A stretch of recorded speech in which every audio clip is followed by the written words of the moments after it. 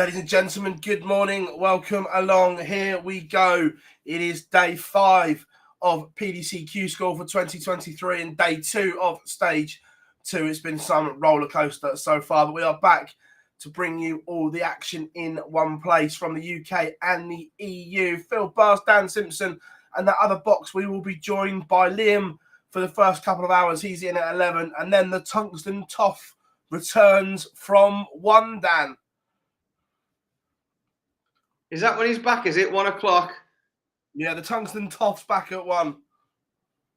Right. Well, we'll have to ride our luck on pronunciations until then, won't we?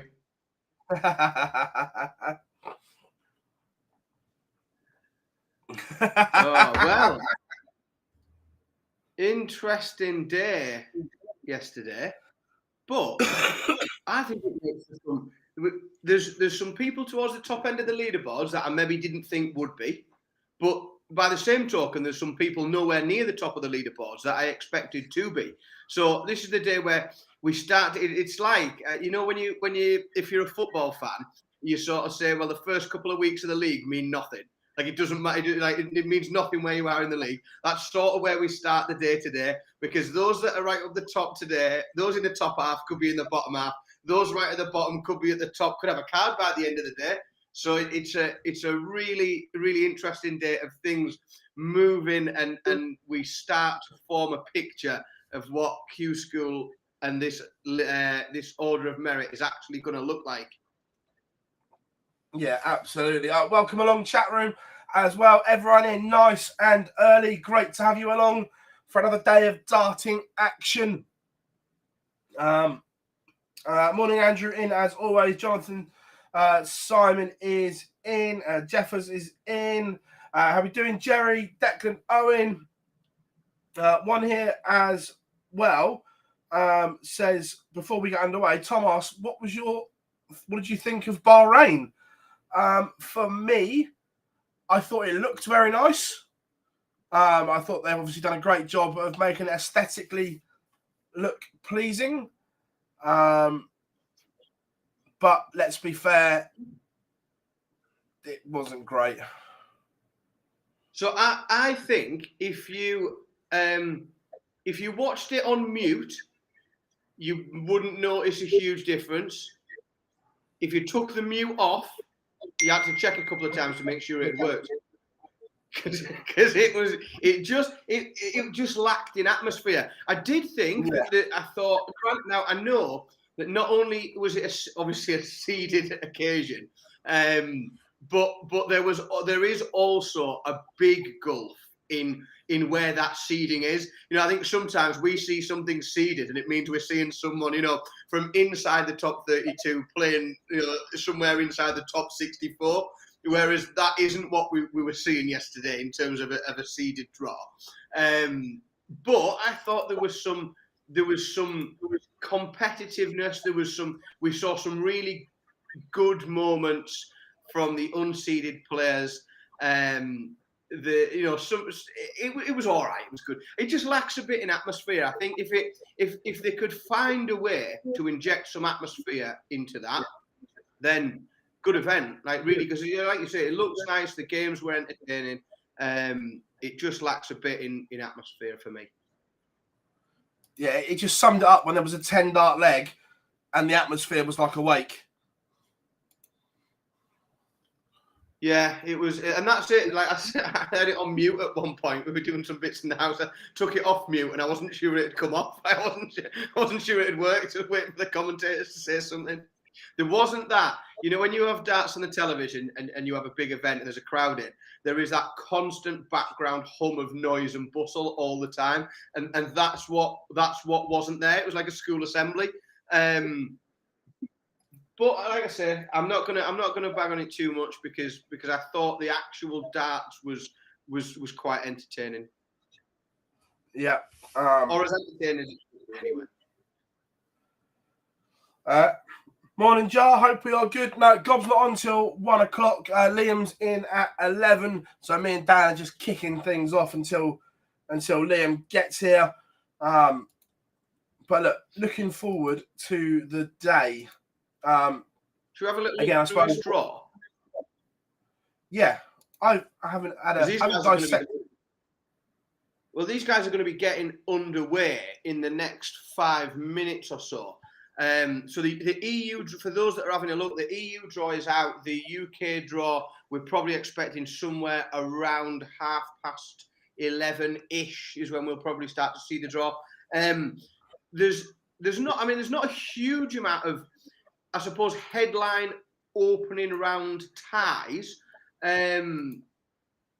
But what we have seen is, well, I would say the biggest tie in terms of, those that have played well, those we expect to play well. You'd probably see over on board 12, Nico Kurtz and Benito van der Pas meet each other in the opening day. So one of those two players will not pick up a point at all today. What I've noticed going through is there are some really tough board draws. There's quite a few of certainly the players that we saw some good signs from yesterday that we expect some for. So Ronnie Hybrook's drawn on the same board as Barry Van Peer. Jeffrey Deswan drawn on the same board as Richard Veenstra. They met yesterday. Richard Veenstra, if memory serves me correctly, got the job done. It would be interesting to see if those two meet for the second day in a row earlier in the competition. Moving through on board 6, Sebastian Bielecki and Ron Muhlenkamp on the same board. That is another tough affair with Stefan Schroeder, Joaquim Gonçalves. Board 7, Thibaut Tricol is in there, as is John Michael, two players that had a really good day yesterday. So we've got some potential. Board 9's a bit naughty. Jacob Taylor, Gino Voss, Derek Telnekes. Some tough potential second and third round matches. Absolutely, definitely today.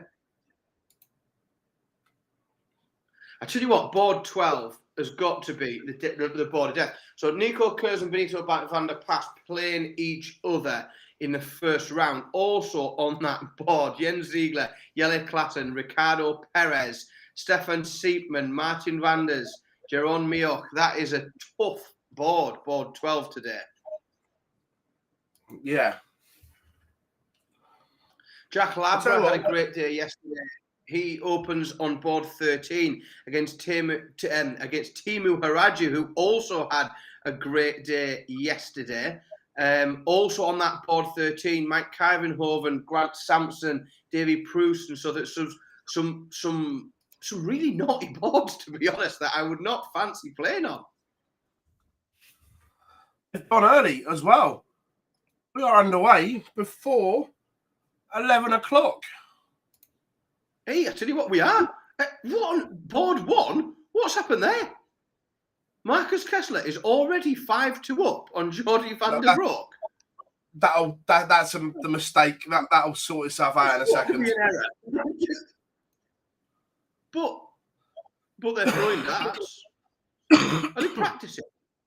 And I don't mean are them two practicing. I mean, are they practicing with the system or something? That's very strange to be 7 legs in 5 minutes before kickoff. Yeah, no, I think there's a glitch in the system. There's a glitch in the matrix, if that's correct.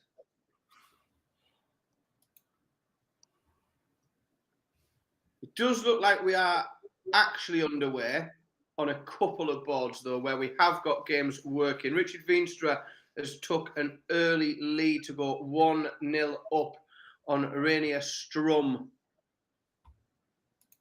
Let's have a quick look into that one, see if that was a hold of thrown. Strum looks very much the favourite to hold and tie that game up now as well.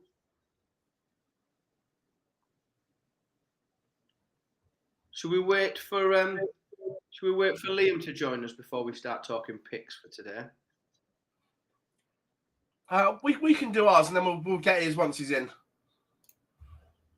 Right. Well,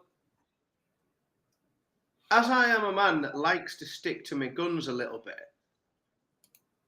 I'm inclined to, well, a broken clock's wrong twice a day, isn't it? So I'm inclined to go with my previous pick, and I'm going to follow up on yesterday, because up until he went out, he looked really strong and he had some really convincing wins and built up a good level of leg difference early on. So I'm going to go with Mike Kyvenhoven again.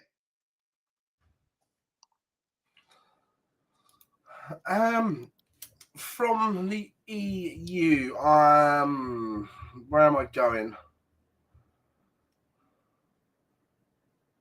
I'm going to stick with Cadby. I just think that he has a level that maybe is better than everyone else's, but again, it will take a lot on the draw and stuff like that. Yeah, let's just have while nothing's really in any peril at the minute, let's just have I know there's a lot of folk in the chat room that are keeping an eye on Corey Cadby. So let's have a quick look at his board, see who's he playing and what else has he got to do. Well, so he's playing Stephen Morrison in his opening game on board 8. And that's not as tough a board as he had yesterday, in all honesty. Lucas Venig's there. He plays Benjamin Fraudenreich in his opening game. Marco van Hofstad against Kevin Blom. Marco Cantele, who also had a good day yesterday, another one of the Finns.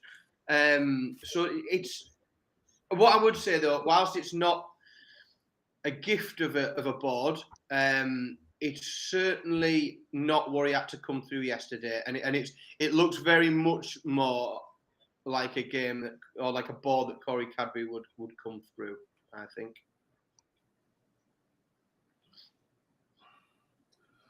Yeah, I agree. Richard Vinstra flying right now. And he had a cracking day yesterday. So he opens his account today already with 2 points in the bag with a +9 leg difference.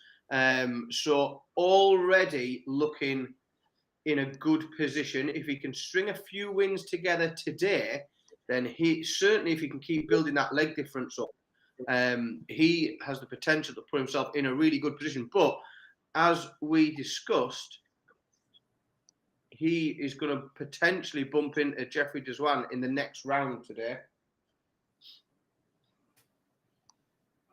And that's not going to be an easy game for either man if that happens.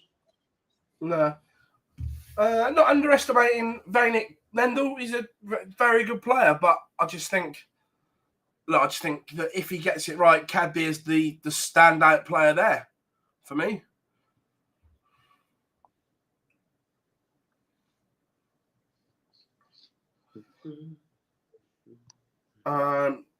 Charlie asks, how do you guys see Sherrick today?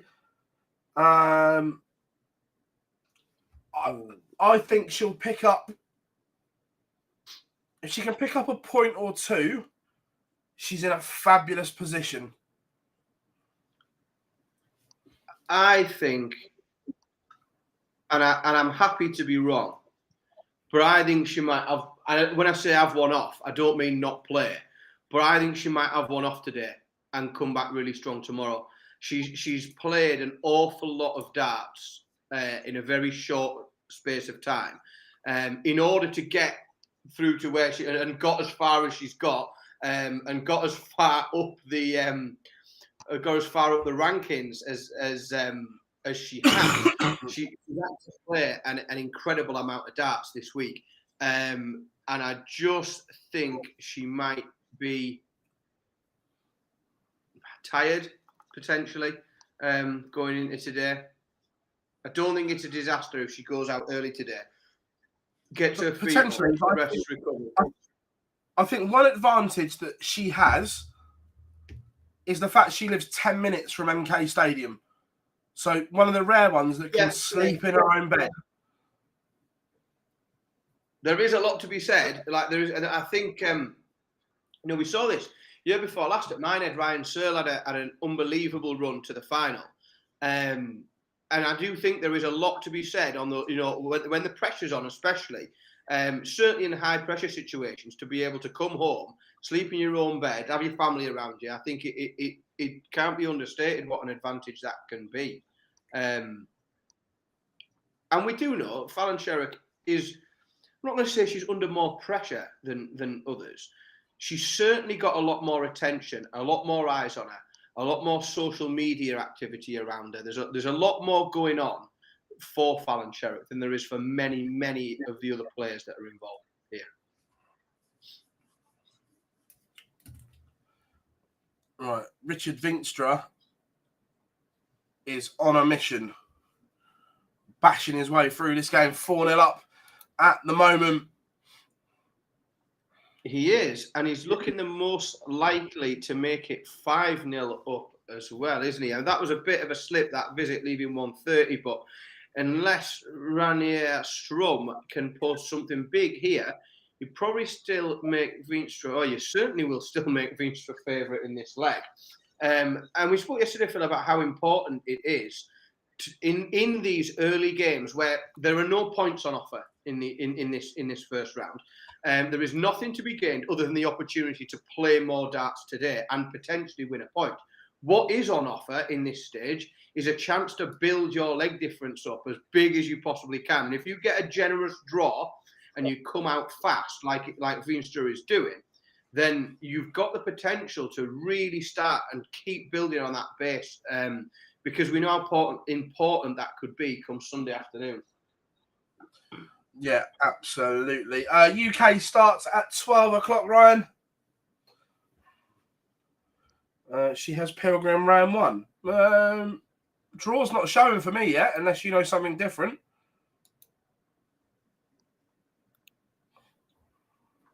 Let me have a quick look.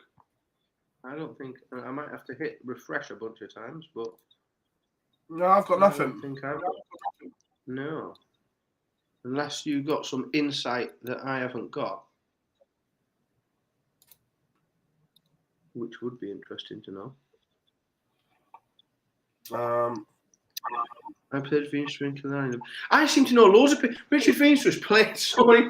There's the lad that runs a pub, and he's an exceptional. I give him a shout out, Liam Sherlock. He's an incredible dart player. Plays for Cleveland County. Really great lad as well.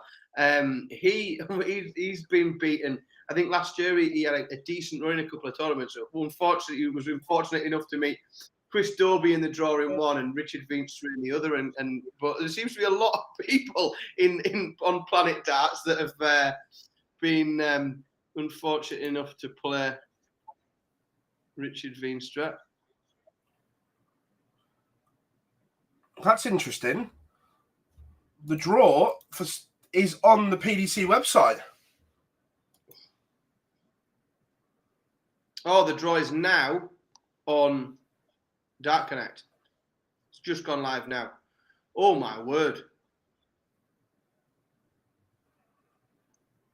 Graham Usher against Jim McEwen.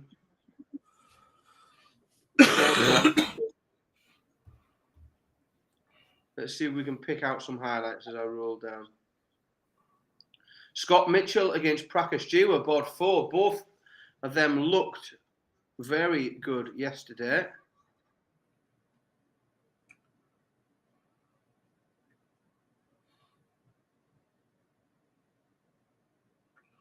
Graham Hall, Liam Meek.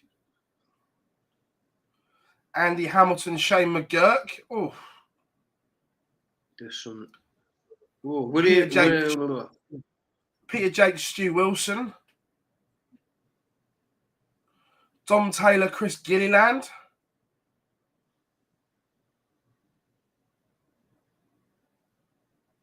Christian Perez and Ryan Harrington after the day both of them two had yesterday. On the same board as Daryl Pilgrim and Fallon Sherrock. And Alan Tapp. Goodness me. Sean McDonald. Board 14, Phil. That is an absolute car crash. Also, 3 buys in the UK.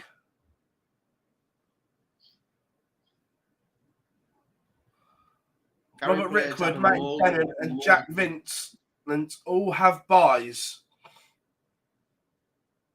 Board 14 is absolutely brutal.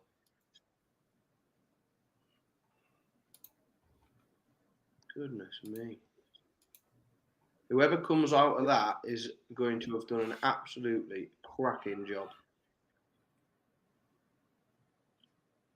Just nipping back over to Germany. John Michael has took a 4-1 lead on Jody Tobak. John Michael had a really good day yesterday and has not looked at all like easing off. The other feature game that's on the screen in a minute, Benito van der Pas having it all his own way against Nico Kurtz. Kurtz just takes one back 4-1 to van der Pas. And Jack Labra had a brilliant day yesterday. Started the day sitting second in the EU Order of Merit, is 3-0 up against Timu Harju. Great start for Jack Labra there.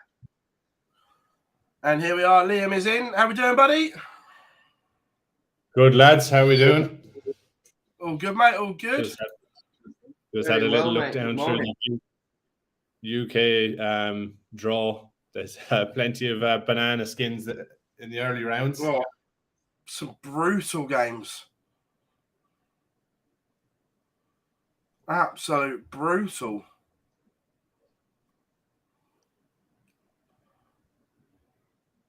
Just look, that board 14 is just wow.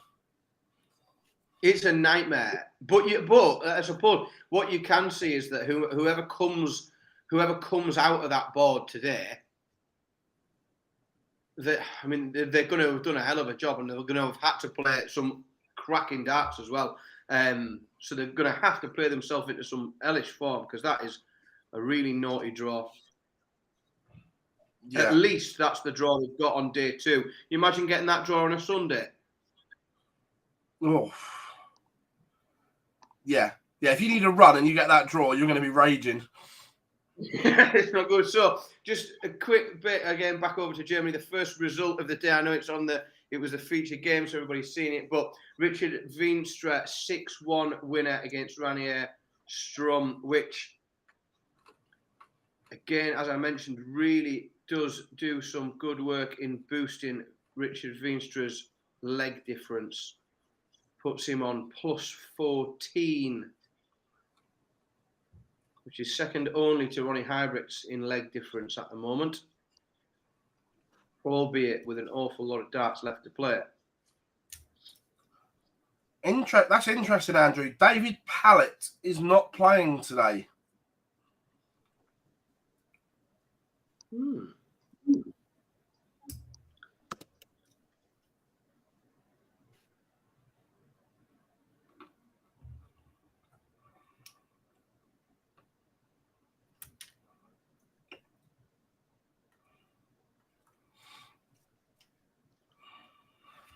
Niels Sonneveld is having a nightmare. He's playing Marco Grafweg, who is 4-0 up. Sonneveld averaging 81, but cannot get a look in this game at all. Again, Niels Sonneveld was somebody that lots of people have talked about, picking up a card from Q-School. But the way things are going today, he had a great day yesterday. He's currently sitting third in the Order of Merit on 4 points. But an early exit today could see him passed by multiple players. Yeah, Yeah, Pallett, he might be unwell. I know he's one has had some difficulties mentally and things like that. Whether he's not in a good headspace or something, I don't know. But again, a repeat of yesterday, as Sean said in the chat room, Willie Borland will play James Hurrell again in the opening round. No, well, there will be some. It's not, but it also has the potential for a bit of revenge in that one, doesn't it? If you get the same draws 2 days in a row, someone's been sent home very early with no opportunity to get some points on the board, and it does. It could give either player really a bit of a boost going into that. Second result is over in the EU, and John Michael picks up on the good form we saw from him yesterday with a 6-1 win over Jody Tobak.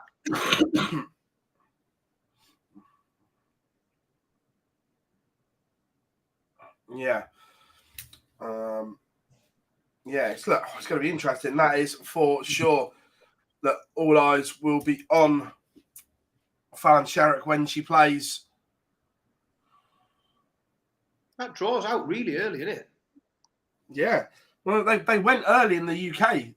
In the EU as well. We were underway like 4 minutes early.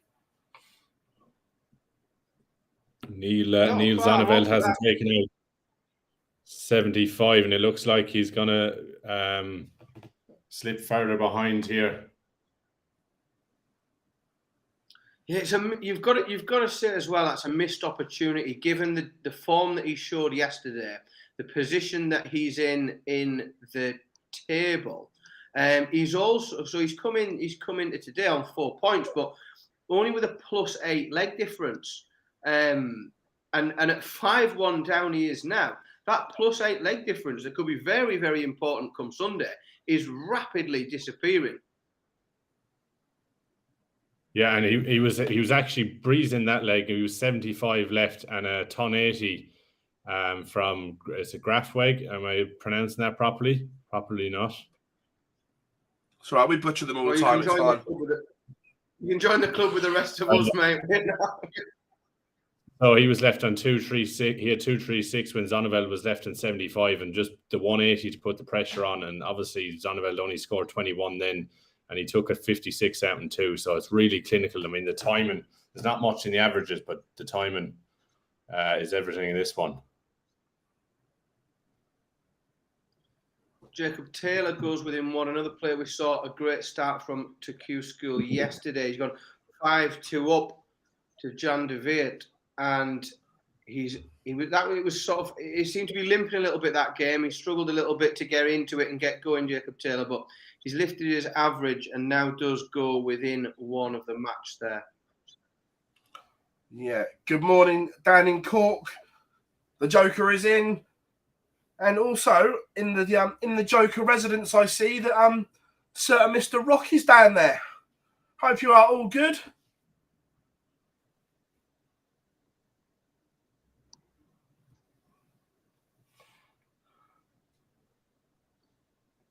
Not Dwayne Johnson, surely. The Turtle, David Schlichting, is warming up.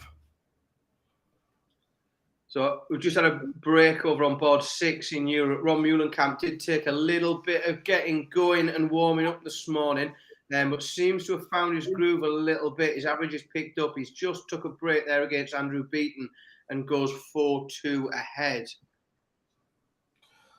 Benito van der Pas beats Nico Kurtz.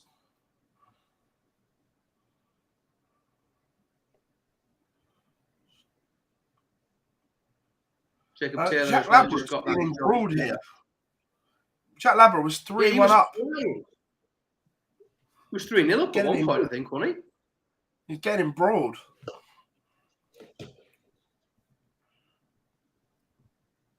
Certainly is.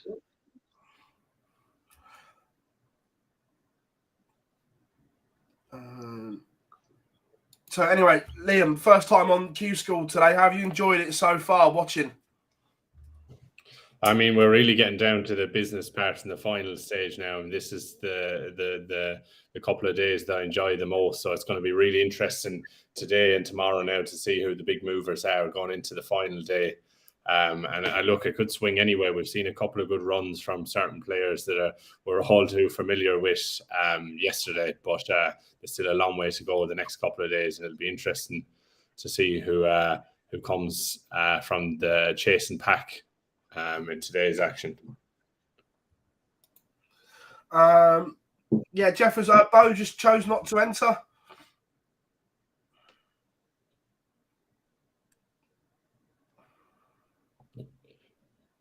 Labra has maintained control in this, has got control of this match again, 140, 134, 180 in the 7th leg of the match. So he's very much looking likely to take the 7th leg here and regain control. Christian Kist takes another break to go 5-3 up on Yoshi Hishababa, I think. Christian Kist just one away now. Morning, Roger. I hope you are good. Scampy is in. John say, yeah, me, Josh, will come and do an expo later. That'll be a decent laugh, mate. It should be good.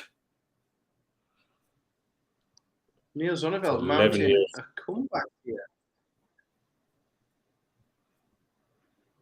I can't believe it's 11 years since Christian Kist won at the Lakeside. Oh, yeah, that's mad, isn't it?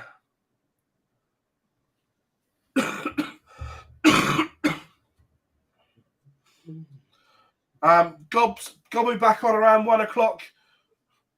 Liam's doing about 11 till 1-ish, and then the Tungsten Toff returns.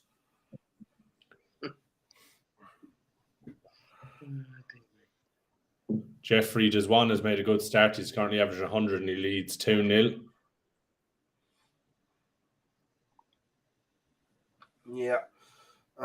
Oliver says hi from Antwerp. Hello to all our Belgian viewers. Good to have you in.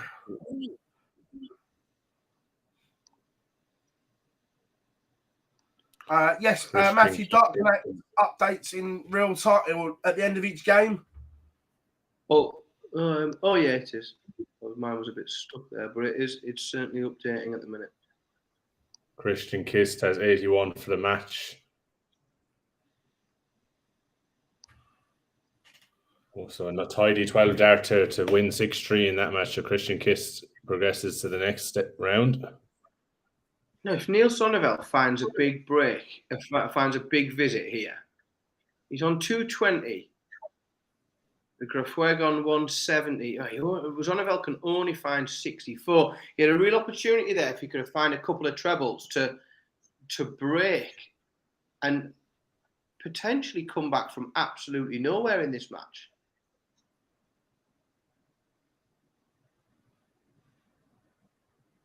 Still a good opportunity. Only a 60 off of the 170 from Grafweg. So Zonneveld's coming back for the 156.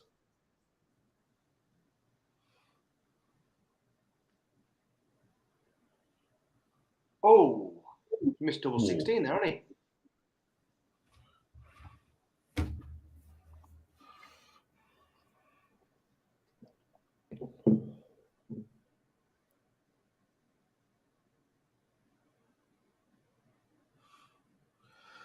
Morning, Rob. Hope you are good. It's turtle time. Heroes in a half shell. Ooh. Big chance for Zonneveld.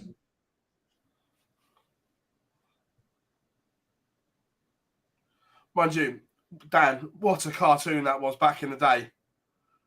Oh, my word. Tremendous. Absolutely magnificent. Shredder and Splinter. That's the name of that big old rat. What I was trying to think there. Zonneveld breaks in 2, so he is just 1 behind now with the darts in hand to send it all the way. Yeah. Wow. That will be some comeback. 5-1. This game's gone under the radar a little bit. Arjan Konterman against Gino Voss. Tough game.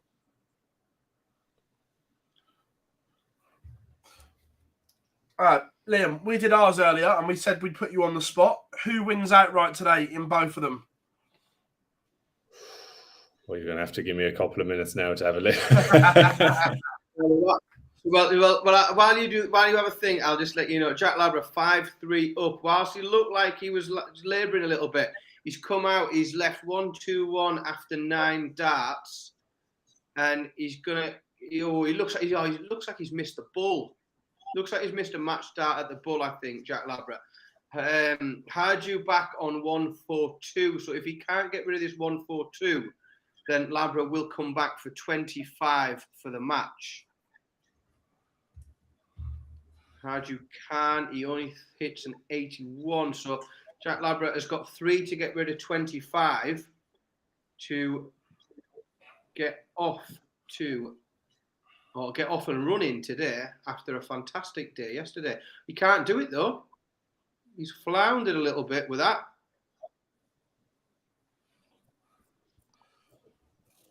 Yeah.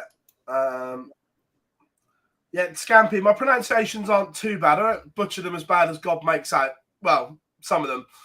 Some of them I'll absolutely butcher. Oliver says, fancy Yellow Klassen for a good run today. Matthew Stevens is in. Hope you are good, Matthew. He says, hi, guys. How come David Pallett has withdrawn? We don't know, but we know, I believe he withdrew from a challenge tour earlier on in the year as well. He'd had a few issues and battles with his own mental health. And just hope he's all right, or he might just be ill for the day. But I've sent a message to a few people at MK to try and find out. But good to have you on, mate. Zonneveld now 3 darts at tops to tie this game up 5-all. Come back from 5-1 down. If he can pin tops at this visit, he's going to force a noble leg here after looking for all the world like he was off home for the day. But and he can't. So Grafweg comes back for 70. So he's got 3 darts to get rid of 70 for the match here. Zonneveld had that opportunity there to force this game into a decider, and has it slipped through his fingers? It has. Grafweg takes out the 70 with 2 darts to dispatch Neil Zonneveld 6-4, and the man who started the day at number 3 in the EU Order of Merit will go out without a single point in day 2. Yeah, it's interesting. Diogo Portela warming up. Karol Sedlacek as well. Remember, he crashed early yesterday. Evil Charlie needs a good run, get some points on the board. Someone said, how do you guys think about it? I was saying how a minute ago how Jack Labrador looked to pull away and looked fairly comfortable, but he's thrown that with a couple of troublous visits in this leg, and Teemu Harju has got 3 darts at tops to level this match up at 5-all, and he only needs 1 to do it. So this game goes to a noble leg. Jack Labrador will have the darts in hand, but he's been put under pressure. And from 3 or 4 times in this game where he's looked comfortable, and then all of a sudden, Harju just seems to have grabbed a couple of legs on the spin and pulled it back and reined him back in. This one could go either way. David Schlichting, the turtle, is flying at the moment. He's 3 and up, averaging 104. Super stuff. Charlie is in the Graham Asher fan club. However, I'm with you there. Love Graham. Such a nice guy and a damn good player as well. Owen Roller from Corey Cadby. I think Corey will have a good day. I think Owen, I'm not sure. I think on his day he's very good, but I think he lacks consistency. Always a pleasure, Matthew, to have you in as well. Teemu Harju just found a 180 after a ton against the darts of Jack Labrador. Jack Labrador can only reply with a 41. So Harju has nicked the darts here and now looks favourite to win this match, having been behind since the first leg. He hasn't been ahead at any point in this game. And now looks a favourite to win it. Labrador probably needs a 2 treble visit here to give himself any kind of a chance. 160 is a big ask.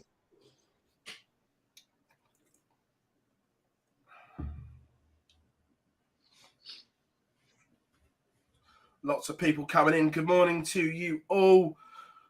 Jim says, good morning, boys. Wayne, the same. Ronnie as well. All good. Jeremy says, how are the Americans doing? None of them have played as of yet, mate. We'll keep you up to date with that one. Sean says, do you players use sports nutritionists? Fallon seems to be running on empty on these long days. 1 or 2, but in the main, no, they don't. 1 or 2 do. We've seen Gezi use them when he's back home in Wales. Devon Peterson but in the bulk, no. But I think things like that are going to have to change long term for the sport, because we see these tournaments now more and more. They are longer days. There's very few where it's just one game a day. Harju just mismatched darts, so Labra can take out, if he can take out 60, he can steal the match, and he can't. So Harju is his second point. He must have missed match darts there. Yeah. Come back for double 5. It's not a given. No, it's it first dance. 6-5. And so that is a second. We've now lost in the EU in round 1 without picking up a point. The players who started the day ranked number 2 and number 3 in the order of merit. So that we were talking earlier on about how this morning is essentially like looking at the Premier League after 2 weeks. Like the league means absolutely nothing, because ranks 2 and 3 will be picking up absolutely nothing today.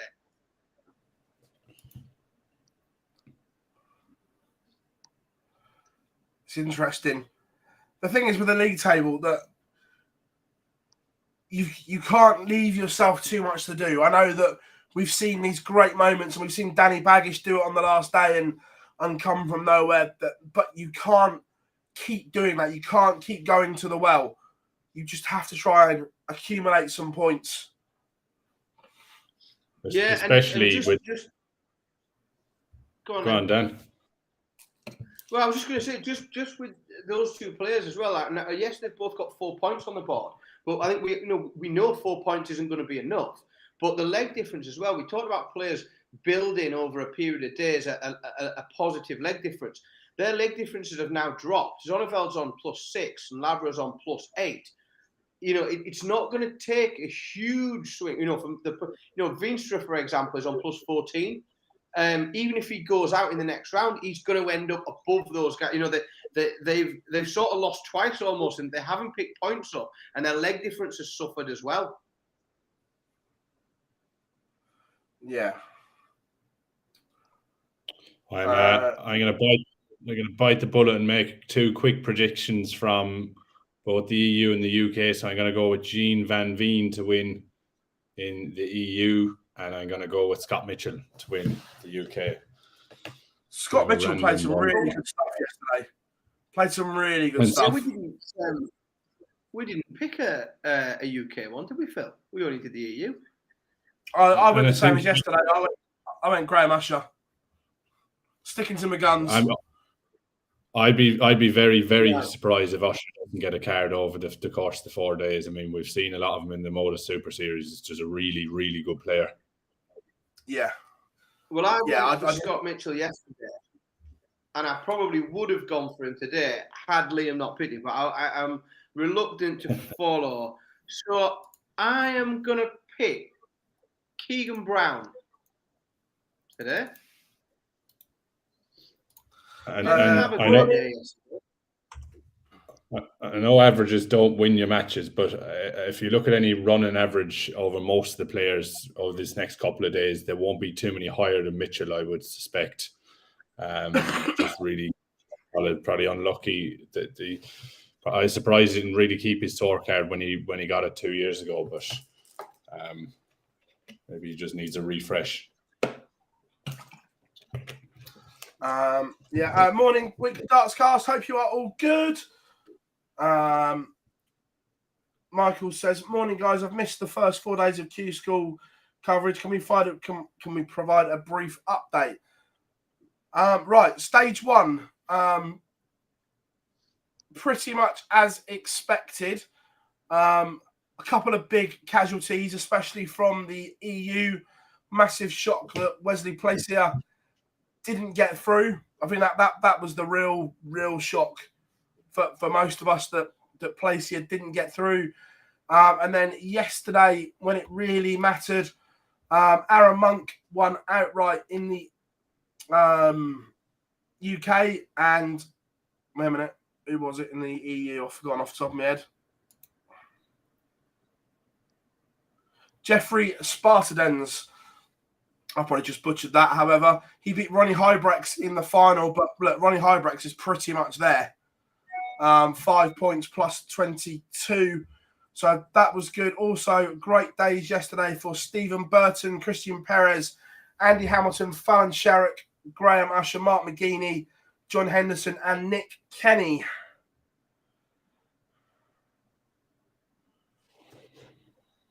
Daniel Ziegler averaging 105 to go 3-0 up on Diogo Portela. Portela only managing a 79 average at the minute. He's going to have to lift that considerably if he's going to get competitive in this game, because Daniel Ziegler averaging 105 is flying and pulling away very fast from Diogo here. Again, what does this do for Diogo's confidence? Because he's tried the UK and not got anywhere near really. Made the decision to switch to the EU because maybe it's looked at as an easier route, and he's staring at 2 first-round exits. Yeah, it's tough, and being really honest, he hasn't. It's not like he's. I'm trying to be kind.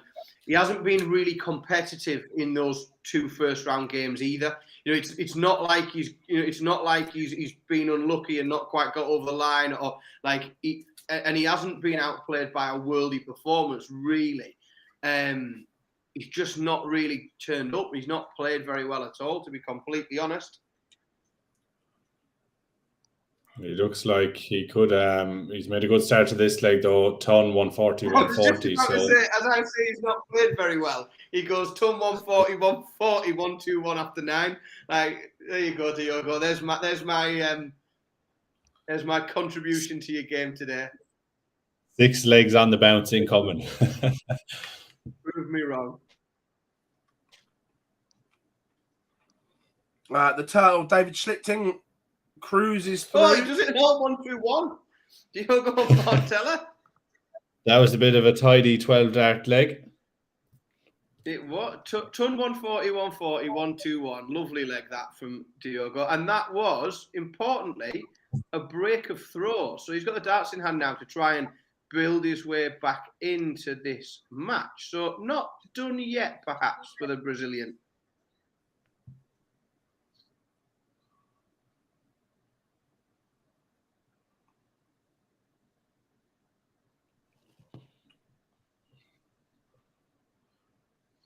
UK about 20 minutes from getting underway.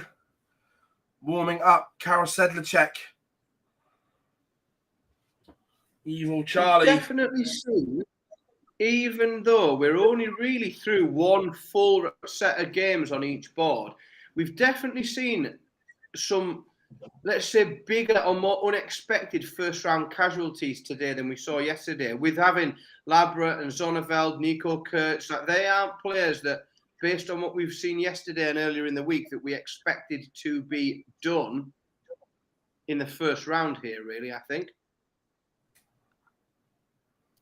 Yeah. Liam, Jerry wants to know, what part of Ireland are you from your accent? Waterford, so it's right down the bottom next to Kilkenny. I seen a comment earlier on about Kilkenny, so it wasn't far away.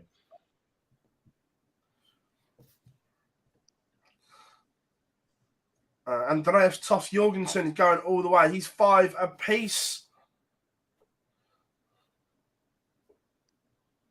Yeah, if Ronnie gets a point today, he's as good as done with that leg difference as well.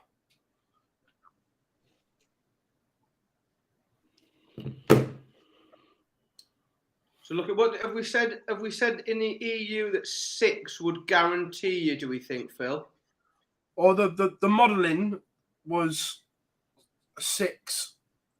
So because what that means, just for so the likes of John Michael, Thibaut Tricol, Pascal Ruprecht, and Owen Roloffs, those 4 players there, if any of those 4 reach the last 8 today, that would put them on 6 points. And you would expect, in order to get to the last 8, a considerably large leg difference. But if 6 points, regardless of leg difference, would do it mathematically, there are 4 players there in the EU that could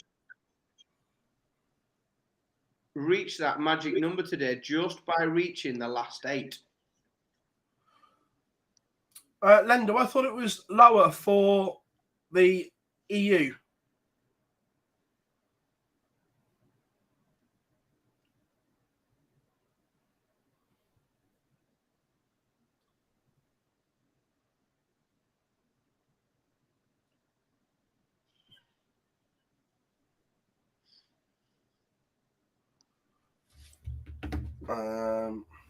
No, was short-lived. No, Hendo hasn't played yet. No games in the UK are underway yet. Davy Prouston 3-0 up. Jean Van Veen is just accepted. 5-1. Yeah, just gonna say that too. Dan Paulo Ferreira rings a bell. Fairly sure there was a right back for Chelsea used to be called Paulo Ferreira. Not the same bloke, is it? I'm not sure. Probably not. It'll be some story if it was. France Rocha 6-0 winner. He is off and running. Serves the bagel.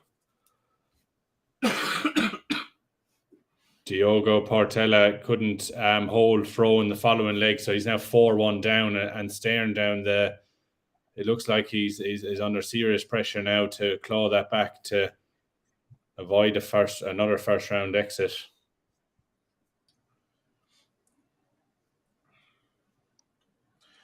Jean Van Veen is very comfortable on our feature game, and Perez is also. I know we've had some in the chat room following the American players. Larry Butler has managed to find a break in the opening leg against a player very high up the rankings as we speak, Owen Roloff. But Larry Butler has broken in the first and is looking very much like holding in the second as well. So one of the Americans there off to a good start today.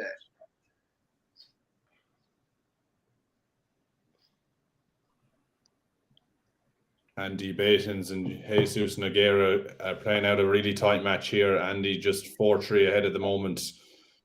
And it looks like he's going to extend his lead to 5-3 and just pull away just one of them players just outside the qualifying places as it stands.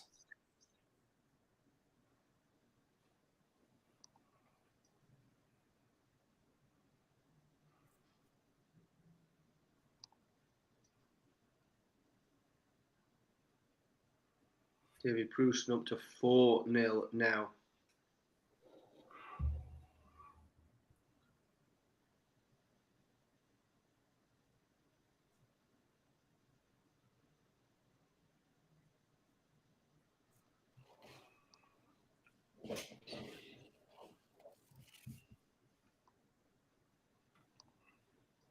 Owen Roloff breaks back.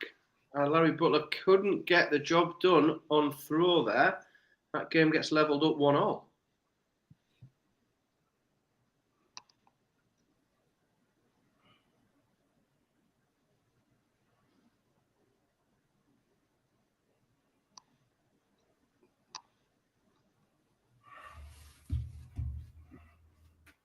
Yeah, getting closer and closer to things getting underway in the UK as well. Yeah, no games warming up yet, but I should imagine they'll start flicking the iPad buttons any time soon. Daniel Ziegler just busts 52 on throw. So whilst Portela isn't playing anywhere near good enough in this game, he takes out 60 to break again. So Portela's got 2 legs on the board. They've both been breaks of throw. Ziegler just not being clinical enough on throw. Really, in all honesty, should have won this match 6-0 at this point. Portela still in it somehow.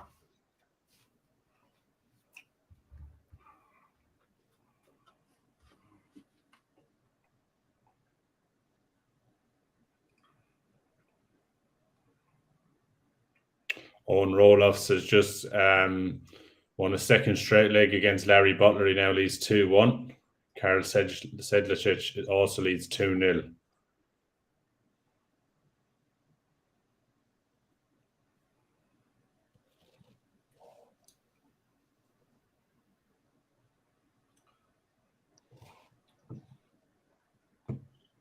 Ricardo Perez looked on the verge, but Martin Vanders gets a leg back and is now only 5-3 down.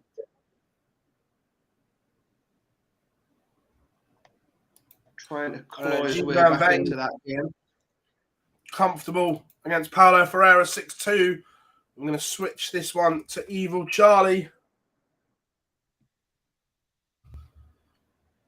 Sedlacek needs a run because if my memory serves me right, he got hammered yesterday as well, so his leg difference isn't great either.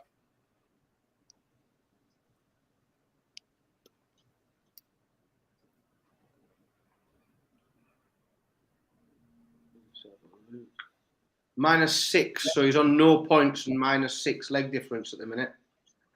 Yeah. So he's a man in need of legs.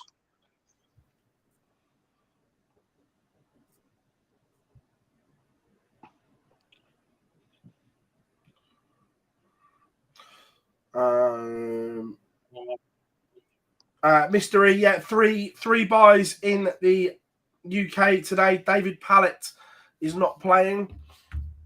Brian says, I think I read somewhere that Fallon would need to reach the last 16 again. Would that 5 points would not be enough, or not now. 5 points and a good leg difference may be enough come the final day, but right now we don't think 5 points will be enough. Portela can again claw his way back into this match. She has 16, double eight to bring it back to one leg. And he does. So it's 4-3 now. And Portela is... I've been following that game, you know, Liam. And it's a great game. But I can't for the life of me work out how Portela's still in it. Like, it's bizarre. I mean, he threw an amazing leg to break to get that first leg on the board. But I do think the fact that Portela is still in this game is very much the fault of Daniel Ziegler, because he has let him. And again, Ziegler on throw now opens with an 81.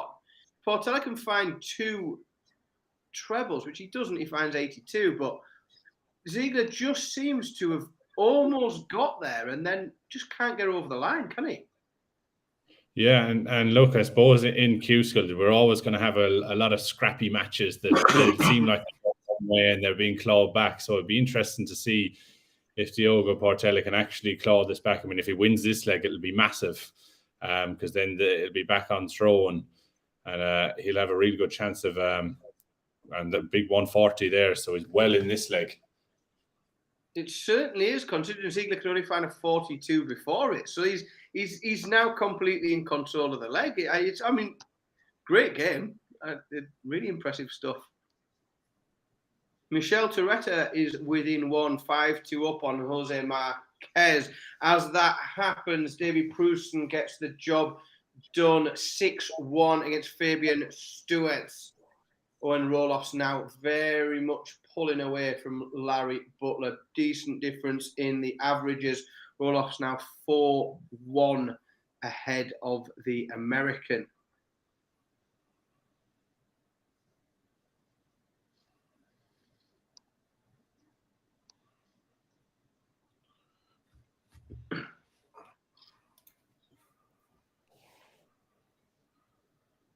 How old is that check? We don't think he's 19, 20, we were told.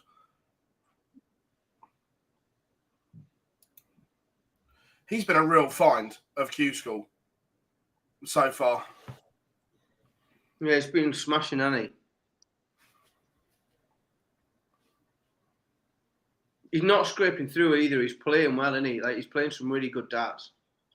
Yeah. Michelle. No, go on, mate. I just missed it.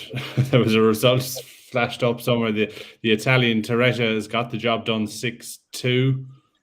Actually, a very solid performance over Jose Marquez there. 88. He was averaging over 90 for a long period in that match. So Italian darts is going from strength to strength.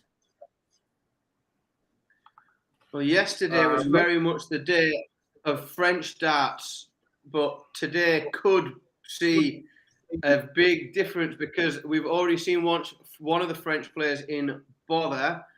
Tricol is on a tough board, so could today be the day for the Italians? Yeah. Someone asked, no, Corey hasn't played yet. Yeah, look, Ricardo Perez is missing. See, because it's Corey Cadby, I read that comment completely different. When it says, has Cadby kicked off yet? You assumed it meant as he played his match. I thought literally, has Corey Cadby kicked off yet? Like, as he throwing the iPads around and his frisbee and dart boards around the venue.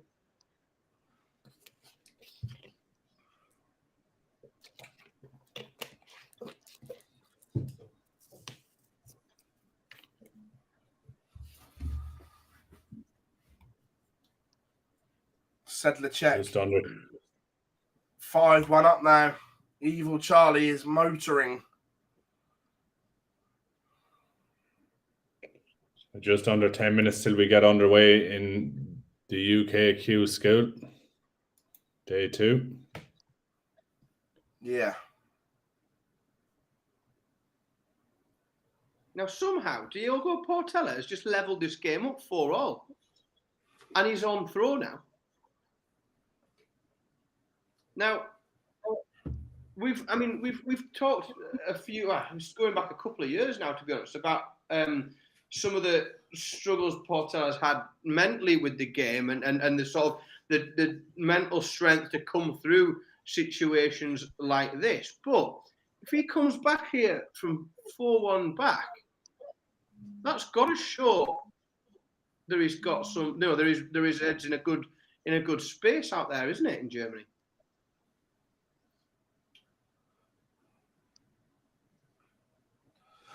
Bob, there's a couple of Portuguese playing, but whether they're realistically going to get tour cards is another thing.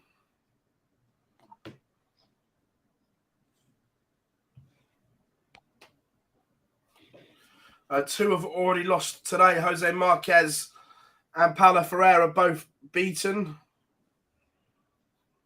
See what? We are motoring today. We're 2 legs in to a top 64 game in Germany.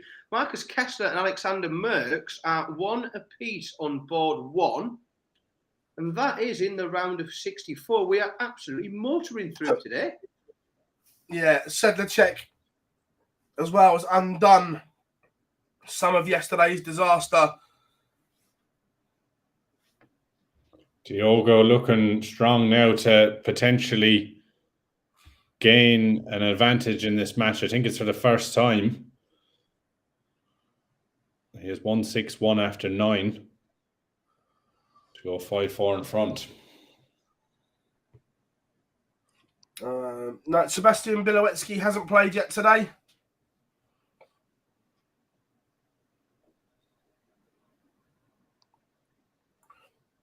Greetings from the Kingdom of Kerry.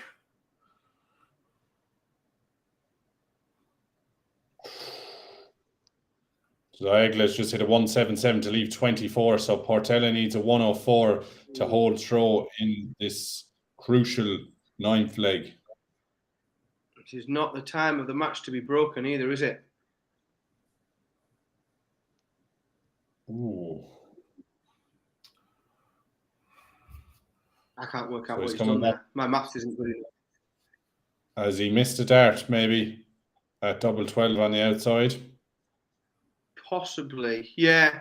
Oh, Ziegler busts 24. So now Portela has a big opportunity. Gifting opportunities. Harry Butler finds a break and looks to be trying to mount a bit of a comeback here, but he can only find a 27 for his first visit.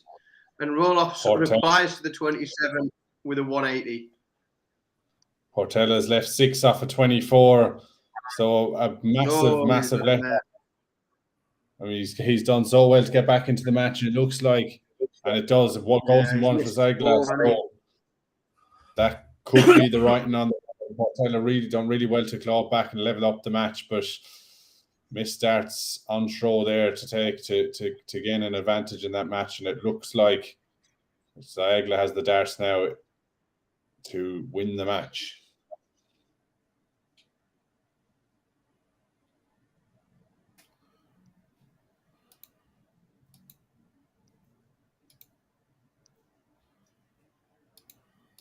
No, speaking of darts to win the match, Owen Roloffs is going to come back for 1-2-4 to win the match. He's going to get at least 6 at that 1-2-4 because Larry Butler back on 3-10. Can't find a treble in his last 4 visits. In fact, he hasn't found a treble at all in this leg, Larry Butler. So after 12 darts, he's still on 3-10. Still can't find a treble. And after 15 darts, he's only on 2-6-5. So Owen Roloffs has got 3 darts to get rid of 60. Well, he's got as many darts as he likes, to be honest, to get rid of 68. Might have 9 at this rate.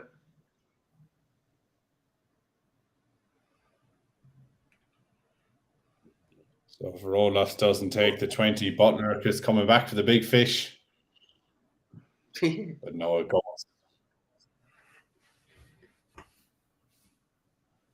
So Roloffs gets the job done 6-3 over Larry Butler.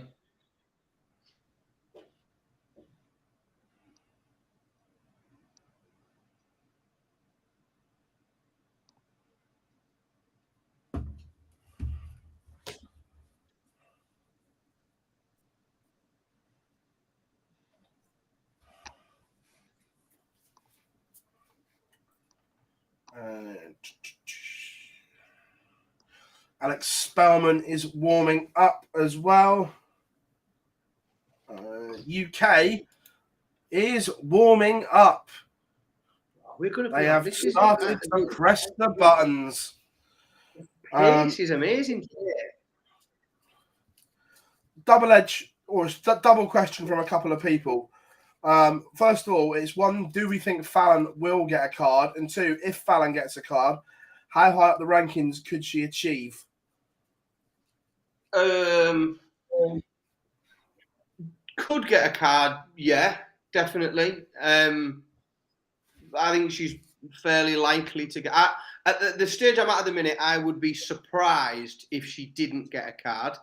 In terms of how far up the rankings do I think she can get, it depends on the question. If you mean sort of within year 1, or go within the first 2 years because they're a free hit.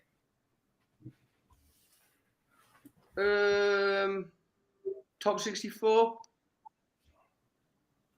potentially top 64. I would say that was a realistic. Yeah,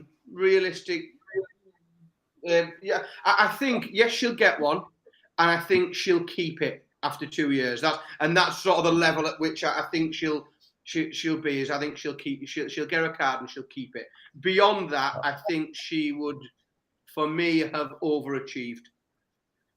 Yeah, I think that'd be a really good achievement if she manages to get the card and manage to keep it within the 2 years. And anything above that would be a really good bonus. And I think she will improve with regular match practice against the top players on the Pro Tour and that. And if she can make the odd TV tournament or two, it'll really boost her confidence as well. And we've seen what she's done at them before. She'll be a real danger. That, I think, is the most interesting thing about if Fallon were to get a tour card, is I genuinely think it's fascinating what her game would be like after a year of those Pro Tour events. and playing regularly on the floor with the best players in the world. I'd be really intrigued to see what that does to her game. Diogo Portela is throwing for the match here and has just thrown a 43 at potentially the worst possible time. As Ziegler follows it with a 1-3. Ziegler down to 32 after 12. Portela back on 178. That 43 visit was absolutely not what he wants, and Ziegler will have 3 match darts against the throw here. We are underway in the UK as well. There's matches popping up everywhere that are underway. Yeah, we are going to go. I like the look of this one. What are you fancying? We're going to go for a bit of Conor Heenahan against Rob Collins. Oh, okay. Yeah, there's a couple of really tasty matches getting underway. Christian Perez, Ryan Harrington has just got underway too.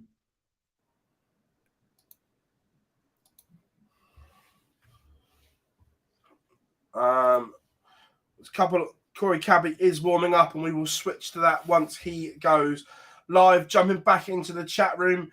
Lisa had her card for 2 years, and unfortunately, she only just missed out on not. I think she was a win away at the Worlds from keeping it, if my memory serves me correctly. Johnny, in my opinion, yes, she is. I think look, people may disagree, but I think she's better than none.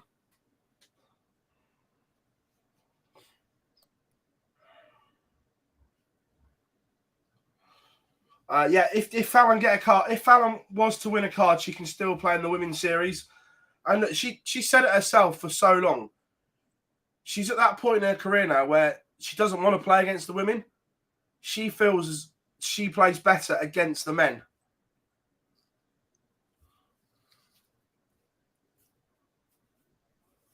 Ryan Harrington is taking the first leg against Christian Perez. And Niall Cullerton is taking the first leg against Jake Jones as well.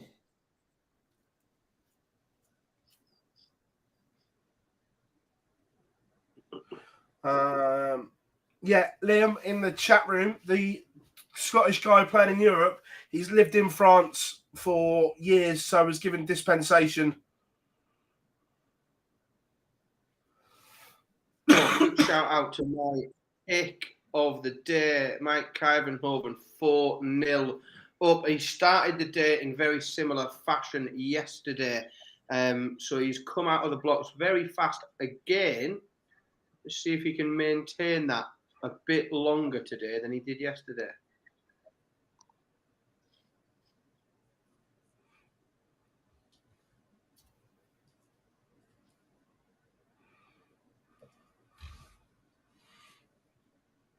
And Corey, we know where we're going with this one.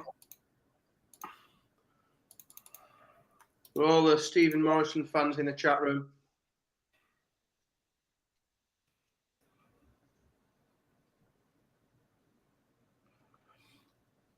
Close to averaging 150 is a 10 dart leg.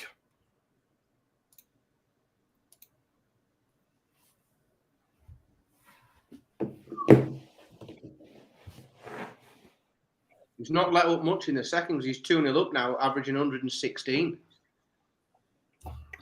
Yeah, really good start from Conor Heenahan too. He leads Rob Collins 2-0, averaging 100 at the moment. Just keeping an eye on Europe as well. I know that a lot in the chat room have been looking out for Jelle Klassen. He has got off to a good start. He's 3-0 up on Jens Ziegler. Elsewhere, Chris Landman, 5-4. He's 1 away on Jeremy van der Winkel. Where else is going on? Mike Kyvenhoven's now 5-0 up, looking really comfortable and building up a big leg difference there. In the match, the one game that we've got going on in the top 64 on board one, Marcus Kessler and Alexander Merckx are having a right battle with each other. They are 4-all at the minute. Both, to be completely honest, averaging upper 70s. So that whilst it's not a cracker, of a game. It is tight. Cadby breaks in the opening leg, averaging 107. Tom, we answered it, but we'll go again. Morrison has lived in France for years, so is given dispensation to play in Europe. No, nothing more on Pallett's withdrawal.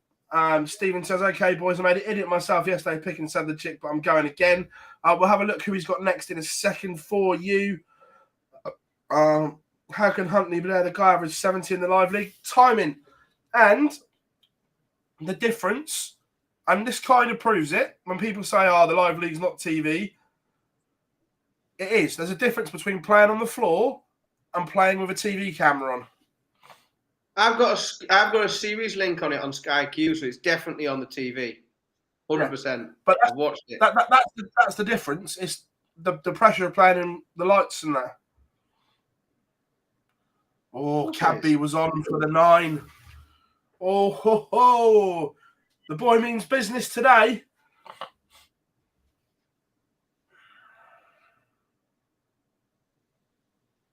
Life's got more complicated now the UK has kicked off. I've got more windows to navigate. Tabs open everywhere. My brain has to work twice as fast. It's harder than you're used to Pro Tour events, just looking at one set. This is it's my favourite stream of the year by an absolute mile, but it's complex to keep it up.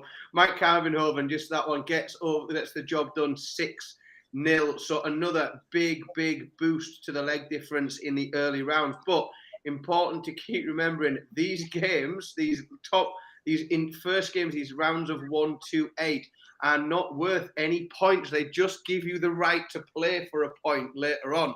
So great opportunities for those who get through to build their leg difference, because they're not getting anything else out of them at this stage. Yeah, Alexander Merckx is out, beaten 6-4 by Kessler in there. It's no worries, Jerry. Not a problem, mate.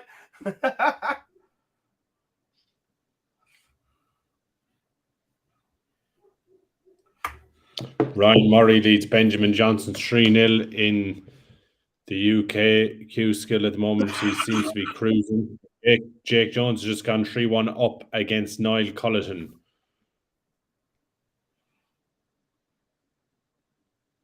So just a couple of players starting to make a little bit of a move there in the opening stages of some of these matches.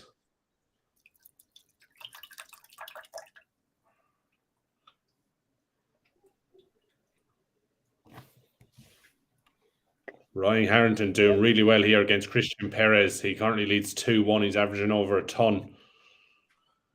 We've seen a good run from him yesterday. Nathan Gervin 3-0 up on Dan Reed. Nathan had a good run yesterday. Darryl Sledden 2-0 up. It's not great, but he won't care. He's winning. Also, Corey Cadby is absolutely motoring. He's just missed, but he will be back. Scoring has been relentless today. It's got to be though, hasn't it? He needs a big day after yesterday. Can't leave himself too much to do. That's the key. I mean, Corey, he's definitely one of them players who just could go on an absolute run today and win every single match and just get his torque out automatically. And with the levels he's shown early doors in this one, I mean, there's nothing to suggest that he won't go on and do that.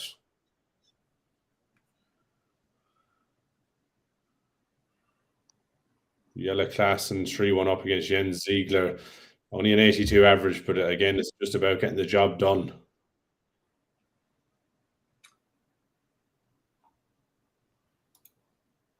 Sean Fox absolutely flying against Chris Quantock. 5-1 up now, just a leg away.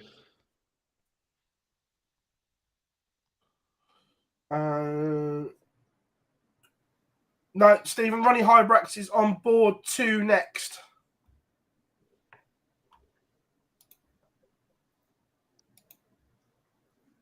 He is a man who could go dark green today.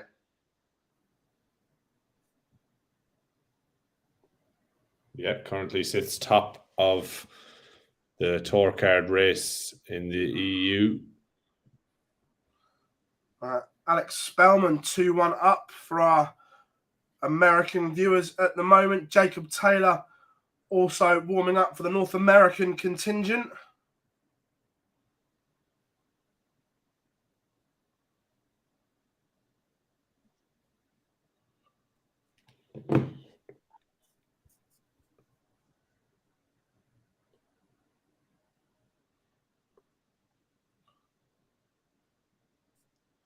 Josh Payne playing well, averaging 92, 3-0 up on Michael Barnard. As I say that, Christian Perez levels up with Ryan Harrington. I think we expected that to be a good game, and it's very much looking like that at the moment. Yeah.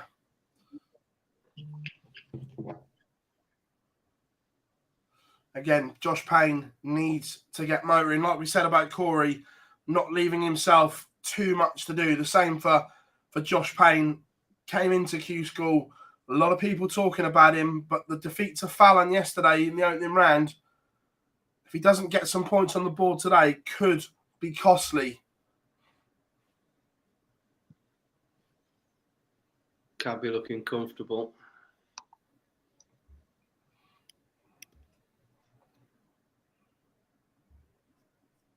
Important as well, because not obviously he went out in the first round yesterday, but therefore he's sat on a negative leg difference as well. So important for when he does win, for him to win well. Gabriel Rollo levels up 4-4 against Jonas Masselin now. Already seen good things from the Italians today. Again, I'm try not to highlight it too much, but do we think that the Corey Cadby camp would have been given some assurances that if he wins a card, getting in or getting his visa for the UK isn't an issue?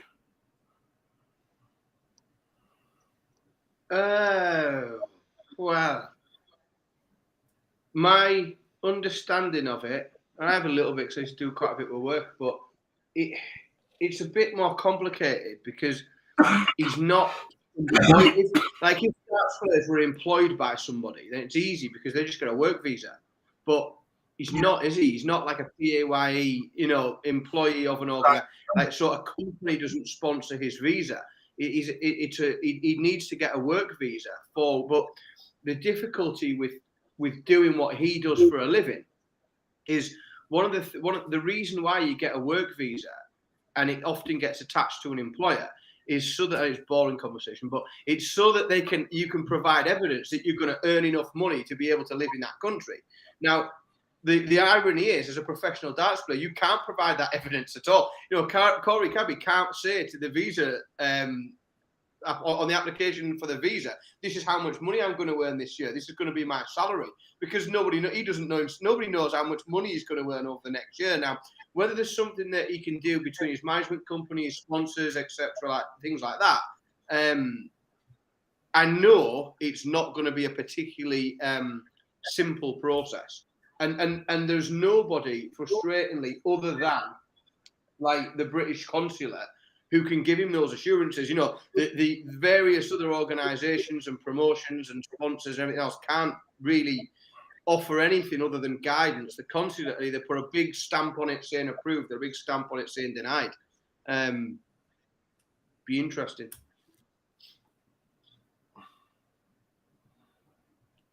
There's a couple of players in the UK are just starting to pull away. Conor Heenan leads Rob Collins 5-2. Ryan Murray leads Benjamin Johnson 5-1. Jake Jones currently 5-2 up against Niall Cullerton. And Justin Hoods is just one away now, 5-1 up against David Sumner. The workaround, of course, is that he just lives in Europe and gets the tunnel when he needs to play. Yeah, look, that's a little bit special from Corey Cadby. And that just highlights the buzz around him. 6-0, 103.5 average. The boys' A game is unreal. Absolutely unreal. There's a real intrigue about Corey Cadby. I think it's what if he gets a tour card, what can he bring to the tour?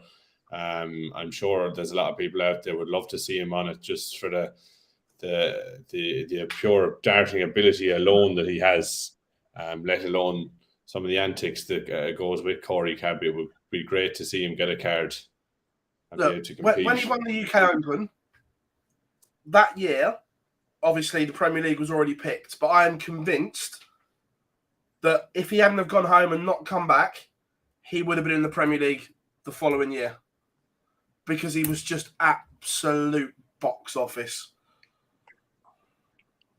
And we often hear box office probably used a lot too much sometimes, but I mean with Corey Cadby, he is definitely box office when he plays.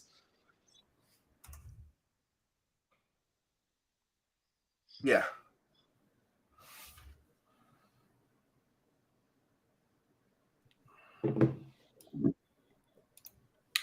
William Bourne and James Hurrell easily warming up. Thibaut Tricol goes 3-0 up on Marcel Cougar. Frenchman started very, very well today. Looking very good. Grant Sampson takes the opener against Marcel Haushotter.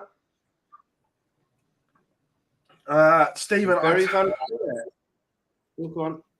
I think maybe his management team may try and keep him out of the spotlight, but if you know Corey, he craves the spotlight as well. He loves it. He wants to be centre of attention. So I don't think he knows how to tone it down.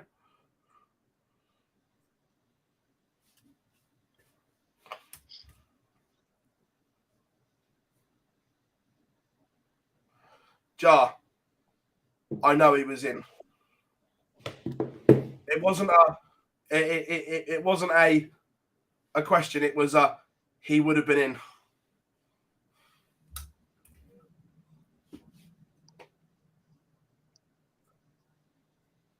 Couple of results in the UK. Sorry, he won the UK Open qualifier and then got to the final. Couple of results in the UK. Sean Fox 6-3 win over Chris Quantock. Jake Jones 6-2 over Niall Colleton. Justin Hood 6-1 over David Comner, and Ryan Murray 6-2 winner over Benjamin Johnson. So a couple of straightforward victories for a few players in the UK. Conor Heenahan on our feature game 6-3 over Rob Collins. Good stuff from Conor Heenahan.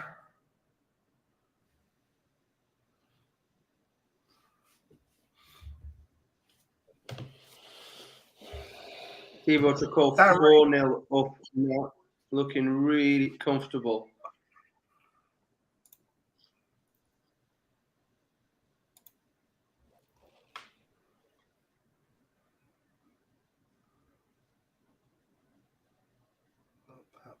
Not that board.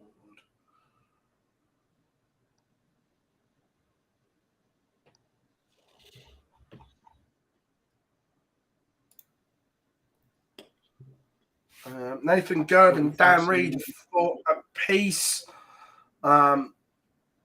Christian Perez and Ryan Harrington embroiled at 3 apiece. Yeah, that's been a great watch so far. Just nipping over to Europe again, we've got a couple more.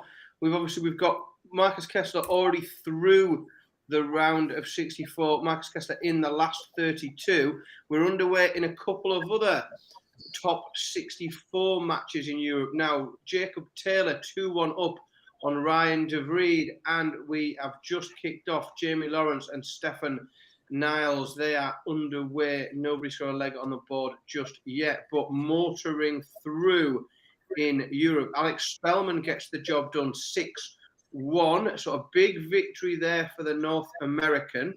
As I say that, Grant Sampson, I know there's a lot of eyes on Grant Sampson, a lot of interest in the chat room.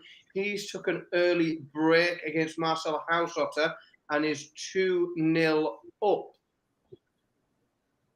It seems like a lifetime ago that we were watching Grant Sampson at the World Championships when he beat Keane Barry. Doesn't it? Doesn't it? Just what year was that? Just on the Christian Perez-Ryan Harrington match, Perez took out a 1-2-1 to break the throw of Ryan Harrington, so that really could be turning the tide in that match. Right, I'll be back with you all in a minute. I just need a quick comfort visit. No dramas. Dylan Slevin cheers, Ryan. Dylan Slevin has just pulled ahead against Michael Flynn 4-3 in the All-Irish affair. It seems very, very cagey at the moment. Josh.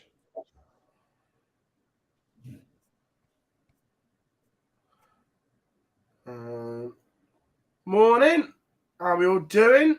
What's the chances you think of Tom Lovely getting a tour card? I don't think he's one of the front runners, but look, Q-School, anything can happen.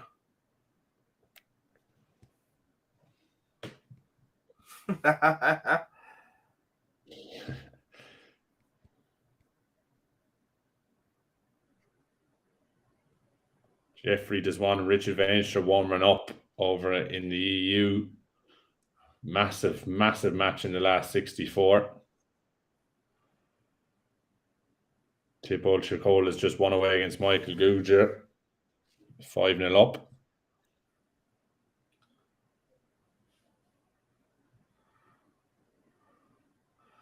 Yeah, I think Hendo's got a really good chance of getting it back.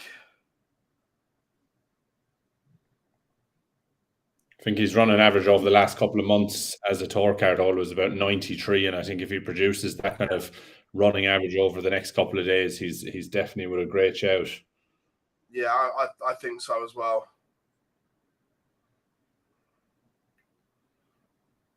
I mean, sometimes you do see that from players. They really make a big effort, or a big go at the last couple of months, and it's just a little bit too late. But look, if he can keep that form up, like we just said, I mean, he's got a great chance. Yeah.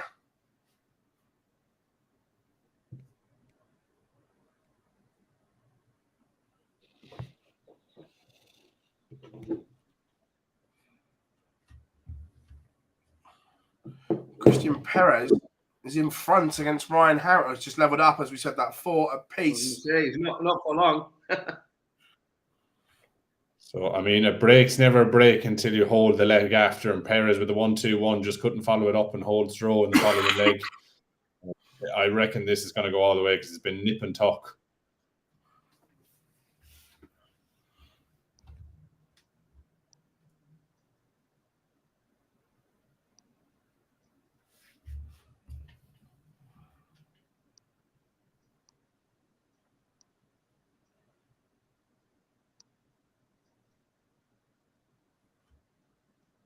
Reece Robinson, 6-5 win over Stephen Rosney, the Irishman.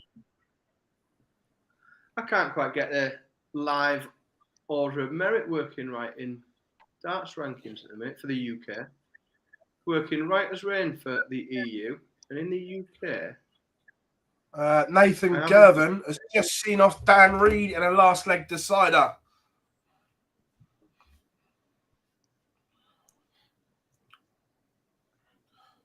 Josh Payne is 1 away. Also, Sebastian Bilowetsky, can he pin 2-2?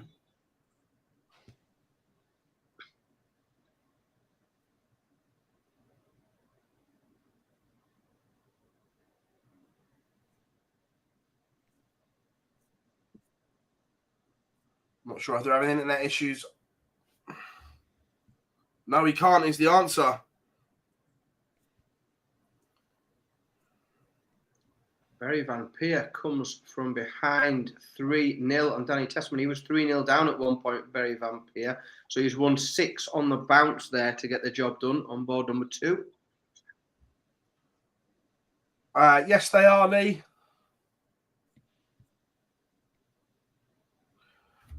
We haven't stopped. We're just varying up a bit. The noble will always be there.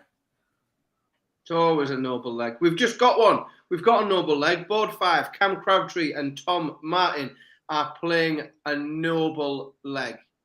There you go.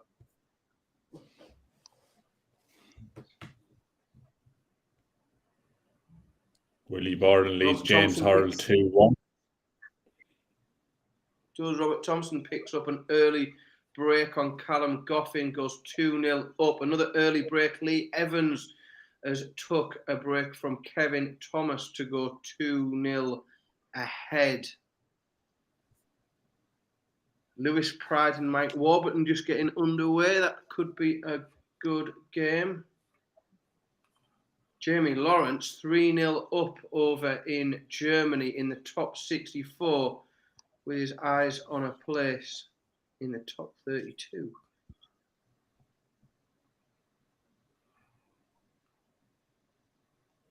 Tony Alsanas 5-3 up.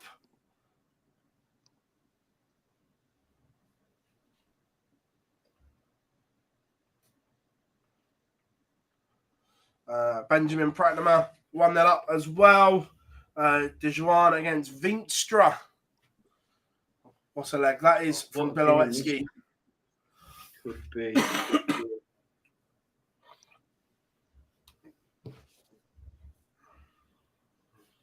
Eddie Lovely gets the job done. 6-4 winner on Scott Baker. Good match that, but Eddie Lovely finds enough to get past. Dylan Slavin as well. 6-4 winner over Michael Flynn in an all-Irish clash. I'll tell you what, if Lucas Vainick takes this form into the Cadby game and we see the Cadby that we've just seen, that is going to be absolute fireworks. Yeah, that's the big game on that board, and in reality, that section of the draw, I think that's that. If Vainick comes through this, which he very much is looking like he's going to at the moment, that is the pick of the round. I think that game.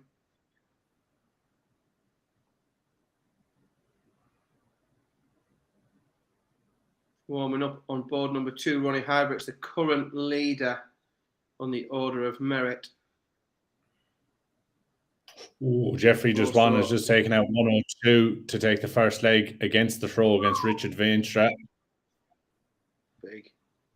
That's big.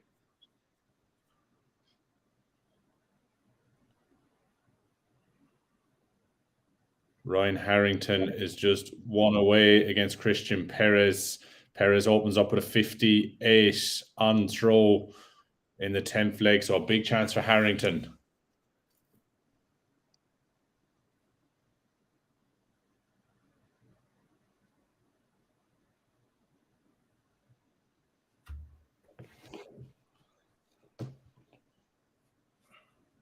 That's a big game warming up on board 1. Graham Musher against Jim McEwen. Yeah, that could be huge. That could be a fantastic match. That.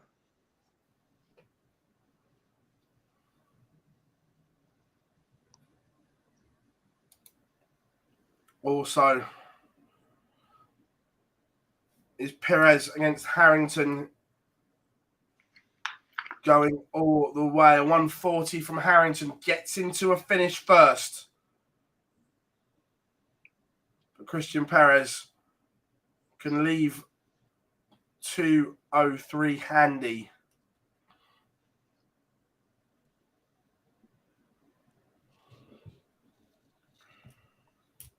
Grant Sampson still maintaining that Jacob throw. Is 4-2 up now on Marcel Houseotter. Only 59 from Perez, so it's advantage Harrington. Oh, that's not good.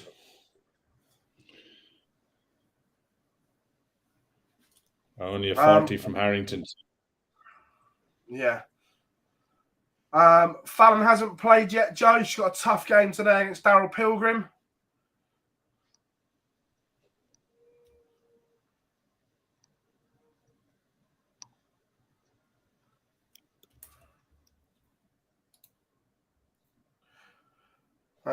Yes, Tommy. Dylan Slethen did get through 6-4.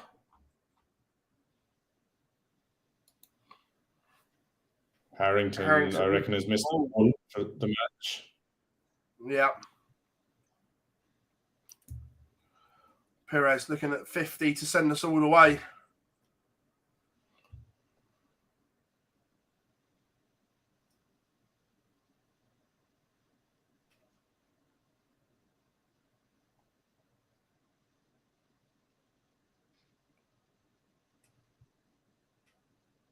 Ooh. Advantage Harrington. Should get 2 darts. Yeah, another 2 match starts. He's missed 1 already. Missed more. 14 isn't a given for Perez. I wonder will he split or just go straight at it?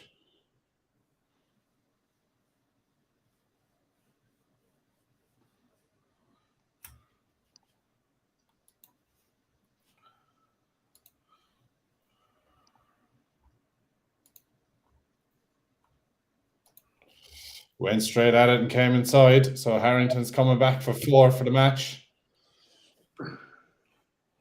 Johnny, Chris has Andy Bolton on board 4. Ryan Harrington has taken the match. He takes out 4 in 2 darts, so he wins 6-4. A bit of a scrappy end to that one, but Harrington gets over the line against Perez. A big win.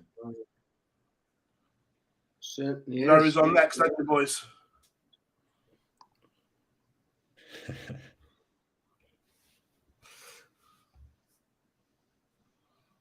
I've seen a couple of players have left 1-4-2 today. I mean, what do you reckon, boys, is the best way to go for a 1-4-2 finish? I'm 17s, man. Oh, yeah. Yeah. Yeah, treble 17, tops. See, I think I'd be 20s, 14s, I think.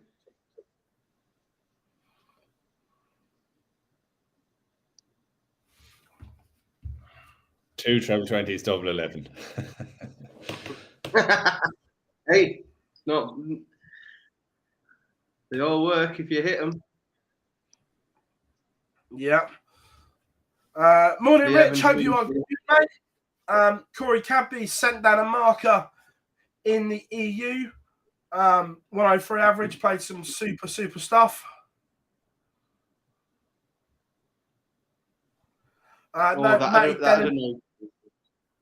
Mate Denham got a buy into the last 64.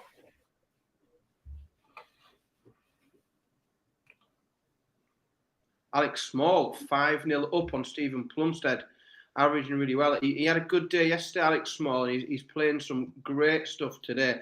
Another player who started off well yesterday, Mike Warburton, has gone 3-0 up on Lewis Pride. There's just some big performances there from the Welsh guys. Jeffrey just won as a chance to go 4-0 up on Richard Veenstra. He's really flying in this one. And he does. So it's 4-0 up. Richard Veenstra just can't get into this match. And Jeffrey just won. Has now got a 4-0 lead. Another one in that top 64 round in Europe that looks to be going very, very much one way on board 7. John Michael against Titus Canick. John Michael 3-0 up. 12-point difference in the averages in that one. And that's another one there that just looks like running away. Jim McEwen 1 up on Graham Usher. Has left 1-1 after 9, so a really good chance for Jim McEwen here to break the throw early on against Graham Usher. Only a 46 from Usher there to leave a 1-4-7.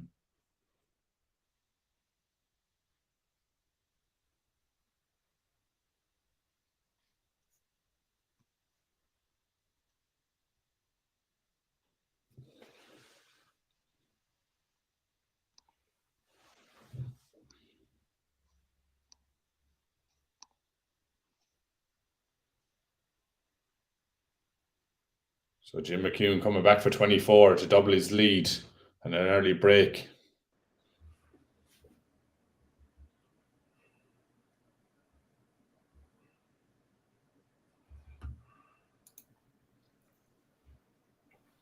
You can't take it. So Graham Usher might survive and hold on early on in this match. And he takes it in 2, so it's a level game. Yeah, Josh Payne won his game. Elvis, it was David Pallett.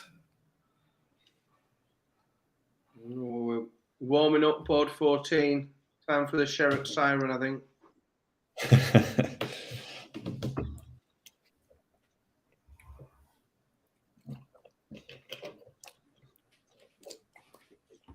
In fact, we're underway on board 14. The Queen of the Palace is back at the hockey.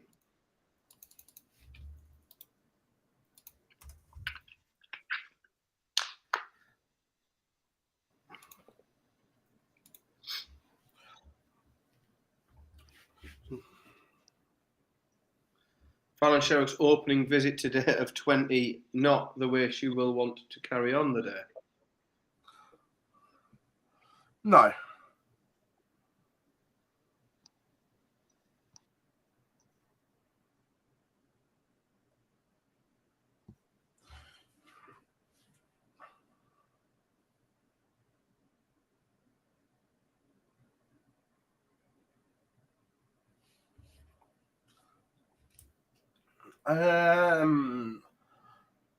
I guess, Bob, I reckon she's gone. I think she may have had a bounce out. I think she may have gone 5, treble 5, and 1 on the floor. She could have gone 21 and 19, maybe. No, because she only scored 20, didn't she? Oh, yeah. It's the end of the week. Yeah. Where are the Scandinavian players at? So, a few of the Finns are through. Marco Cantelli is playing next, as is Heikki Hyvönen. Yeah, him. Just butchered that one. Massive. Andreas Toff Jorgensen lost early.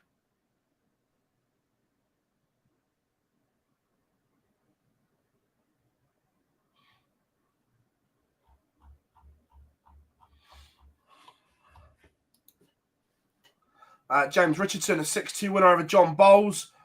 Adam Warner, 4-3 up on David Wazowski. Gerald Pilgrim has just taken the first leg against Fallon Sherrick. Big 180 to leave 8-8, and he takes it out.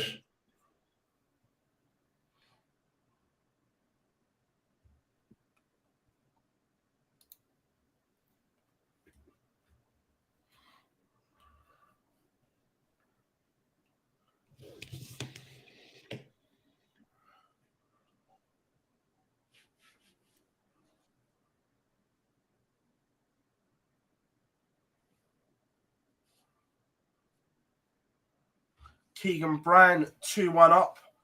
He needs a big day. That's why I picked him.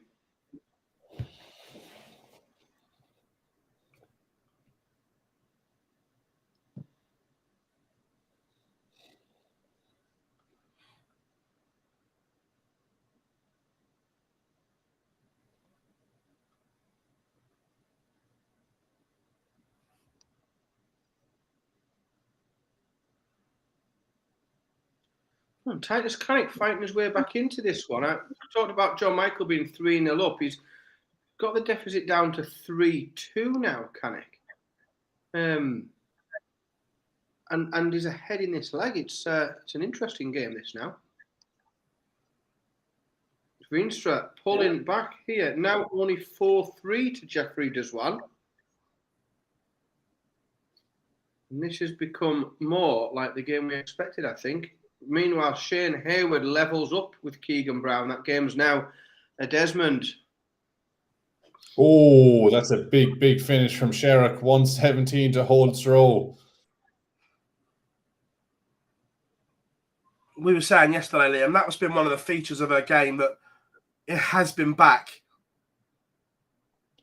Yeah, and I mean, when she gets going on them big finishes, she's absolutely brilliant. It's one of the best parts of her game. That I mean, it's almost seems scary that when she gets that first treble in, you just have a feeling that they're going to go.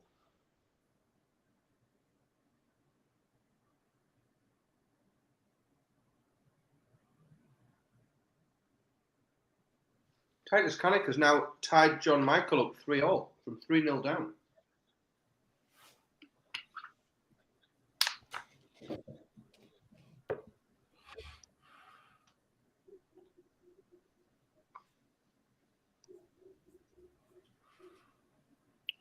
Richard Venus has got 3 darts at 31 to level this game up 4-all. He's gone ton, 140, 130. Oh, and he's missed. He's down to 16. Deswan back on 98 to go within 1, but big pressure on. It's Vinstra just waiting for double 8 if he comes back. Deswan can't do it. Leaves 40, so 3 darts for Vinstra at double 8 to tie this game 4-all. And he only needs 1 dart to do it, so 4-all in probably the big match of this top 64 round over in Germany.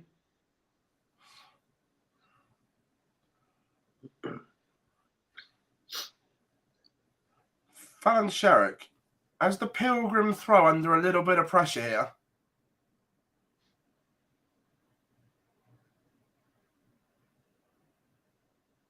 She does now if she tees something up nice.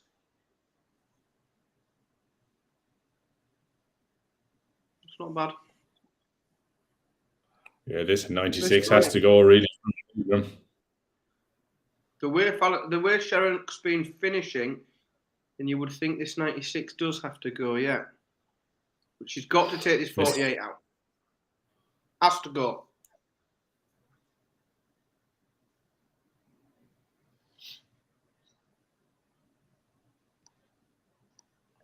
Huge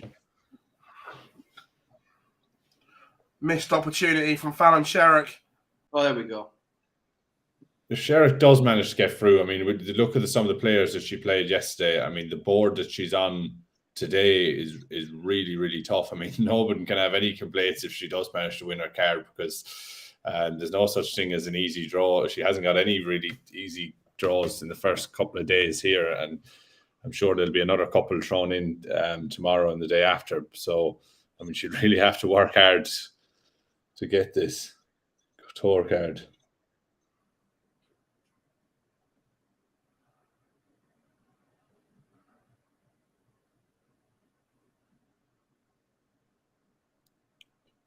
Very strong start from Pilgrim, though. 134 and a 180.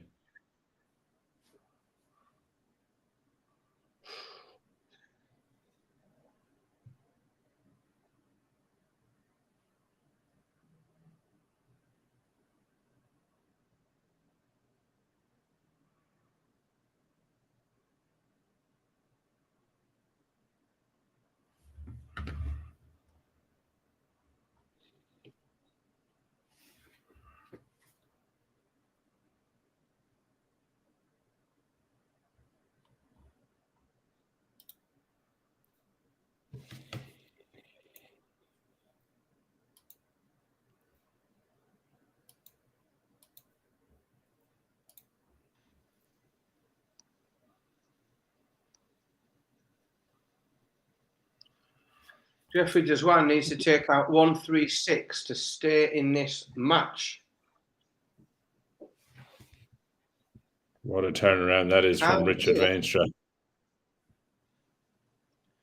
Yeah, he's played some incredible darts these last few legs to get that lead. And this is against the throw for Veenstra. So Deswan just trying to... Oh, Richard Veenstra takes out 103 with Jeffrey Deswan wanting to come back for tops. What a turnaround that was. And I mean, he opened that leg 177, 81, 140 and took out 103. Absolutely tremendous performance from Richard Veenstra. We saw some brilliant stuff from him yesterday. But my word, this guy has really, really come to Q-School to play Bit of double trouble in the Pilgrim. 3-1 down, but she should be 3-1 up, boys. Yeah, bit of double trouble from both players there. And Pilgrim just sneaking ahead. Sherrick has definitely had the chances to take it.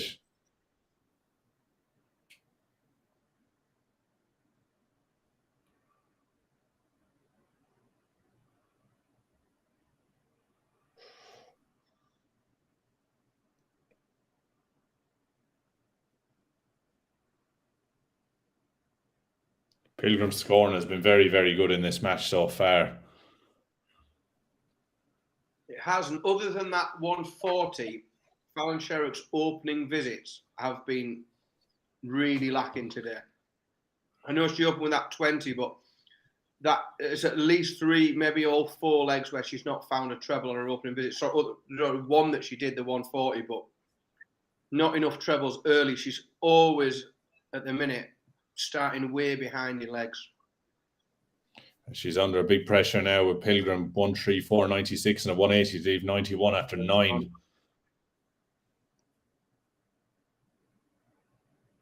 So she's going to have to dig deep if she's to get a win here. Pilgrim teeing up the finish.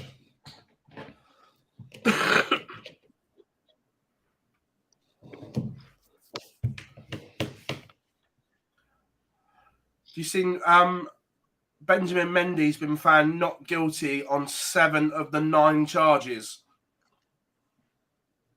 Doesn't bode well for the other 2. The other 2, they couldn't reach a verdict. Oh, crikey. Wow, that's unexpected.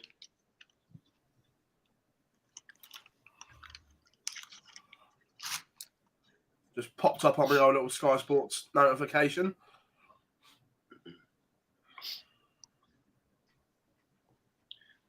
Titus Canick, from being 3-0 down against John Michael, is now 5-4 ahead and has gone within 1 of a place in the top 32.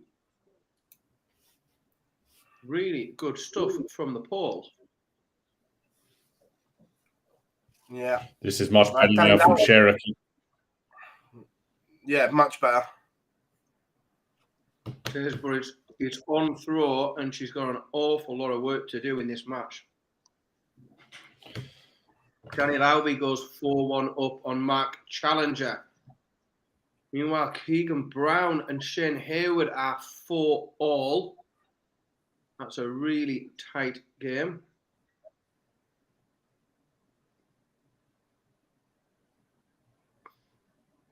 Peter Jakes goes 2-1 up on Stu Wilson.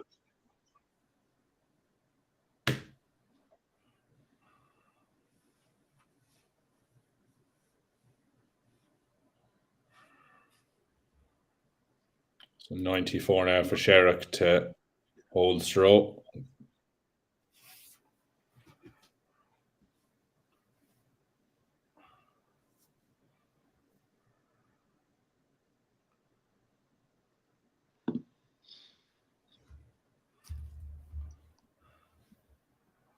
Jim McEwen is up against it. Graham Usher 5-2 up. Keegan Brown embroiled at 4-all. David Evans 5-2 up as well at the moment around the boards. Mike Warburton also.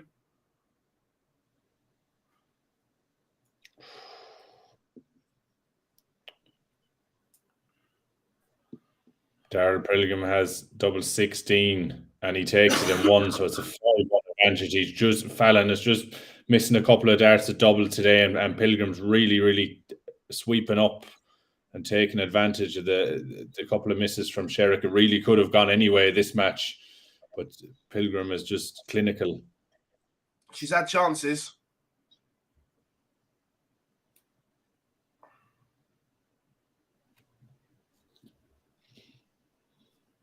Yeah, a couple of lads in the chat room just saying that this is not good for the leg difference.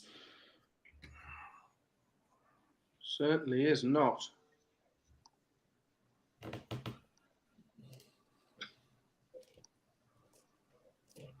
A chance here, maybe. 59 and 34 opening from Darrell Pilgrim.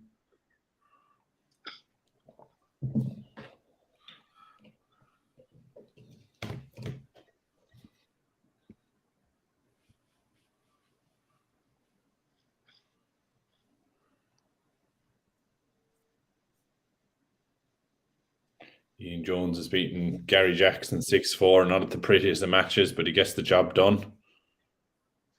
Ronnie Hybrex, the man at the top of the table, is 4-2 behind. We see another. We've seen the yesterday's leaders quickly fall out of the first round in Europe. Could Ronnie Hybrex be the next victim of that? Graham Usher's just missed match starts against Jim McEwen.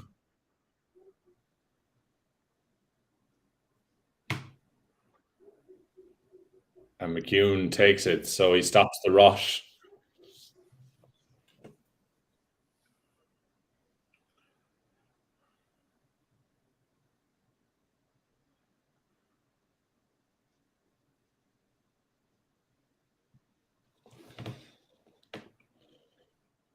Peter Jakes finds a break. He's 3-1 up now over Stu Wilson, and Danny Lauby goes within 1-5-2 up on Mark Challenger.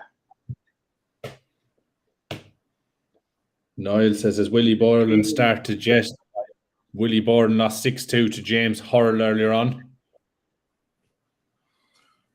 Oh, that hurts. 1-2-4 from Daryl Pilgrim, and Fallon Sherrick is out. Scoreline 6-6-1. However, it could have been a lot different early on. Fallon missed huge opportunities to go 3-1 up, but from there, Pilgrim never looked back.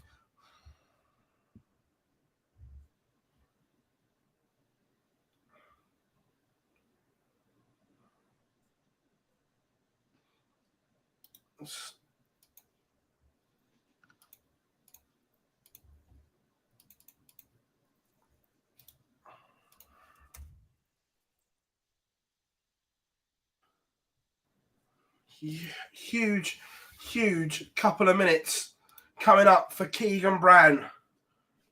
He has the darts in this Noble, and he's left 95 after 9. Mike Warburton has 52 for the match here against Lewis Pride. And he takes it in 2, so a 6-3 win from Mike Warburton. Keegan Brown tees up 32 unless Shane Hayward.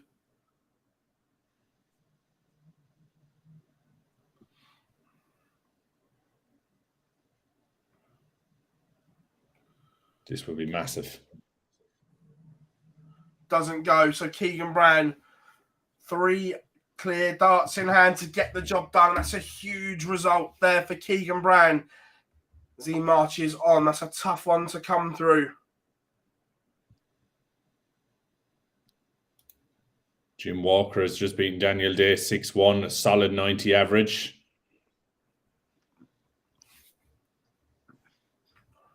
Couple of players warming up too. Sean McDonald, Andy Hamilton, Stephen Burton.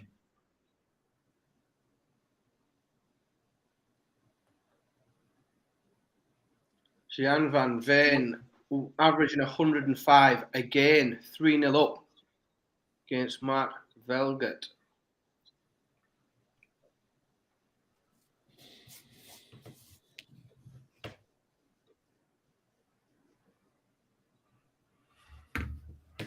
Mac Top 3-1 up as we speak. Adam Smith-Neal and John Henderson both warming up. A big first round tie.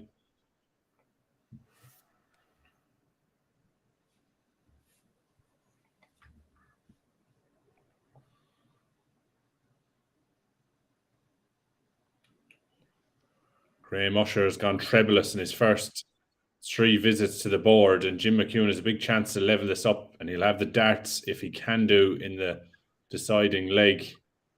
Very nip and tuck at the moment in that one. Also, Danny Lauby has just seen off Mark Challenger 6-3. The American is into the last 64.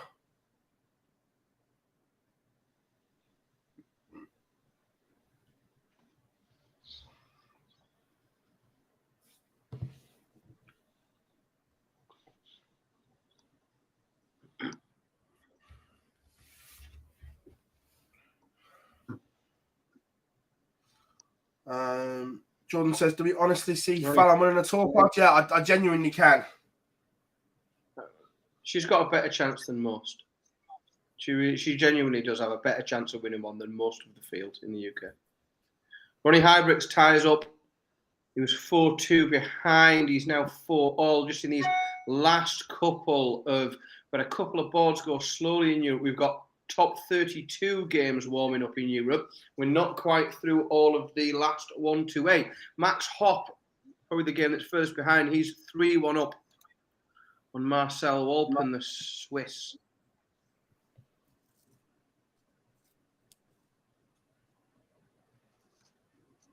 Graham Usher's coming back for 82 for the match against Jim McCune. Very, very cagey leg, this one. And it's a 21 dart hole to throw for Graham Usher, and he beats Jim McCune 6-4. A big, big win in the first round for Graham Usher. Certainly is. Huge for Usher.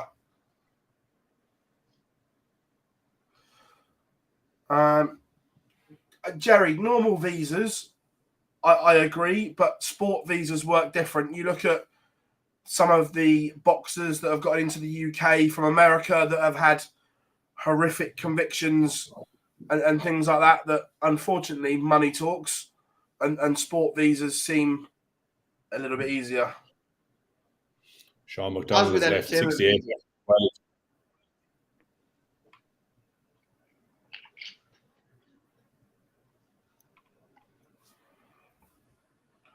Andrew, as in she has more chance than most because of the work she done yesterday.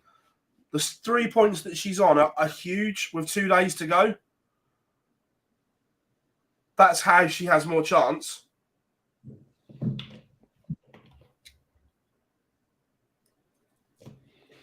Sean McDonald has left 32 after 15 darts and looks very comfortable here to take the first leg against Carl Snyde, who isn't on a finish.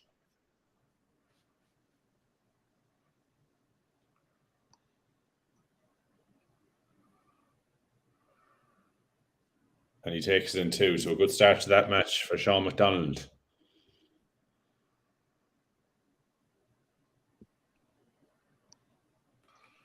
Shawnee Mack.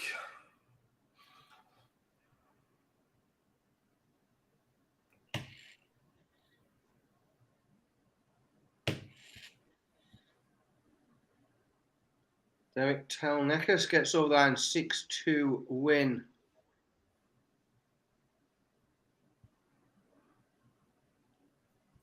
Christine Kiss just lagging behind Kenny Nairns, 4-3. Kenny Nairns moves ahead in that one. Barry asks, is Slevin playing Usher next? No, Slevin is playing Robert Rickwood, but they're on the same board, so they could potentially meet. They both come through their next match.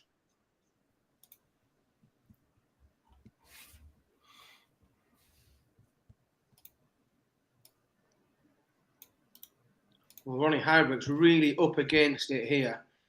He's 5-4 behind. He's come for 158 with Jimmy Van Schie on 106. He's going to take this, or he's going to have to leave it really handy, Ronnie Hybricks, or he does leave handy. It's 1-3-4, leaves 24. So he's going to hope to be able to come back to the board for that 24 to try and force a noble leg. But we could be on the verge of seeing the players ranked 1, 2, and 3 in Europe all going out in the first round.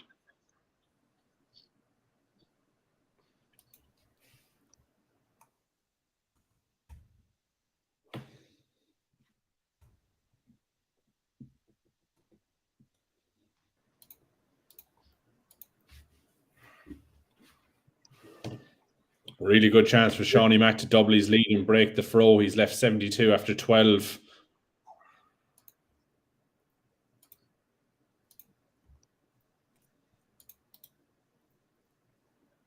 It's a big win for Jared Cole there, 6-1 over Ryan Hogarth. I mean, if he doesn't get his tour card this year, Jared Cole, I'd suspect in the next couple of years, he's a really good young player for him to get one. Jimmy Van Schie throwing for the match against Ronnie Hybricks here opens with a 140. John Henderson has taken the opener against Adam Smith nil.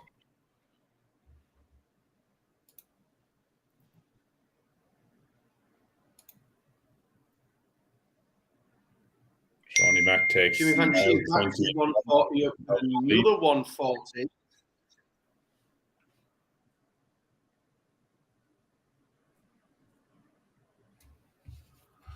Yeah, we'll go Big John as feature game.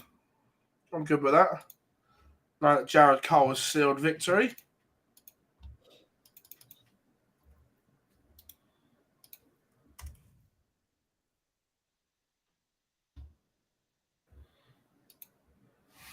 Shane McGurk takes out 71-3 to level up against Andy Hamilton.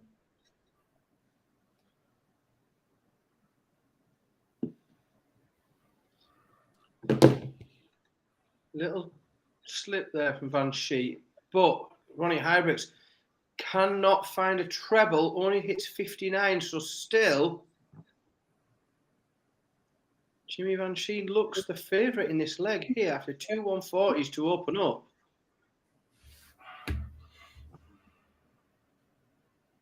What can he do? Oh, he hits a 135. Jimmy Van Scheen down to 41 after 12. Ronnie Hybricks back on 247. Just a question of if any pressure can be put on that 41. Ronnie Hybricks finds a max. He finds a 180. Gets himself down to 67. But Jimmy Van Scheen will have 3 darts to get rid of 41 for the match. Good start. Also, Mark McGeaney not played yet today. He's on shortly. John Henderson has doubled his lead against Adam Smith. Needed going really nicely at the moment, 103, and starts off at a 134 in the third leg. So good signs early on for John Henderson.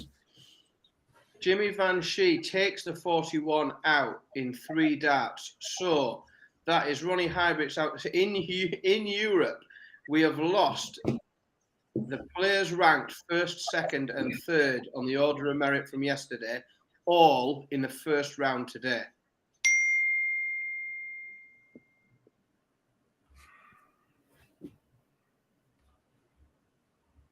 Could see a lot of chopping and changing on the table come the end of the day in the EU.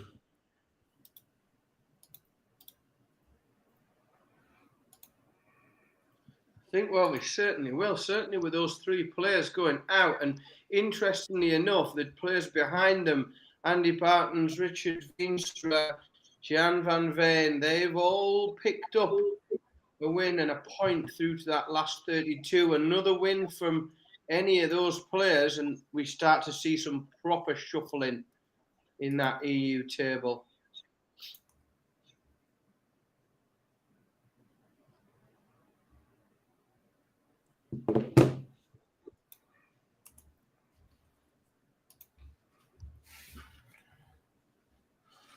Big John's looking good here, isn't he? We know he's only medium-sized Hendo now, but he'll always be Big John to us.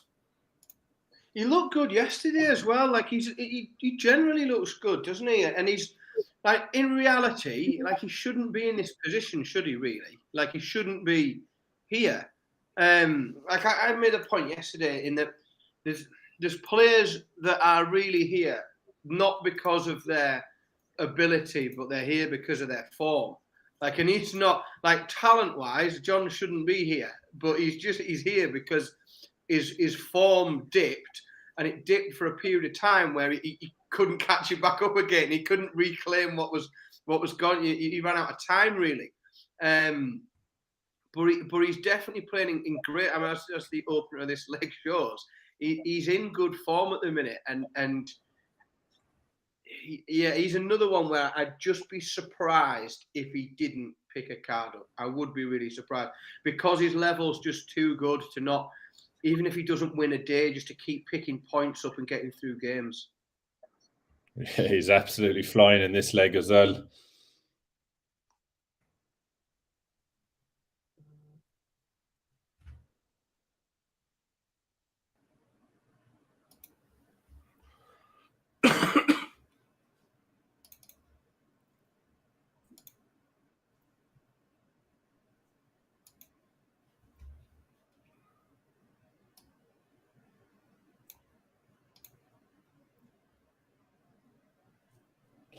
Fallon's out for the day.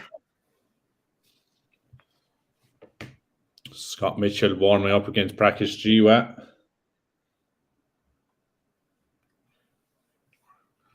Conan Whitehead 3-0 up.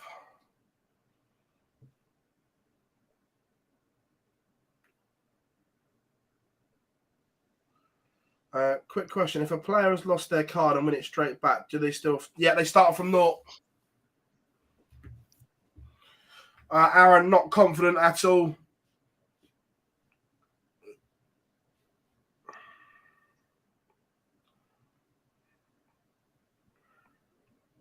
Underway now in the top 32. We are definitely more... I mean, it's what, 1:05, and we're playing top 32 games in Europe. These lads know it's Friday.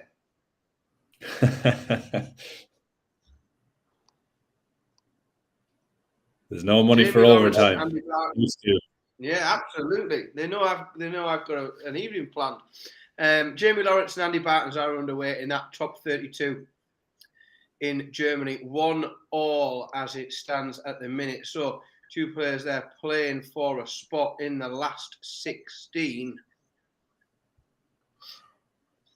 I'm a fan of that. Go on, Phil. I'm a fan of that, Big Johnny. And you don't want to mess with Mrs. Henderson. I mean, he's averaging 104 here. I mean, this is absolutely brilliant from John Henderson. I mean, if he can get near enough that level all day, I mean, he's going to surely pick up a couple of points.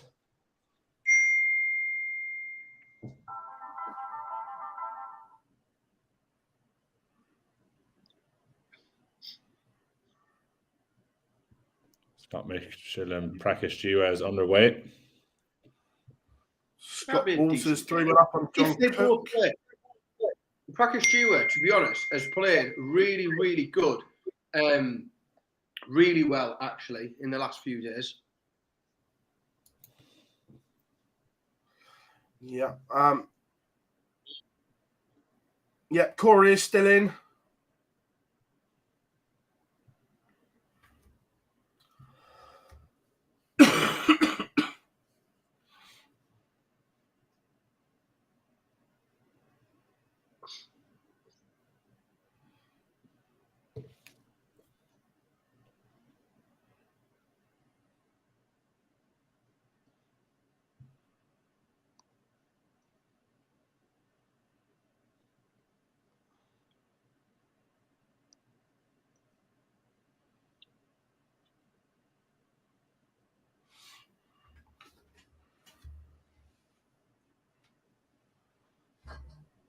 Christopher Gilliland getting off to a good start against Dom Taylor. 3-0 up. Dom Taylor had an unbelievable day. Finalist yesterday.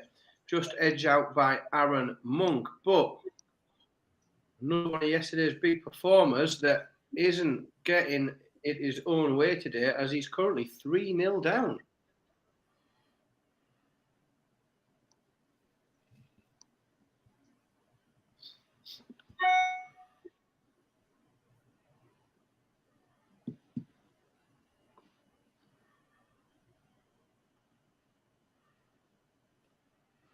Yeah, the Americans get to choose, or not just the Americans, but anywhere outside Europe, Australia, the Oceanic region, American. You get to choose where you go, basically.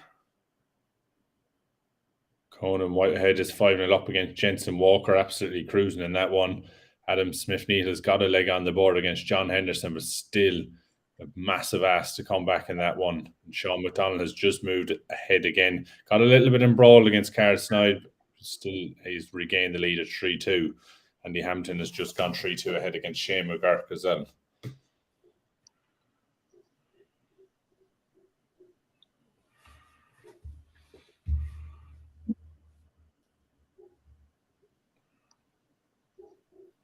Jamie Lewis is struggling a little bit against Kieran Bridgewater, not to quite the levels we're used to seeing from Jamie Lewis. It's 2-2 in that one.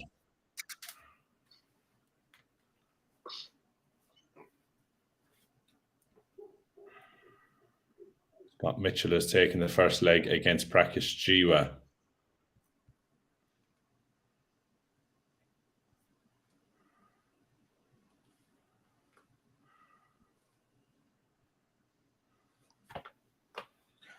Keegan Brown won at last leg decided, John.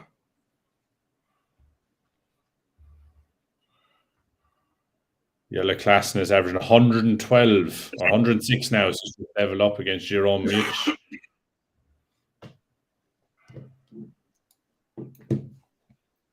Chris Landman has just won away against Thibault Tricol. It would be a big, big win for Landman. Chris Landman. And Tricol has only managed a 45 in his last visit there, so a huge opportunity. And a 180 goes in from Chris Landman. So a huge opportunity now, and Tricol could be on his way out. He's left 116, but against the throw, could the 1-2-1 go? It'd be for a 12-darter if it does. Also, job done for Hendo. And then from there, we're going to go and have a look at Scotty Mitchell. Chris Landman has just missed the goal for the match against Thibault Tricol. He needs 116 to stay alive. And he can't take it. So Chris Landman's coming back for 25. Should get at least 2. Quickly, Conan Whitehead, 6-0 winner. Great performance from Conan Whitehead. Sorry, Liam, go back. Chris Landman has just missed the match, more match starts, and Thibault Tricol is coming back for 61. And he can't take it, so Landman is back again for double 4. Oh.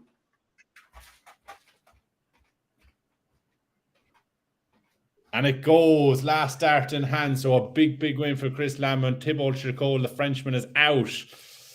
And I think Jack Labra went out. Massive. Some of those results. Massive. Just such a variant. What we're seeing, certainly in Europe, is those that had incredible days yesterday are not getting through those first couple of stages today, many of which didn't get past the first round, but just aren't quite getting, they're just carrying that form over from one day to the next. Adam Hunt's pulled a break ahead of Jason Heaver, and he's 3-1 up. Chris Gilliland extends his lead. He's 4-1 up on yesterday's runner-up, Dom Taylor. Sorry. Scott Waters, 5-1 up on John Cook. Just a bit of check down some of the scores. Andy Hamilton, 4-2 up on Shane McGurk, and Jamie Lewis, 3-2 up on Kieran Bridgewater. We are warming up in our first round of 64 games in the UK, so we are motoring ahead here as well. Alex Small will meet James Howard Hughes in that first round of 64 match. Carol Sedlacek, 4-0 up. Go on, sorry, Liam. Oh, no, sorry there. I was just going to say the 5 of the top 10 and the current order of merit in the EU are out as it stands. So, I mean, it's it's really been shaken up over there on day 2. Certainly has. 2 more wins for Richard Veenstra, and he could be top today. And he looked down and out earlier on against Jeffrey Deswan. But he clawed it back. And we're seeing a big performance from Karol Sedlacek today. He was 4-0. He's 4-1 up now on Nevin Raster. And Corey Cadby will be on as soon as this last leg decided between Mario Cantelli and Kevin Bloom is done.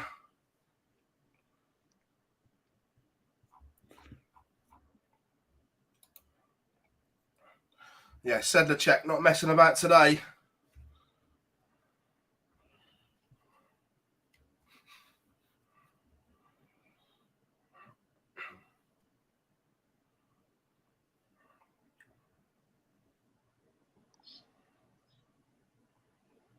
Oh, I like that one warming up. Mike Carvenhoven against Grant Sampson. I like the look of that. Michel Toretta against Marco Gaffreg as well. There's some really interesting games warming up. over in Europe. Yellow Klassen within 1. Didn't have the day he wanted yesterday, but Sean McDonald has just gone 4-3 ahead, as has Scott Mitchell. Has gone 3-0 ahead in his match, so he's gone steadily there. Adam Atkinson and Jack Main is underway too. Christopher Gilliland now 1 leg away from putting out yesterday's runner-up, Dom Taylor. Gilliland 5-1 up here on Taylor. And whilst Taylor's banked a lot of points, he's not safe. Shane McGurk's just got one back against.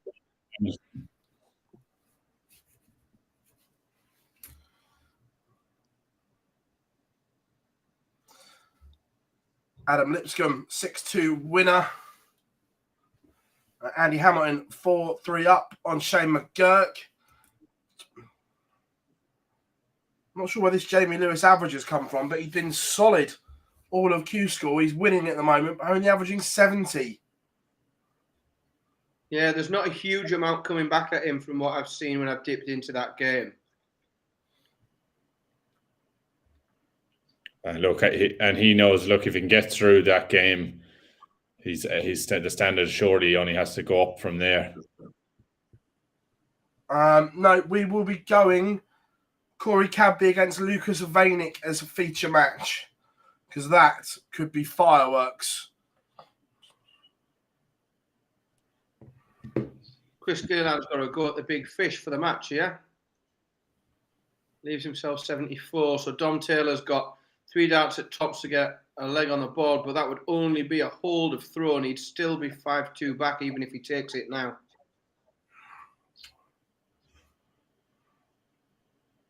Christopher Holt has beaten Ryan Furness 6-3, so he's into the next round. Carl Sneyd has just leveled up against Shawnee Max, and he's getting a little bit embroiled still, but he's just doing enough to stay in the match.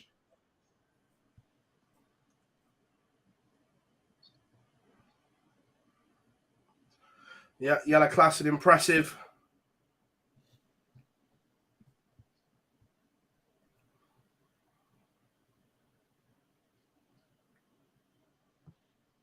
Dom Taylor manages to hold, but Chris Gilliland 5-2 up with the darts in hand to try and get rid of yesterday's runner-up.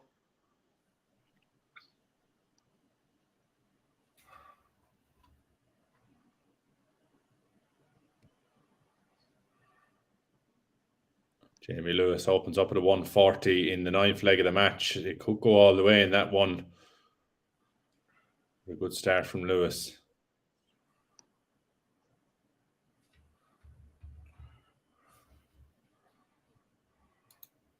Jack Main has taken the opening leg against Adam Atkinson. And Scott Mitchell has just taken out a 1-2-1 for a 12-darter to move 4-1 up on Prakash Jiwa. So really steady from Mitchell at the moment, 95 average.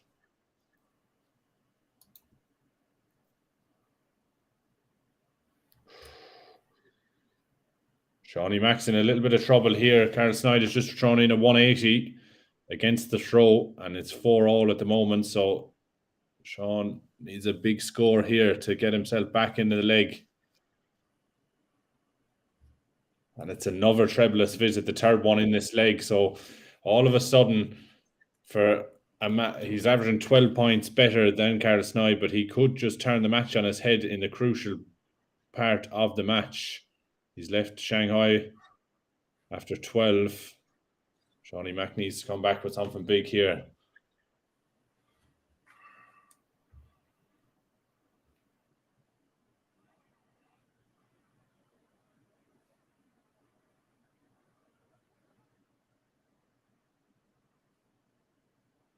Only a 58 again, another trebleless visits to leave 167.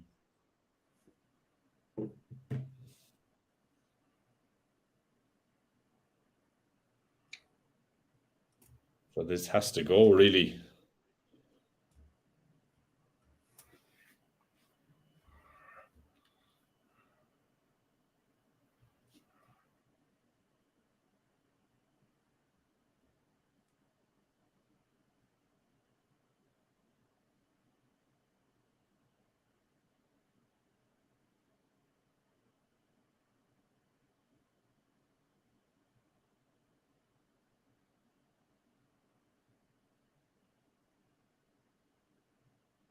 So Carlsnade has missed starts to take that leg and break the throw. So Shawnee Mack has come back for 110.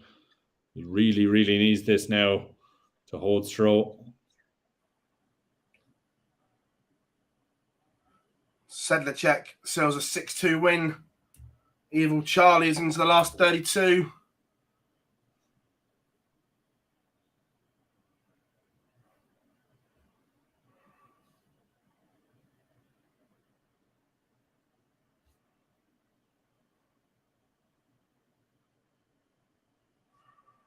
Carlsnade takes it, last dart in hand to move 5-4 ahead, and he'll have the darts in the next leg to take that match.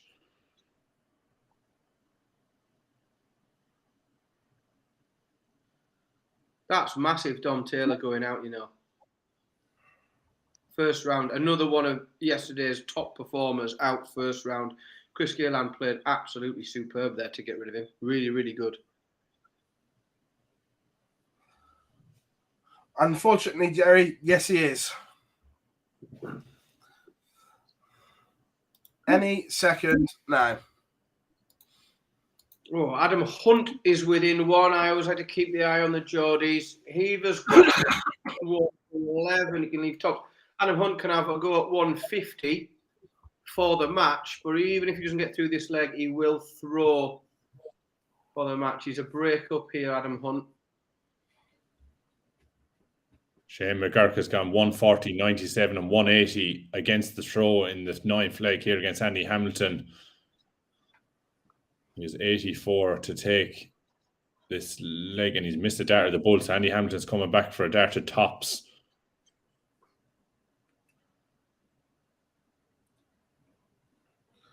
No, Cristo Reyes doesn't. Hamilton takes it in 1 to move 5-4 ahead.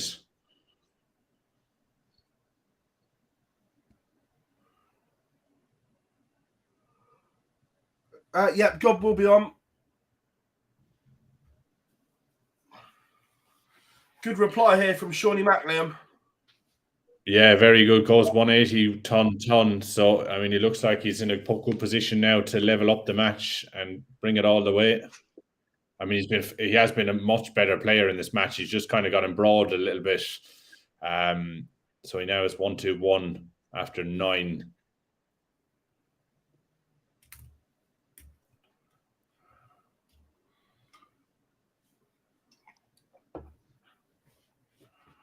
It doesn't go, but he still has time. Carlsnade back on 178, so no finish. What kind of pressure was Shawnee made? Stinker of a day yesterday out in the first round, but 3-0 up. Jack Main's off to a good start today.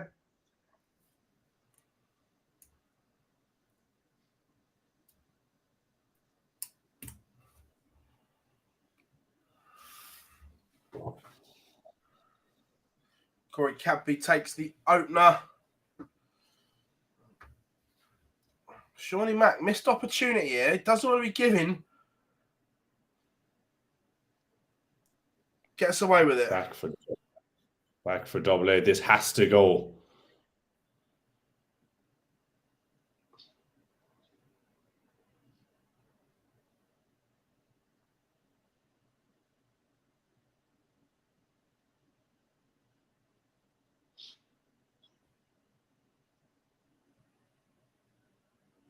Oh, and it doesn't. So a big opportunity here for Carlsnade. Shawnee Mack has just missed some big darts to bring it all the way.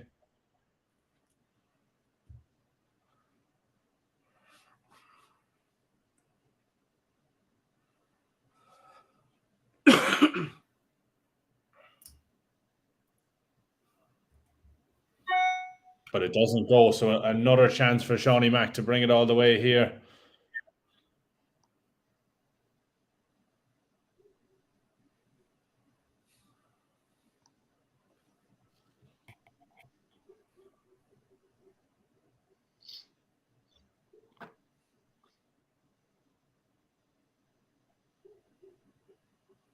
Oh, Adam Hunt, and he takes out. So we're going all the way. Shawnee Mack has managed to bring it to a last leg decider. He will have the darts as well in the deciding leg.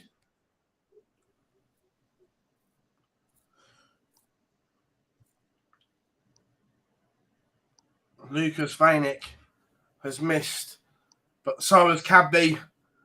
And this one should still be on throw. Andy Hamilton has beaten Shane McGurk. Takes out 44 and 2 darts. A good 6-4 win there for Andy Hamilton. Had a good run yesterday and he'll be looking to do the same today.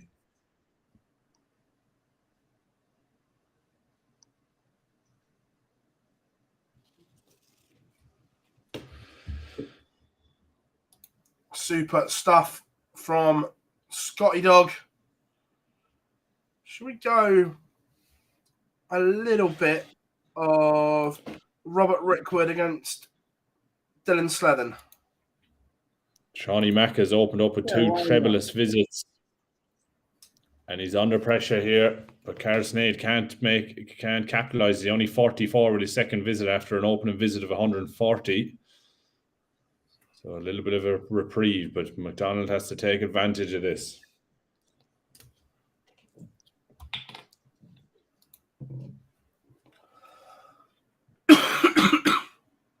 Big 135. He's back in it.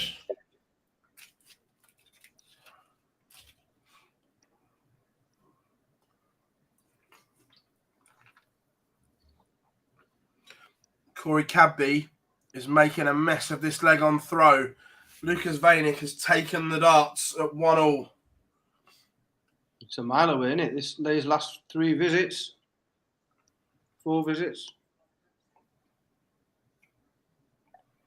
So Shawnee Mack's first to a finish in this one, 156 when he returns. Been really scrappy encounter. And Carsnade can only hit 45, so 3 trebleless visits in a row for him. He can't leave a finish. So Shawnee Mack has 6 darts to take out 156. To finish Pascal it off. Ruprecht, 3-1 up on Richard Veenstra. Pascal Ruprecht playing some superb darts here, looking for a spot in the last 16. A break up 3-1 ahead of Richard Veenstra. Ooh, ton 40 from Carsnade to leave 72. So Shawnee Mack needs to take 96 for the match. Big moments.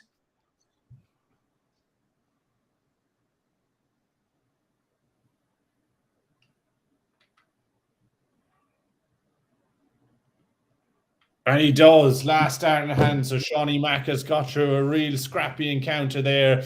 But he comes out the other side, a 6-5 win. It wasn't easy on the eye, but he'll be happy that he's into the next round. And again, Corey Cadby missing doubles. 2 visits he's had to the board and he's not gone rid of it. And Lucas Vainick breaks Corey Cadby. Is the German about to end the Aussies' hopes? And let's not forget, this is a last 64 game. Corey Cadby went out in the first round yesterday. If he doesn't get through this game, he goes into day 3 on 0 points. With an awful lot of work to do. Yeah, Leclassen looks on very good form today. It's 1-0 up currently against Ricardo Perez, averaging 115.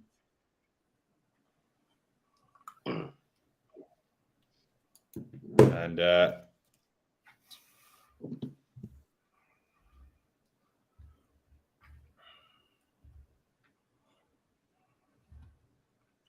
so I reckon God is just ready to jump on. Sorry, Dan. So I will leave you 2 boys at it and enjoy the rest of the Q-School coverage for today. Liam, absolute pleasure as always, my friend. See you, mate. Cheers, lads. And as if by magic, the tungsten toff returns. Do you mind? You know that's sticking. That's going nowhere. I feel like Barney and How I Met Your Mother when they start calling him Swally and it becomes a thing. I have a nickname. You literally said Gob. Gob is my nickname. My name is Jack. It's already a nickname. I don't need a second one. Well, you've got one now. You are the tungsten toff. When I finally meet Andy Harlan, he's in trouble.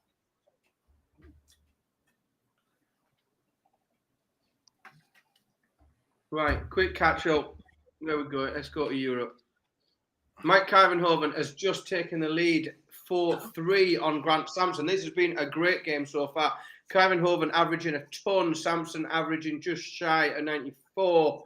They were 3-all a moment ago. Kyvenhoven's just picked another leg up. Michel Toretta 5-1 ahead of Marco Grafweg. He is playing absolutely superb today, the Italian. Daniel Close picks up the first leg against Max Hopp. So we'll look elsewhere. We'll look in there. So they were the round of 64 games. Pascal Ruprecht is now 4-1 up on Richard Veenstra, and he's opened this leg by going 180, 140, 134. So Ruprecht with 47 left after 9. Veenstra back on 170. Richard Veenstra isn't playing dreadfully, but Ruprecht is playing some amazing stuff here in this game. Titus Kanik picks up a leg to go 3-2 up on Chris Landman. Yele Klassen and Ricardo Perez are 1 apiece, also in the round of 32. Ruprecht picks that leg up and is now 5-1 ahead of Richard Veenstra. Clayton. Fallon went today. She had opportunities, but couldn't take them.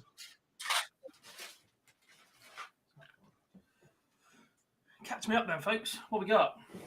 Also, hello to everyone in the chat room. Gob is short for Gobby because as a child I was a mouthy little shit playing football, and then it became the Gobfather at uni because I was in charge of some things. All clear. Mr. Gob to polite children. Yeah, Mr. Gob from the politest child in the world. That happens to be Dan's son. That's my favourite version of that because my friends seem to call me Knob instead of Gob, which doesn't go down very well. What have I missed? I've seen Fallon's out. I've seen Corey's into the 64. 3-1 down to Lucas Feinig, though. Bielecki, Roche still going. I've seen Marco Grafweg is back after missing yesterday. So the quick Europe's been a bit wacky. So the top 3 from yesterday all went out in the first round. In Europe, Dom Taylor, obviously yesterday's runner-up, he went out in the first round. So we're in for some massive swings and changes at the top of the leaderboard because those that seem to have incredible days yesterday, Christian Perez as well out first round. So we've lost some of virtually all of yesterday's best performers in the first round. Interesting. That opens up the rest of the week, doesn't it? Because if the same players start to dominate day 2, we start looking at different points totals and what have you. But it just opens everything up now for the next 2 days. It certainly does. As well, God, you know we were talking about Aaron's confidence yesterday. Yeah. Obviously, just WhatsApped him a well done, mate. Pleased for you. All I got back is they thought they could stop the monk. # monks back. Oh, Christ. God's sake. Good to see Colin playing last night, actually. I caught a couple of the games in the Super Series as well. That must have been nice for him. A bit of pressure on him after Aaron's done the business. Someone else has done the business. Dan's pick for yesterday, an early faller. Mike Kyvenhoven, 100 average and a 6-3 win over Grant Sampson. Yeah, Sedlacek's been good today as well. I picked him again today, just so you know. I picked him again. You've gone Kyvenhoven again, Mix. You're backing him to get back on tour, basically, aren't you? No matter how it happens over the 4 days. First thing I said, like, even a broken clock's wrong twice a day. Like, yeah, I'm just backing it. He's either going to have some good runs. Mind you, he played up until, it's a daft thing to say, up until he got beat, he played well. But he really did. He played brilliantly yesterday. Just didn't get through that game. Hamilton yesterday, but he didn't get him a card. Yeah, it's not quite right. But he seems to have been one of the few players that played well yesterday that's picked up where they've left off, and he does seem to be having a bit of a push today up the rankings. Good to know. Any early exits elsewhere? Dan Reed's in a bit of trouble, isn't he? Adam Smith nailed the same. Big John Henderson, 100 average. Hello, now we're cooking against the big dog. Big Hendo Weekendo back on tour. He was nice. He must be the highest rank. Go on, my boy. Johnny was there yesterday. Very impressive. Obviously. Johnny's there, and he said John's annoyed at himself for being there. So Mrs. Hendo gave him the pep talk, get the job done, and we go home today then, don't we? Rate that. That's exactly what he said on social media. Disappointed to be back at Q-School. Michele Toretta beats Marco Grafweg 6-2. That puts Grafweg in trouble. 0 points after 2 days because he missed yesterday. To be fair, the loser of this Corey Cadby Lucas Phoenix game is going to have no points as well, which is ridiculous. Well, it would be mad. Just thinking of what we've seen from Corey Cadby and the way we've seen him play, the fact that he could potentially here go into Saturday on 0 points is bonkers, isn't it? On what we've seen from him this week. And to be fair, he's 4-2 down. He could have easily won this 6-0. I know that's the most Richie's thing ever. Scoring power is definitely there. There was a win there for Colin Osborne. Aussie back in the winning circle. And last 64 games warming up. We're just underway now. Conan Whitehead against Danny Lauby. Graham Usher against Christopher Holt. Yeah, Graham Usher. It was a bad tie for them both.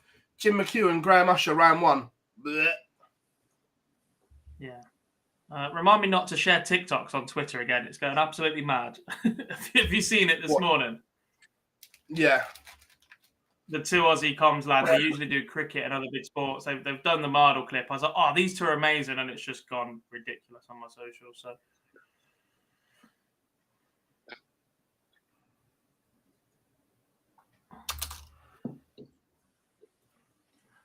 Paul Mitchell beats Lee Palfreyman 6-2. Did both Palfreyman brothers get through? Did Joey make stage 2? Or was it just Lee? I don't remember seeing him. I remember seeing him earlier in the week. I don't remember seeing him yesterday, but I'm not sure it was one that I was paying attention. No, I don't think so.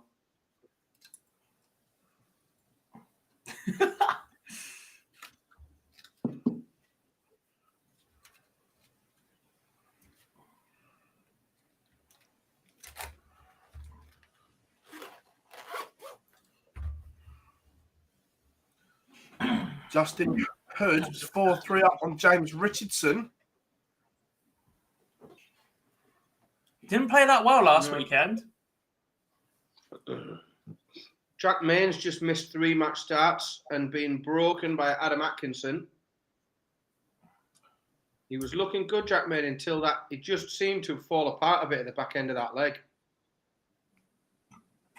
Oh my. I'm just having a scroll through off the back of Denny's comment. It's a good players in EU with 0 points after 2 days. It's interesting to look at the bottom half of the order merits as well as the top halves. Larry Butler, 0 points, -8 leg difference.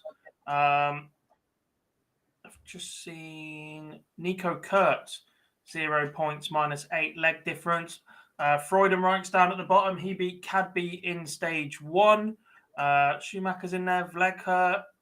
Who else have we got? Paulo Ferreira, Jesus Nogueira, both on 0 points. Moreno Blom on 0 points.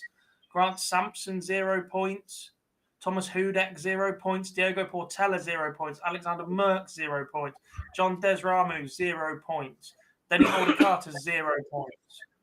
Cantele, 0 points. Ziegler, 0 points. Goncalves from Portugal, 0 points. Toft Jorgensen, 0 points. Jitse van der Waal, 0 points. Christian Kist, 0 points.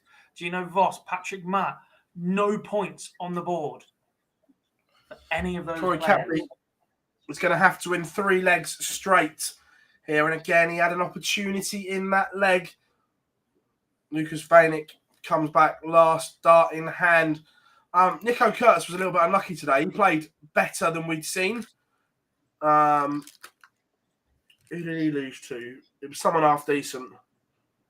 Let's have a look. Yeah, Nico Kurtz lost 6-3 to Benito van der Pack. He averaged 91.5.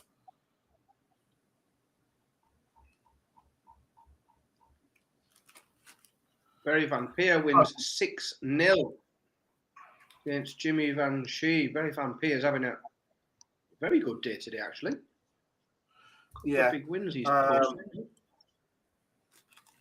Craig says, Usher hitting those big scores again. Yeah, look, this is going to sound a ridiculous statement because I know there are loads of good players. But having seen him up close, genuinely think Graham Usher's one of the biggest scorers I've seen. In rhythm, yeah. Yeah.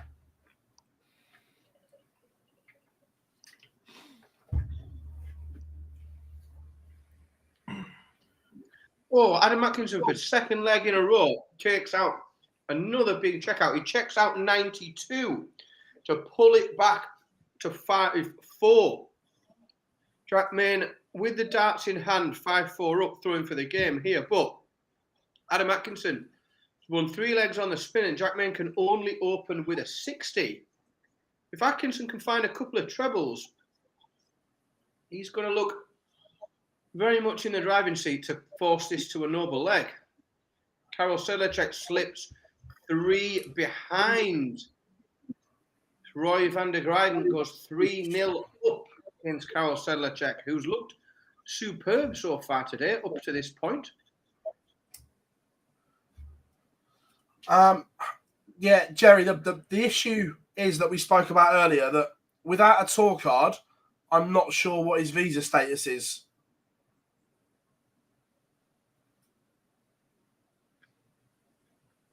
Yeah, without one, you're not a professional sportsman. Yeah.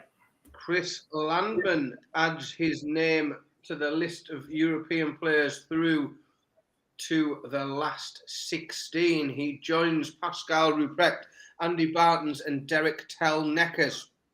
4 of the last 16 we now know so far today over in Europe. Excellent. Donny, players, if you win your last 64 game, you get a point. But we all know we don't like the system. You should earn points from the 1 to 8, which is why there should be top ups and X, Y, and Z.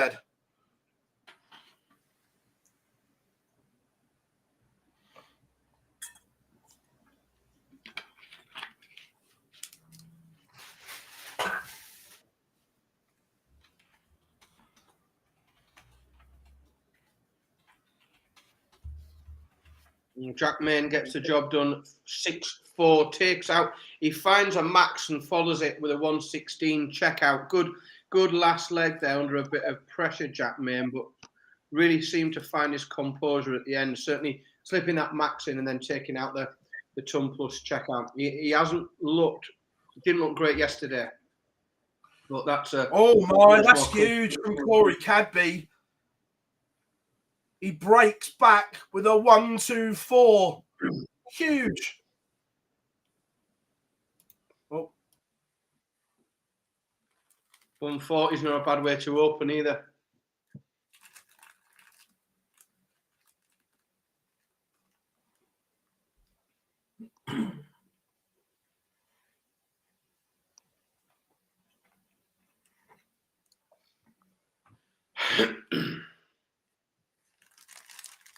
Well, right things at the right time, I think, Corey Cadby.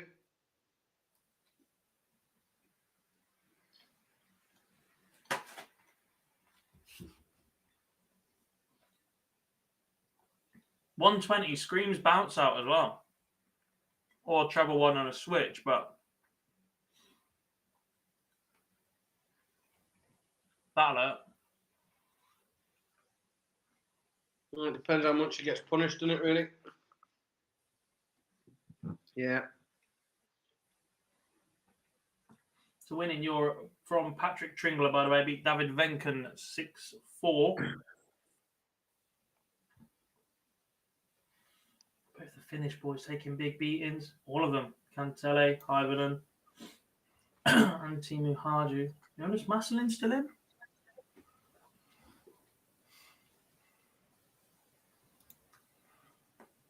Jack Vincent beats Tommy Morris 6-2. I think they're both quite young, you know. Jack Vincent, part of the Target Elite One group. Cadby's missed a match start. Tommy Morris, a young county player from down south. I think it's Dorset way. Jelle Klassen has beaten Ricardo Perez 6-2. There was a question about his darts and what he's using at the minute. Now he's left Unicorn. I'm not sure which brand he's officially aligned with at the minute. In the past, his Unicorn deal was partially split with Monster, I think, and Bulls at one point. So it's a chance he's just gone solo with one of those. That is huge for Corey Cadby. Oh, huge. Both mismatched, I think, before that. And the fact now Corey Cadby has a point on the board. Yeah. Huge for different reasons. There's a point on the board for Adam Warner, but it's also a +6 leg difference. He has just bageled Ryan Murray.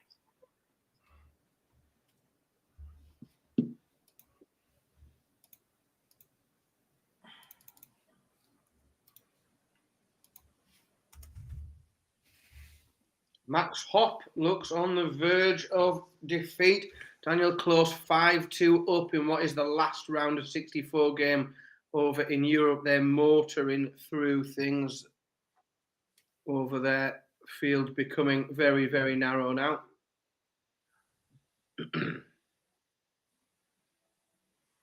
12 legs in a row. Did Warner win 6-0 this morning as well? Oh, I can't remember off the top of my head. I've seen that many results. Board 15.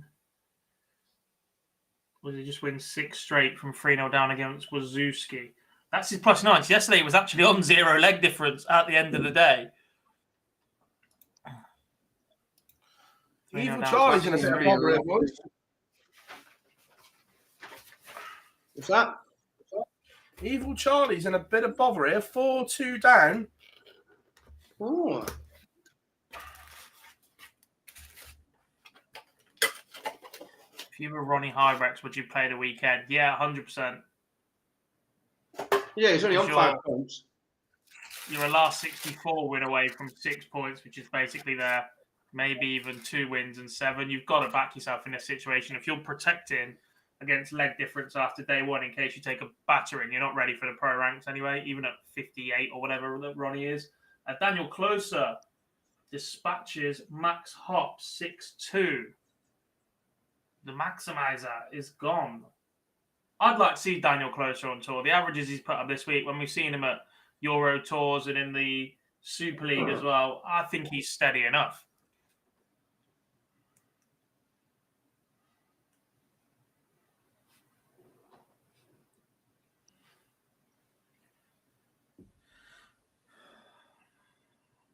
Alan Tabben 1 away, 5-2 up on Cameron Anderson.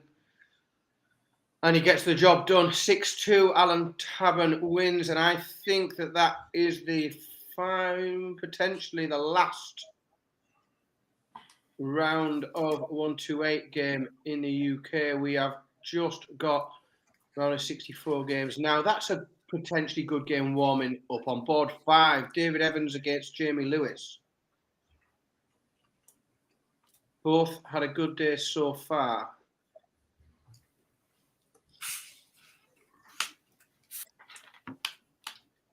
Both looking to rejoin the pro ranks. Evans, after 2 pretty unsuccessful years on tour. Jamie Lewis, a few years back, was up around 25 at one point.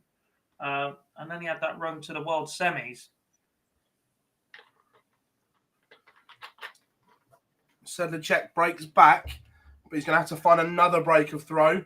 Sebastian Bilowetsky, boys, averaging nearly 102 as he's fallen up on France Rocha. Yes, It's not quite as much as Tony Alcinas, though, who's averaging 105.8 and is 5-0 up on Marcel Gerdon, another one of the steadier Germans that I wouldn't mind seeing on tour next year. Gian van Veen is 4-2 up on Jonas Masselin, the last remaining Finnish player in contention. Barry Van Peers opened up with a 14-dart leg against Owen Rolofs. We've got a decider between Marcus Kessler and Nick Kroll. Sorry, a noble. I saw someone was upset earlier. We slid away. Dylan Slevin is still in, Barry. He beat Robert Rickwood 6-2. He's into the last 32. Conan Whitehead is 4-2 up on Danny Lauby. Conan Whitehead's down to 64, whilst Lauby's back on 2-2-2. So Conan Whitehead's going to have 3 darts to get rid of 64. Lauby hits a 140 before that, so does get himself on a finish. But Conan Whitehead for 64 for a 5-2 lead on Danny Lauby here. Takes a 64 out, so Conan Whitehead goes 5-2 ahead. Lion. Danny Lauby we have just lost. Go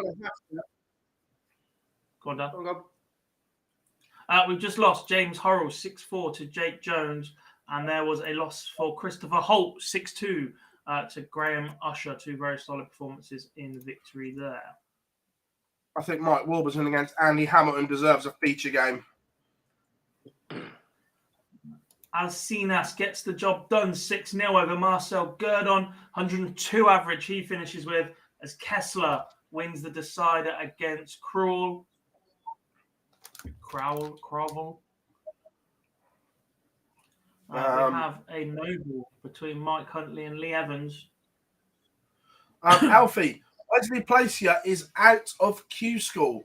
One of the big shocks, he didn't make it through stage 1. To be fair, that's arguably the biggest shock. Yeah, potentially.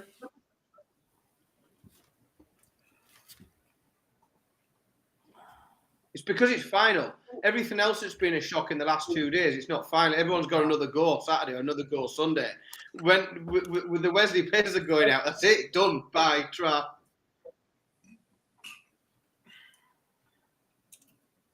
Yeah, agreed. He was one of our tips to win a card. What we saw him on the Euro Tour this year, he was brilliant. Absolutely brilliant.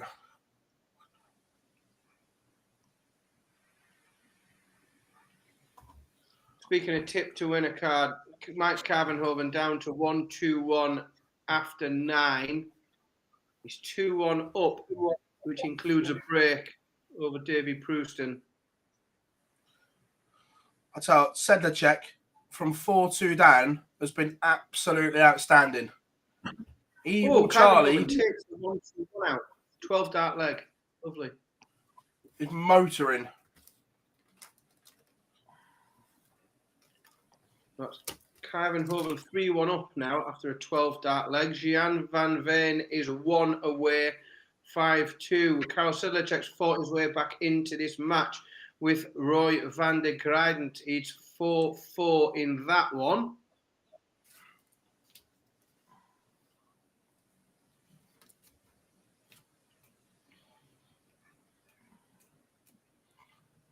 It'd be surprising to not see Wesley at the Super Series, given that he's not got a tour card.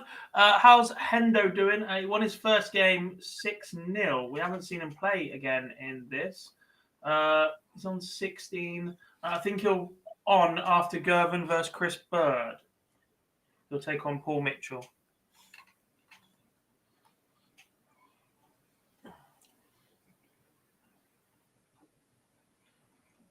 See what it's massive, isn't it? That not picking up a point in that first round means that where we're at now in the UK, there are only 38 players that have a point.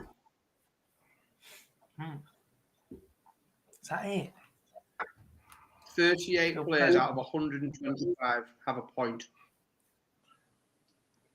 Sedlacek is now throwing for a 6-4 win, and it would be 4 on the spin And he goes 180, 60, 140. Let's say the check's got levels about him.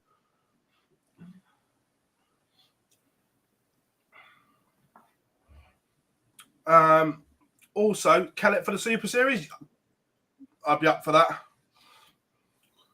Well, I've just had this thought. It might be taken out of the Super Series hands anyway, a little. Let's not forget, the Vault Series is underway from the ADC. 13 weeks of competition, then into a winners' comp as well. The winners of that get to play in the Super Series. The ADC has 50 players playing per year in the 50-week structure. We've seen a 3-week deal struck with the World Seniors. They're playing this week, last week, and partially next week as well.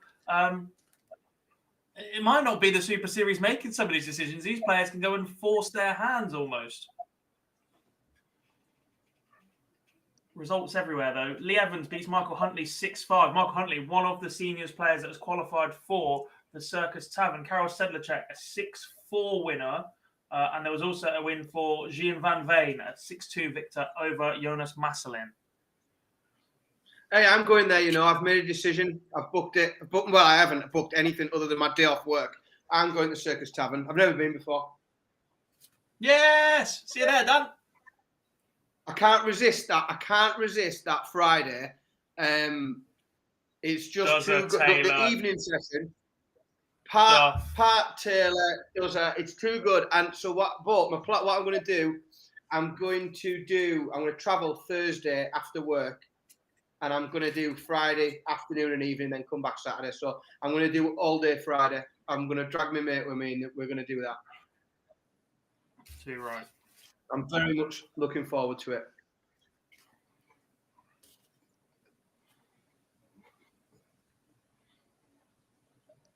Need to book some hotels.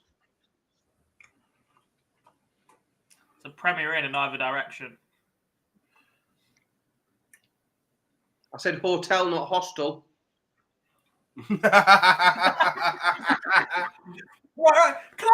I get called the tungsten toff, yet this man over here drives a ridiculous electric car, has just done his toilet up to look like in Hogwarts, and then says the Premier Inn is a hostel, right?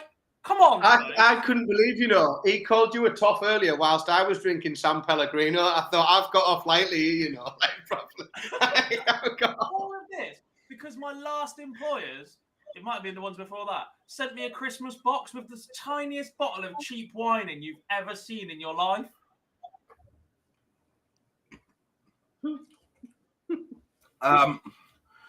Right. Conor Heenahan is one away.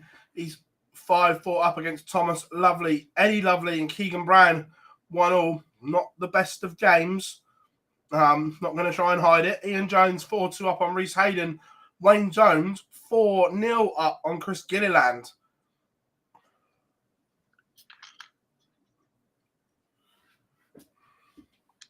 I know, Stephen. It stuck with me now, but I don't really know why.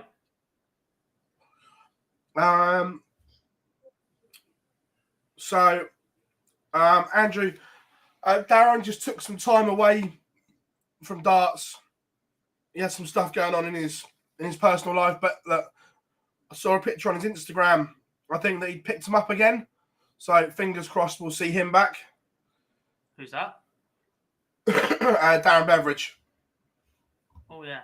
Oh, I've got some news. I tweeted last night about this potentially being the year of the former World Youth Champions. You've got Michael Smith as World Champion. Aaron Monk's just returned to the tour. We're expecting Luke Humphreys and Dimitri Vandenberg to be in the Premier League. Cadby's potentially about to get his card back. Keegan Brown's in at Q-School, hoping to give himself another chance. There's one more in there as well at Q-School somewhere. And I got asked about James Hubbard. So I just tagged him in it and said, are we going to see you anytime soon? He says he's getting itchy feet. We might start seeing James Hubbard back at some darts events as well. So another former World Youth Champion potentially getting back into it. Conor Heenahan has just beaten Thomas Lovely 6-4, which was another question in the chat room. Thomas and Eddie Lovely are related. They are father and son, Eddie being the senior. And the one you're looking for is Max Hop. Yes, Hop. Hop is the other one back at the He was the third one at Q-School, yes. And there was another question about ages. Yeah, Van Veen is definitely only 20. Owen Roloff's definitely quite young. He was on the development tour from an early age. Went deep in a WDF World Youth once upon a time, I think. He looks like he's about 12 still, to be fair to him. So that one shouldn't come as a surprise. Yeah, Josh Rock is the other World Youth Champion. Obviously having a big year. Need to see big step-ups from Ted Evett and Bradley Brooks are the other two that we didn't mention. But those Ted and Brooks, in comparison to the rest, seem to just be skating along at the minute. Need big years from them. Dan, your pick is through, averaging 100. Kyvenhoven, 6-2 winner over David Brewston. Brewston averaging 93 himself. He's having a really good year today, to be honest. Really good there.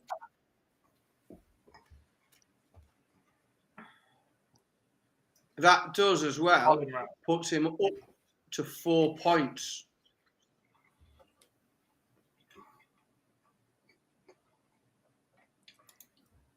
So building himself a good, not a bad, even if he doesn't go any further, that he's on plus 23 leg difference on 4 points. Not a bad first couple of days from Kyvenhoven in terms of building something to work on in those last 2 days. Some belting last 16 ties warming up in Germany. Jelle Klassen against Karol Sedlacek. Sebastian Bielecki against Jeremy Barton.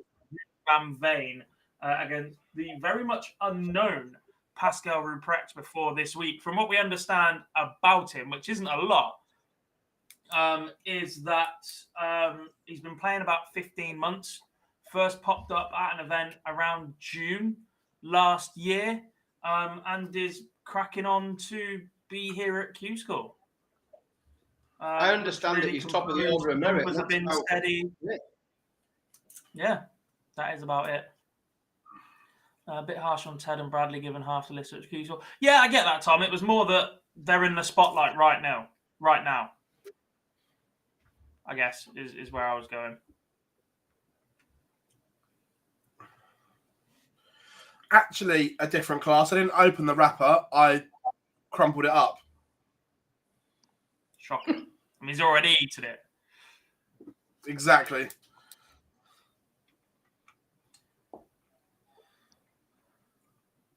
Josh Payne, 3-all with Jim Walker.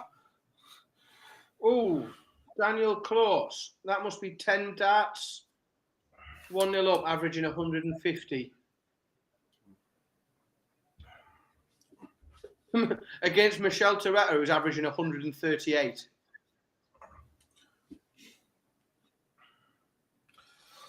Graham Usher is taking out there against Bill Slithen.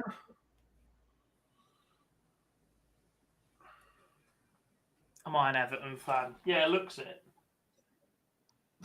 Great big Liverpool pillow in the back corner.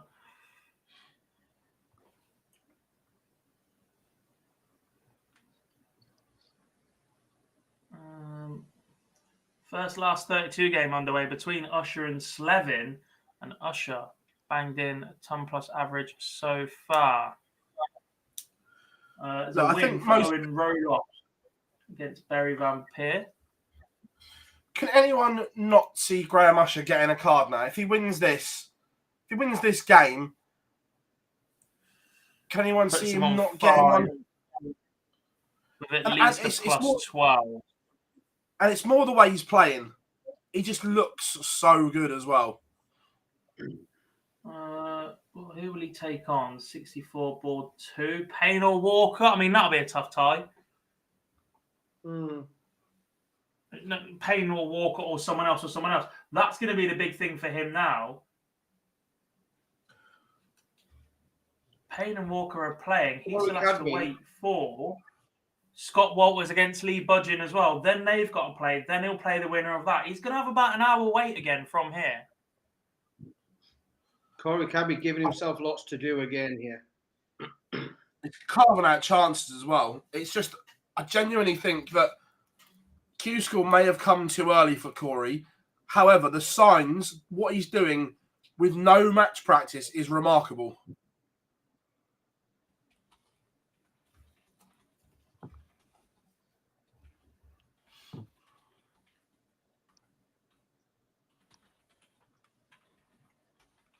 Andy Hamilton Need a quick breaks Mike Warburton.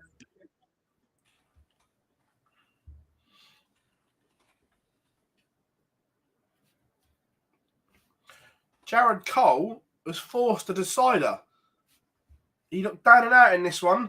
The King of the Castle now has the darts.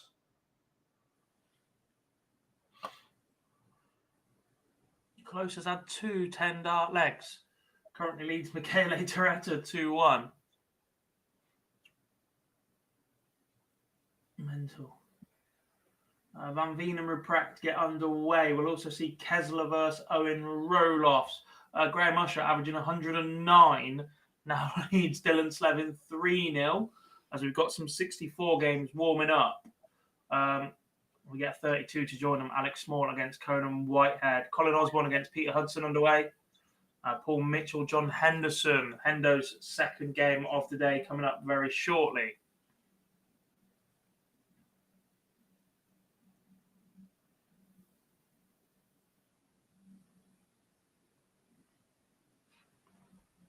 I mean, he's averaging 127. What have we had from closer so far? 10, 1 in 10, lost in 18, 1 in 10. Yeah, 2 10-dart legs from Daniel Close. Jared Cole pins 70 to win it 6-5. King of the Castle is through. But also, Graham Usher is absolutely flying right now.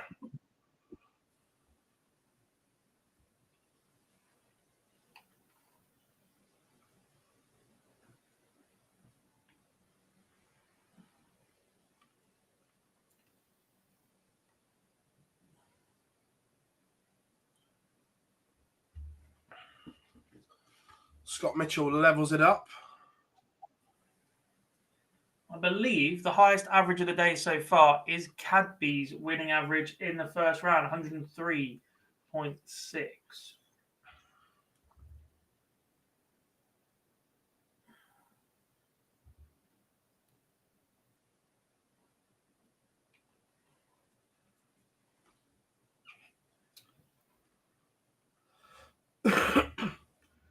Is he? He was. He scored the 40 one. He forgot to put the 1 in front of it.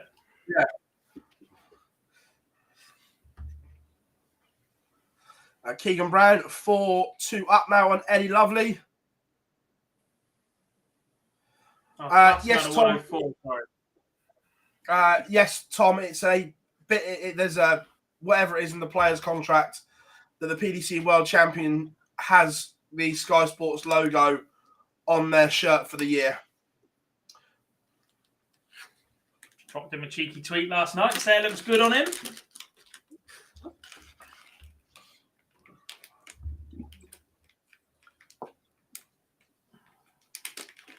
Has there ever been a father of his son match at Q-School? I don't know. Have they ever met? Have Eddie and Thomas ever met at Q-School? Pass. Not that I can remember. Don't know. Nothing. I don't remember it. If they have.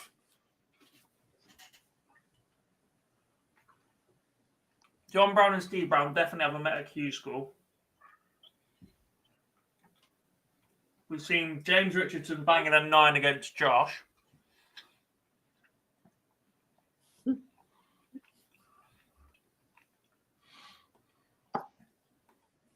Daniela, Dazvan and Hop. They're both nice. You know what? They're both identical records. Go on. Corey Cadby is broken.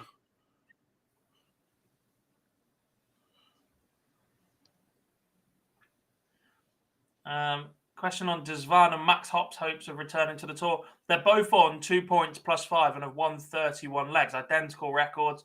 I guess it's draw dependent, Daniela. If they get drawn against Cadby round 1 first 2 days or something, they might be in trouble. We both know that they've got a ridiculous A game. Can they win enough for their B game to keep them in contention points-wise? Is there an online website to find all former Q-School results from the last few years? I'm not sure if the Dark Connect archives still have previous editions of Q-School there for you. Daylight for PDC Cadby. website might be. Possibly. Just pulling ahead, isn't he?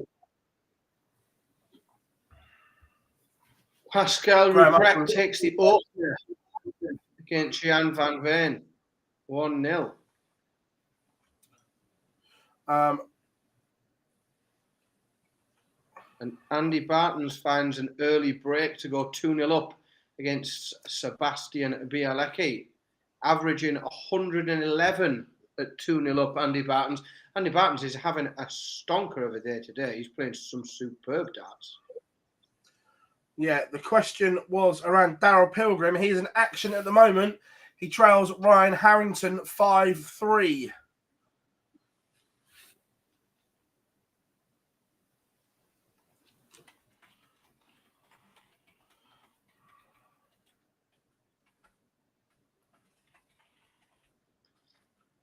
Adam Hunt won away against Peter Jakes, 5-3 up and on throw. John Henderson averaging 103, 2-0 up on Paul Mitchell. He's having a proper day today, isn't he, John Henderson? That pep talk from Mrs. Henderson's done the trick, isn't it? He's properly digging in today, isn't he? Scotty Mitchell's 2-1 up on Cadby. Usher as well. He will play. Well, he played Gervin next, and all Scottish by. Daniel Close is winning legs so far 10-10, 13 and 11. He's lost legs in 18 and 15. And he's open. Adam Hunt's going to get 170 after 9.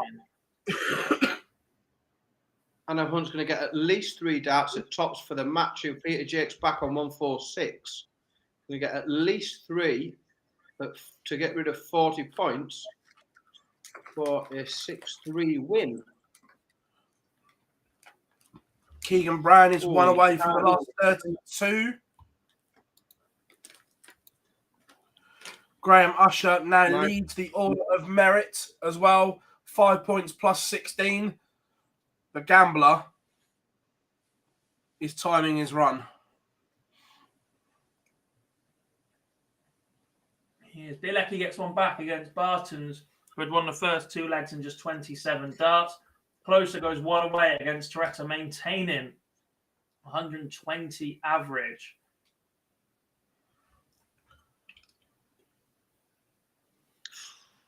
Oh, Adam Hunt's just missed 6 match darts.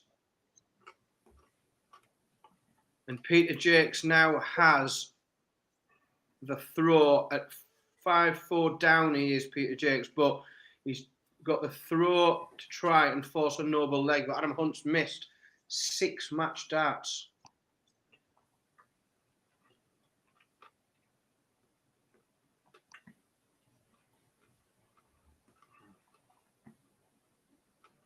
Eddie Lovely gets one back on Keegan Brown. So Keegan Brown 5-3 ahead there, still 1 away, throwing for the match now.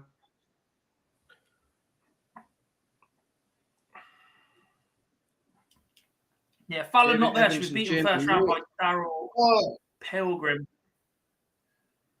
David Evans looks like he's just missed the ball to force a noble.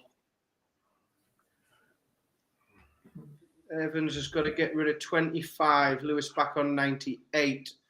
Try and get this to a deciding leg. If it does, go on. Corey Cadby marches on. 6-2 winner, coming from 2-1 behind. 5 on the spin for Cadby.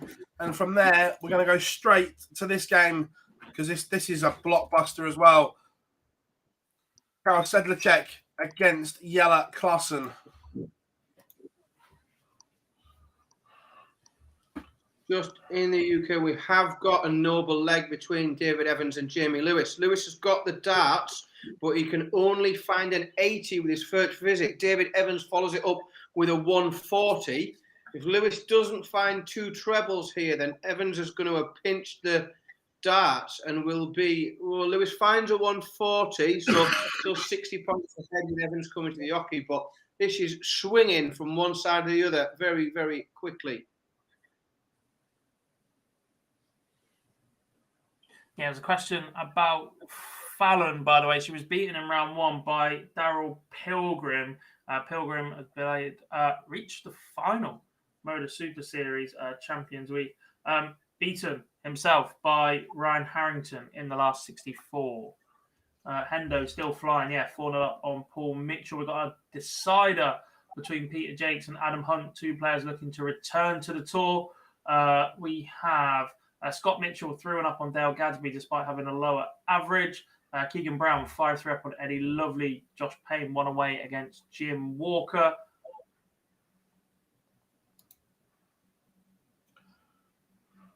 Adam Warner going 1-0 up on Lewis Gurney as Kenny Nyans takes a 6-4 win over Benjamin Pratnama. Keegan Brown has beaten Eddie Lovely 6-3. Jamie Lewis and David Evans matching each other, unbelievable. Both have hit 2 140s in this leg. One's hit 80, one's hit 81, one's hit 60, one's hit 59. They are both down to 81 after 12. This match could not be tighter. Jamie Lewis can only find 55, leaves himself 26. So Evans will get 3 darts at 81, or Lewis is coming back for 26 for the match. Jim Walker has taken Josh Payne to a noble. That's 5 apiece.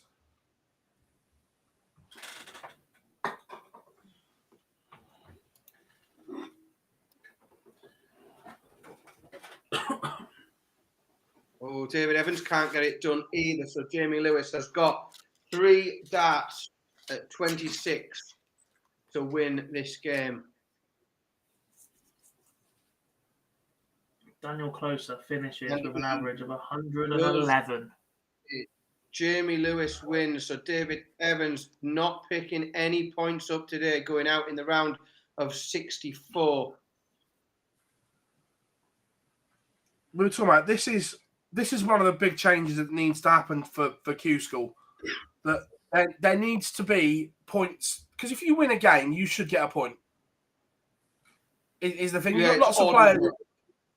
You've got lots of players that win games in the 1-2-8 and get nothing for it. There has to be a top-up system where it's always full and points have to be given out. Adam Hunt's got 3 darts to get rid of 44 for the match, and he's going to have to take them because Peter Jakes is coming back for 34 if he doesn't. Adam Hunt's missed at least 6 match darts, and he does it this time around. Finally, takes him 3. Well, Adam Hunt gets rid of 44 for a 6-5 win in a noble leg over Peter Jakes.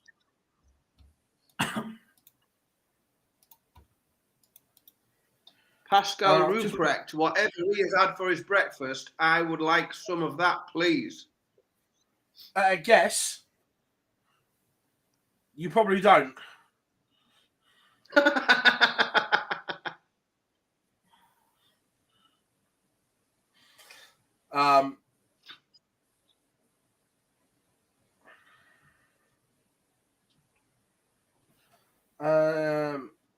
I can. 2 seconds.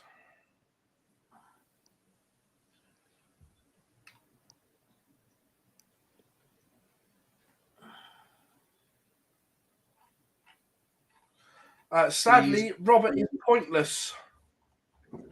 Yeah, he's -5 leg difference. No one wants Dimmy specials for breakfast. Christ.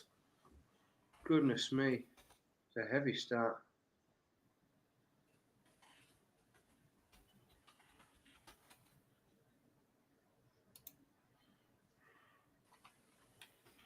Yeah. Andy Beatons, Sebastian Bilowetsky tied at 3 apiece. Ruprecht's got 3 darts at 20 for a 5-0 lead. He's absolutely bossing this game against Jan van Veen. He is really putting him to the hammer. Oh, he doesn't do it. And Van Veen takes out 1-4-2 to get a leg on the board. Goodness me. What a check out. 1-4-2 from Van Veen. A Dimmy special just one is leg on the board. Malibu and orange juice. But not just one shot of Malibu. Which is horrible, really. Malibu and pineapple's lovely. Malibu and orange juice is rank. Although, go on, Phil. No, go on. Well, I was only going to talk about when I was in Trilogy with Aaron Monk, and what I drank all night that night was large Jack Daniels and fresh orange. Ooh. And it sounds nasty, doesn't it? But I would recommend giving it a whirl. Sounds like Probably sounds nasty. It is. Do you know what? With a load of ice in, it was Jack Daniels and fresh orange. It was all right, not bad at all.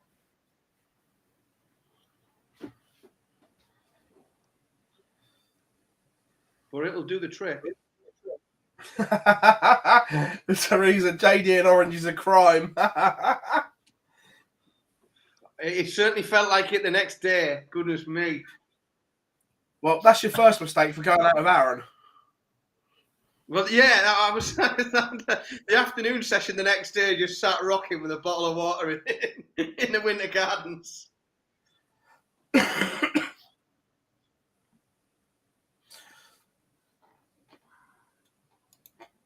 Right, what's Sebastian Conan Whitehead. Sebastian Bilowetsky What's he done? is probably about to go 4-all with Andy Barton's. Is 4-all. Barton's came out flying in that game, averaging really well and 2-0 up. So Bielecki's pulled that back well. I rate Bilowetsky so highly. Do you? Betfred. Ruprecht 5-1 up on Jan van Veen and has the darts in hand for a 6-1 victory. Pascal Ruprecht all over this game.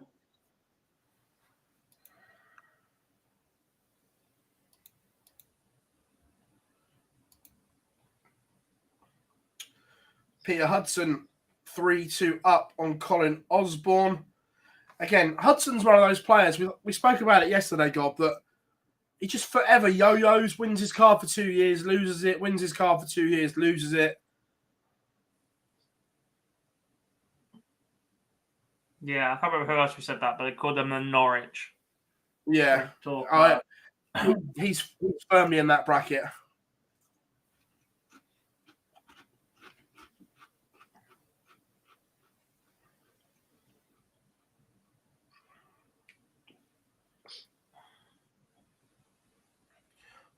We're not sure on 6. 6 points is going to be the cusp. 6 points and a good leg difference may just be enough, but not guaranteed at the moment.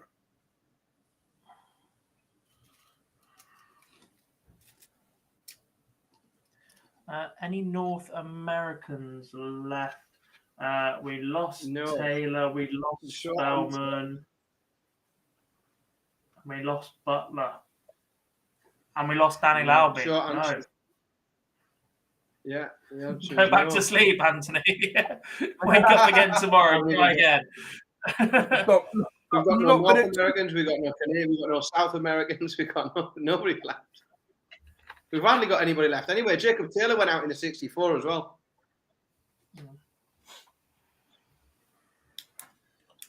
We are down to a very narrow field, certainly in Europe, just a handful. Yeah, I might need to get in touch with you, though, Anthony. I'll drop you a message on Facebook or Twitter. Your contact book.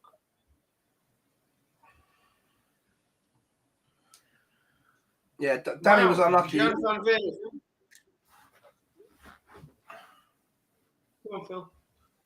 I say Danny was unlucky. He lost 6-2 to Conan Whitehead, averaging 92.5. Ruprecht has got 3 darts to get rid of 72. And he uses them as well. Wow, what a leg that was. Van Veen had just posted a 180 to leave himself 8. So was coming back for double 4 if Ruprecht didn't get rid of the 72. But he takes out the 72 for a 6-1 win, which puts him on 6 points and 30 and a plus 30 legs. Yeah, Graham Hall has just beaten Nick Kenny 6-5. And Mike Warburton beats Andy Hamilton in a noble. If Ruprecht beats either, well, looking likely to be Owen Roloffs, are we calling him as a tour card holder? Well, are we going to go full CNN US election coverage? Are we going to call it? Get John King in and go, I'm giving you this one, you have it? If he gets to 7 points, I'm calling it. He ain't being caught. Stop the can. Yeah. Just on a side note, I watched that the other year when it was all going a bit mad, when it was trying to get rid of Trump. CNN chat absolute rubbish for 364 days of the year and whatever else. But their election coverage is one of the best programs you will ever watch. All day, I was telling myself, I'm not staying up. I'm not staying up. I'm not staying up. Oh, shit, the sun's coming up. Yeah, next you know, it's 3 a.m. and you got John King in the corner going, we're calling this one. They're counting here. Oh, it's fantastic. Cadby, 14 dart leg to open against Chris Landman. He's not messing about. Yeah, Ruprecht, 15 months he's been playing dart. Bartons and Bielecki is a noble leg. Bielecki on throw and down to 168 after 9. Oh, can post to 60, so he's down to 108. If Andy Bartons can find a 2 treble visit here, he's going to really pressure that 108 Bielecki's coming back for. Oh, he can't. He's only thrown 39. Andy Bartons stays on 165. Bielecki. He's done a ferret. No finish. No, he's going to get 6. No, he scores 40, so he's down to 68. Sedlacek beats Klassen. Right, now Bielecki needs to take this 68 because Bartons is down to 67. 5 all in a noble leg. 1 point between them, 68 and 67. Bielecki to go first. We need a new UK feature, Phil. Dennett and yeah, it's warming up. It's warming up. I'm holding it for that one. Okay. Oh, Bielecki busts. Busts 68.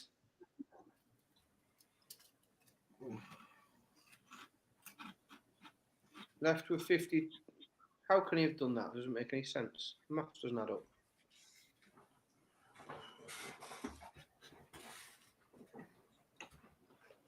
Bartons' turn.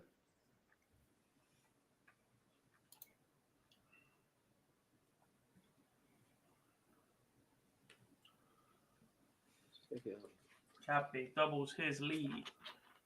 Darts Connect's had a complete nightmare there. It's listed it as a bust for Bielecki, and then after about 10 seconds, undone itself and turned yellow. If anyone else is watching this game, please tell me what on earth is going on.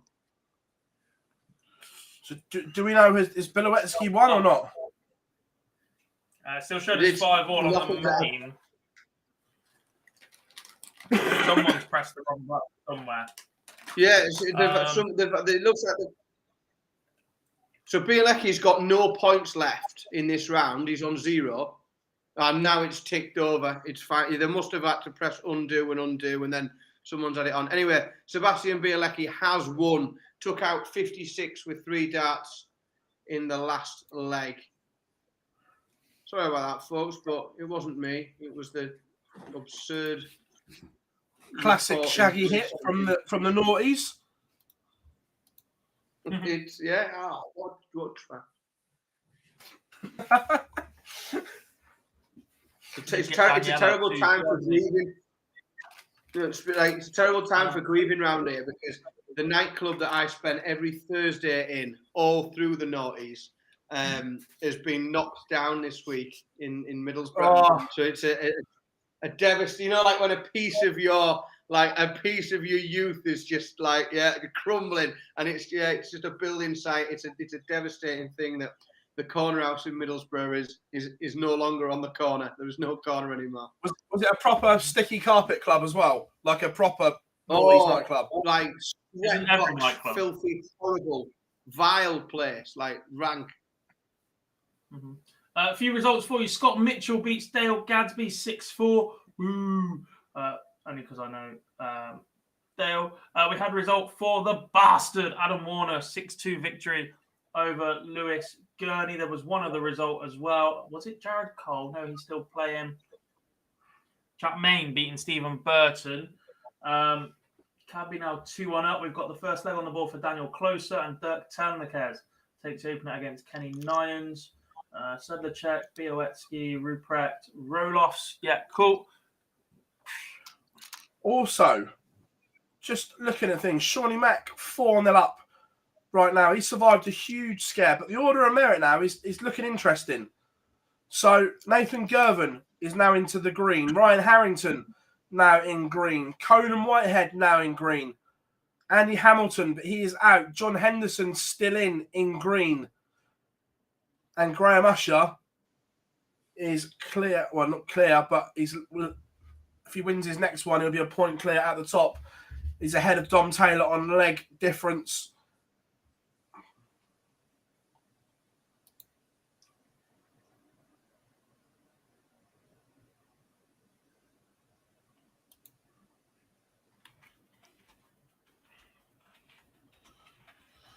Corey Cadby was 2-0 up. Chris Landman has brought this one back.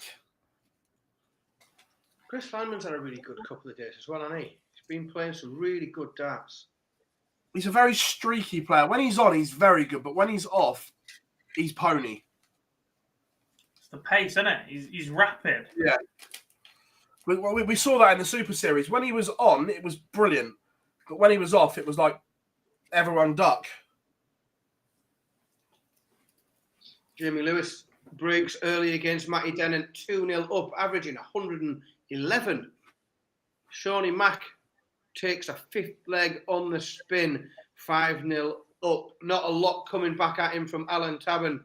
77 average from Alan is not going to be enough to keep pace with Sean McDonald, who's averaging just shy of 87. Colin Osborne, speaking of things from Middlesbrough, the corner house, the Parmore, and Colin Osborne. Colin Osborne In that order. won away.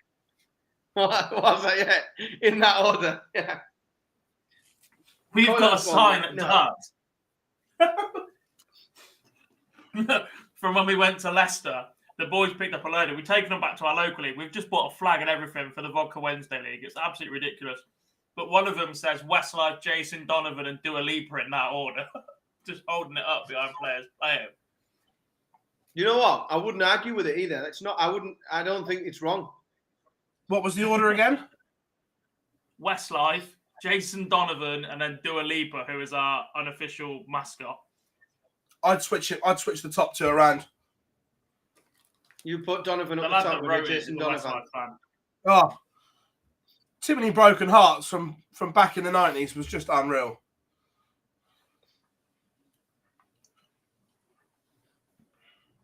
Did you see? Is it in Bristol? There's a kebab van called Jason Donovan, and he finally went to visit it recently. Yeah. Yeah, it's amazing that. I told this the other day, but my nightclub in Nottingham is called Ocean. It's themed like that. It's Baywatch theme basically, and Hasselhoff has been there a couple of times. I don't understand. If I lived in Nottingham, I'd only drink in one establishment. It serves wings and begins with a H. It's the only place I'd ever go to. I'm a bit I had a disappointed 3-day. Liverpool now has a bigger and better one. I had a 3-day conversation with Mrs. S when I was down to see when I saw you, Gob, in Nottingham, about whether or not it was appropriate for me to take Billy there for his tea. Yeah. And I was going, well, on the menu, believe it or not, kids eat free. And I was going, how can it not be appropriate if kids eat free? Like, it's got to be, I know. They got in a bit of trouble recently. They sponsored like an under-9s football team on the shirts. And like the local press were all over it. Like, no, you can't do that. That's not appropriate and all sorts. It was ridiculous. Corey Cadby to come in. Shawnee Mack has sealed a 6-0 victory. There was another one as well, but I've lost it. Mark McGeeney won. Can't find the scoreline because it's just moved down, but Mark McGeeney has won. Also, Colin Osborne, Peter Hudson going all the way. We're a noble in that one. Jared Cole is 1 leg away, 5-2 up on Sean Fox. Christ. Too Many Broken Hearts was February 1989. The song's 6 years older than I am. Still an absolute belter. Classic.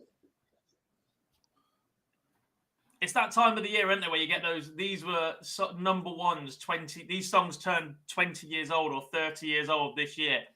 Sheesh, there's some ridiculous ones on that. Who was sponsored? John Daly, the golfer. John Daly, the golfer, is who I aspire to be on the golf course.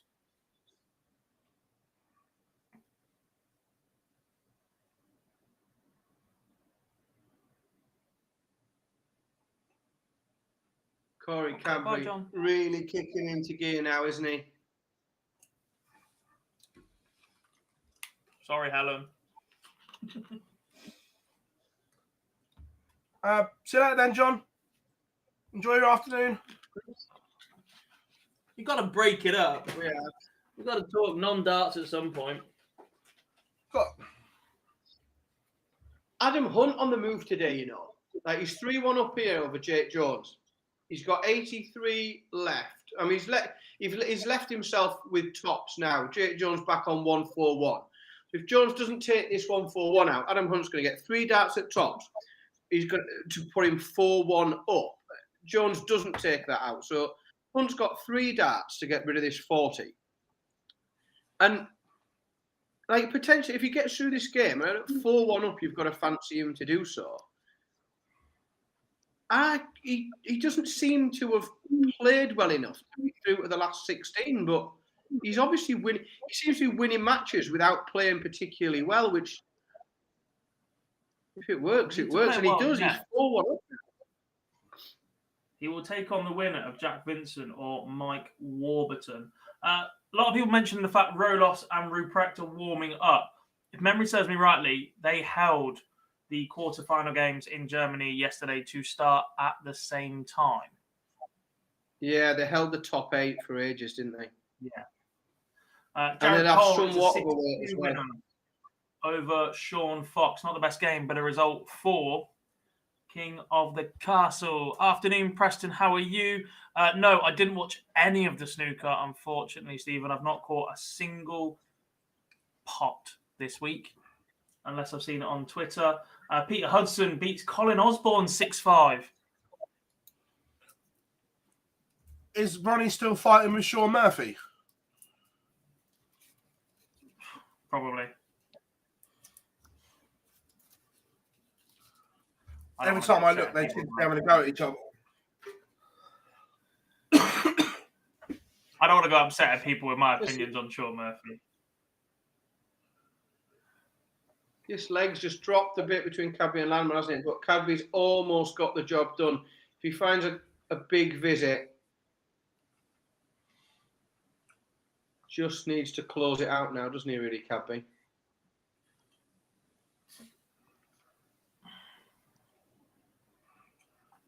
He would just start to mount a bit of... There isn't a Queen of the Castle, is there? There's a Queen of the Palace, but there's a King of the Castle.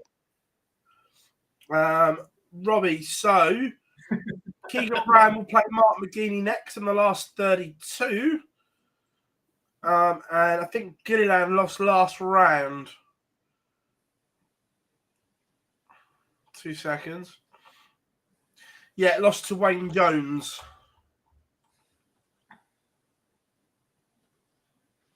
Yeah, I have absolutely nothing against any of the players that have just come off tour. But if you could give me free reign to pick the 27 players that come through, I think at least 20 of those, I'd pick new names. I want to see something different. I want to see those that haven't had the chance to roll the dice. I appreciate some might struggle for the first year or so, dropped off. You like Keegan Brown. I think he adds something to the tour. He's a bit unlucky that he's fallen out the way he has, given that he was nicely placed for Blackpool, etc. But if we were to get 27 returners to the tour straight from last year, I'd almost be a little bit disappointed with Q-School. And that's nothing against any of the players, but we've seen them last year. I want new stories. I want new faces. Yeah, I don't disagree.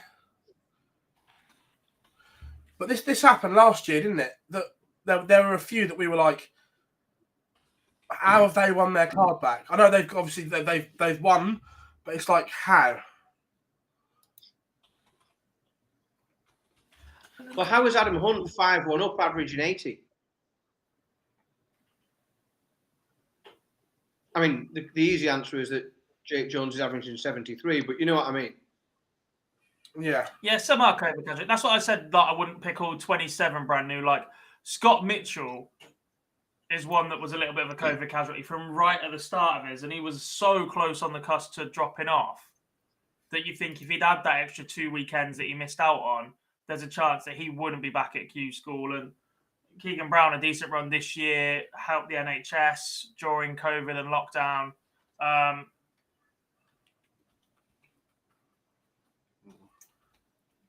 He's another that if he'd fully been able to commit to the tour for 2 years, I don't think he'd be back in this situation.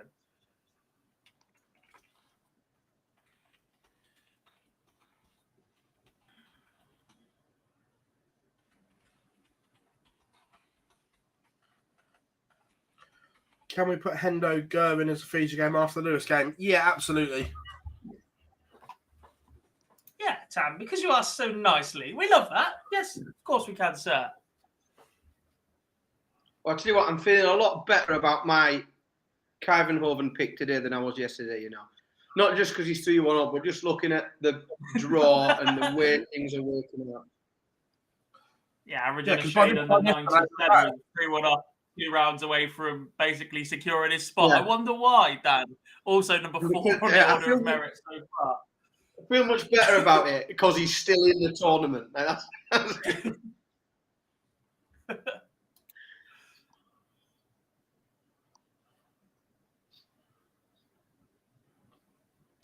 Steady, Rob. Mind you, it might not be wrong. It's probably accurate. Reece Robinson takes the opener against Scott Mitchell. A 125 average. He's gone big in his opening leg. That was a break of throw as well. So when Robinson starts off his own throw with a 140. So Scott Mitchell with it all to do here. Mitchell not playing badly, but Robinson come out of the blocks very, very fast. Also, Cadby doing? He's currently, Lee Evans is drawing 2-2 with Graham Hall. But Lee Evans is averaging 110, so playing very, very well. He was actually 2-0 behind to Graham Hall, I believe, in that one. And he's pulled 2 legs back in a row with some big darts. So playing well, Lee Evans. Yeah, looking Cadby against Bilowetsky next. They're both literally level in the order of merit as well. 3 points plus 12. So it's...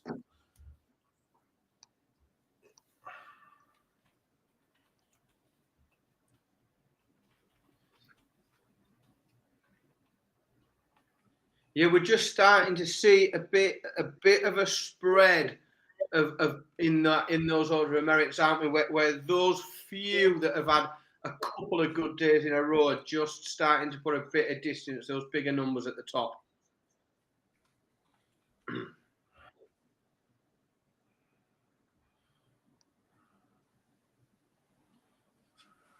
Adam Hunt's lost 2 on the bounce after missing multiple last match. Adam Hunt's missed loads of match darts in every game he's played today and somehow scraped through. But he's opened up this leg on throw, 124, followed it with a 140. So Hunt looking really in control here.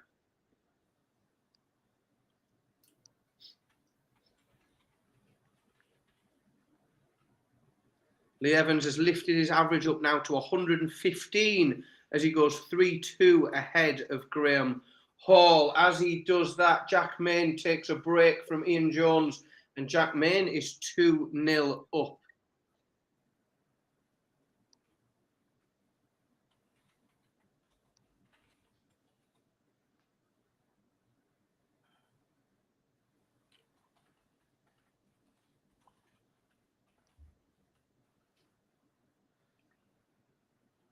Ivanhoven, what a leg that, 140, 100, 131, 105, absolutely flying. 103 average now, Mike Ivanhoven, 5-1 up.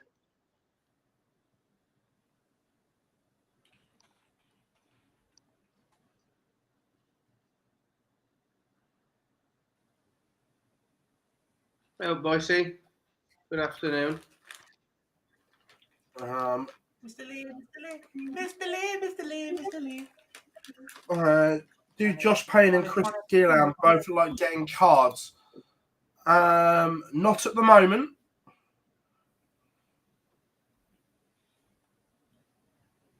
Adam Hunt has just lost another. He's lost. He had match starts at 5-1 and at 5-2 and at 5-3 and at 5-4. Adam Hunt, I don't know how but he's 5-4 now. Jake Jones is coming back.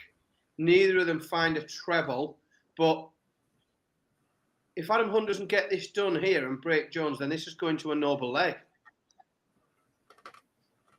We've got a noble in Germany, board number 5, Derek Telnekas and Kenny Nairns, 5 all for a spot in the last 8.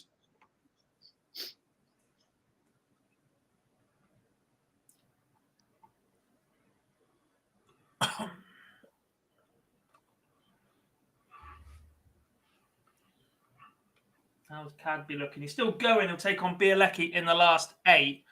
Those wins today have put him up to 16th on the order of merit with a plus 12 leg difference. A win here would go a long way to putting him close as well. Obviously, the outright winner today.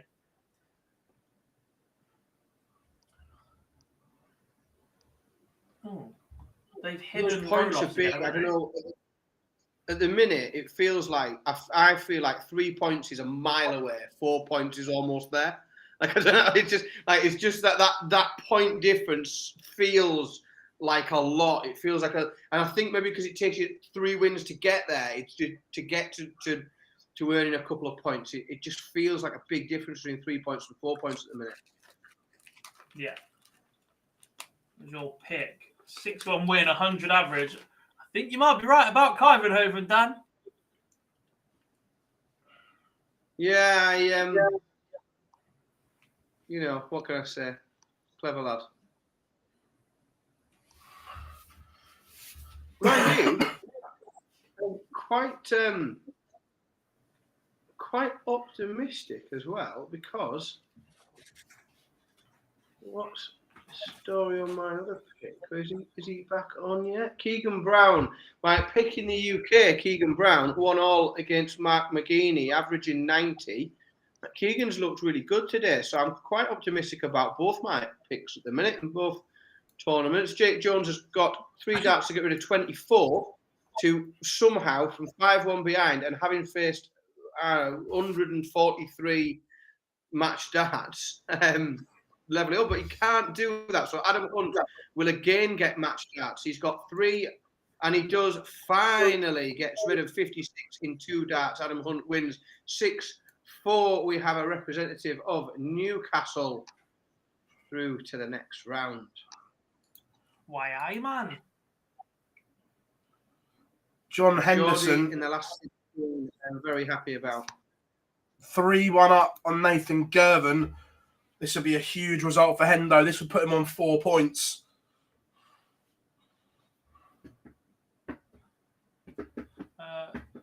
Wilson. I've just come in from town. What's the headlines? Fallon Sherritt beaten in the first round by Daryl Pilgrim is one of those that stands out in particular. Early losses for Dom Taylor, yesterday's finalist, and Andy Hamilton in the UK.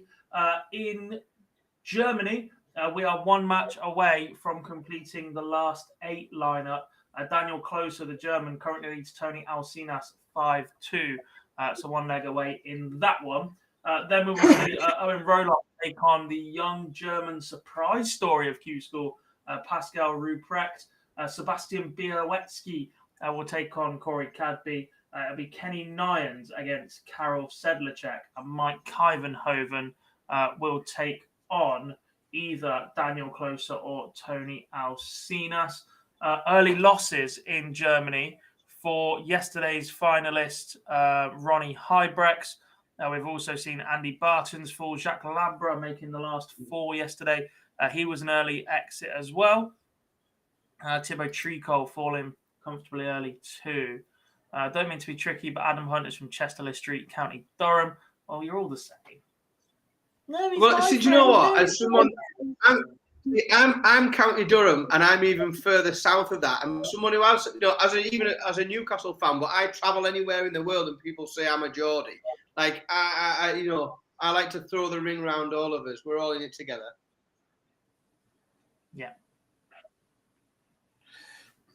Jamie Lewis has beaten Matty Tennant.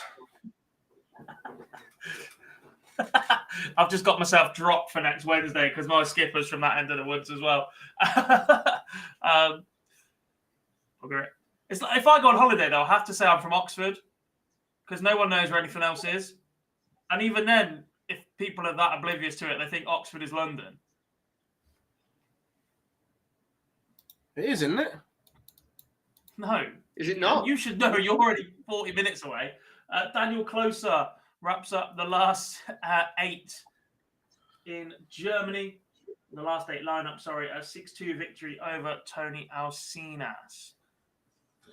Nathan Girvan breaks back. Missed opportunity from Hendo to put some daylight there. Shawnee Mack 2-1 up. Lee Evans now 5-3 up on Graham Hall. Shame for Fallon. Is she still okay or not now? Order of merit wise, she's not too badly placed. She's still 12th right now. If Q-School finished today at this instant, she'd be one of those that picked up a tour card. Work to be done over the next 2 days, though. Again, not a nice draw getting Daryl Pilgrim. I appreciate it's Q-School and you're not going to get nice draws, but you just want to start picking up a couple of points. She'll be hoping for something a little nicer in one of the 2 days. You say that, Gob. Let's be brutally honest. There are still a couple of nice draws there. There are still some cannon fodder. That's what I mean. Like, I'm not firing shots at anybody, but there are certainly players who'd rather draw than others. Kevin, why are you shouting random senior names up? Yeah, Kevin, why are you just shouting random names? No one cares? Looks like we're getting that. Do you remember yesterday when we got to the last 8 and we had like sort of 15 minutes of the Europeans warming up and not warming up and switching boards and doing like, do you remember that we're doing that same dance again where they all warm up, then nobody warms up, then one of them does, then nobody does. But we've got 3 of them warming up, so I think we might be just edging towards, with a bit of luck. Scott Mitchell now 4-1 up, steady away, averaging 91. A really good day today, Scott, and having a big push up that table. Certainly with the leg difference he's picking up, I think if he gets through this game, he'll nudge himself up to 10th, I think. Nudging Fallon Sherritt just outside of those yellow boxes. Conor Heenahan is 2-1 up at the moment.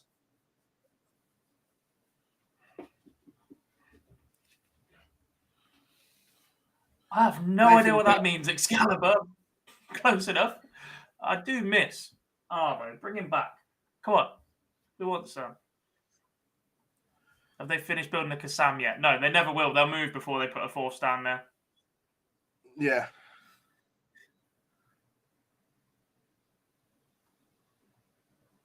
I think there was conversations about a new development out towards Kidlington last 18 months or so when Oxford have been playoff bound, but we'll put a second game up from the UK at the moment.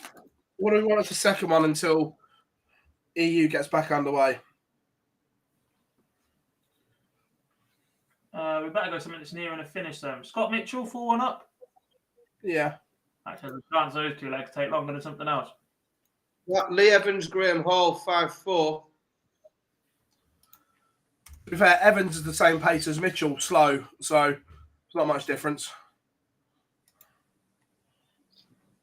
John Henderson just getting a tougher time of it here. In at 3-all, isn't he, off Nathan Girvan? Yeah. He's not looking as comfortable. Mind you, his average has slipped. He's down to 89, which is probably the lowest I've seen his average at all day. He's just missed starts at tops. Girvan back on 170. So Henderson's come back he's got double 10. He's got 3 darts to get rid of double 10. A 4-2 lead. Sorry, that would give him a 4-3 lead, and that's exactly what he takes. So Henderson 4-3 ahead. Game is on throw. So Girvan at the hockey now. Just a little bit tougher, this one for Hendo. Do you think Cadby could get in the Australia World Cup team this year? No.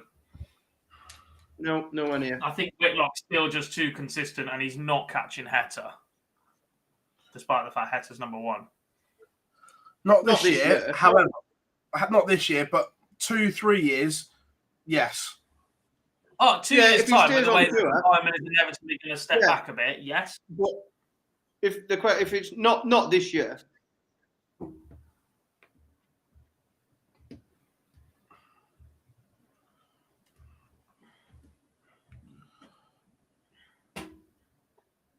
Jack Vincent is one away from being Mike Warburton. That would be a big result for Jack. The last time I saw him play, he really struggled. Yeah. That'd be quite a turnaround from September, October time. Keegan Brown 4-1 up, looking very comfortable now against Mark McGeaney. Keegan Brown really, really kicking on now. Lee Evans gets the job done, 6-4 over Graham Hall. Nathan Girvan,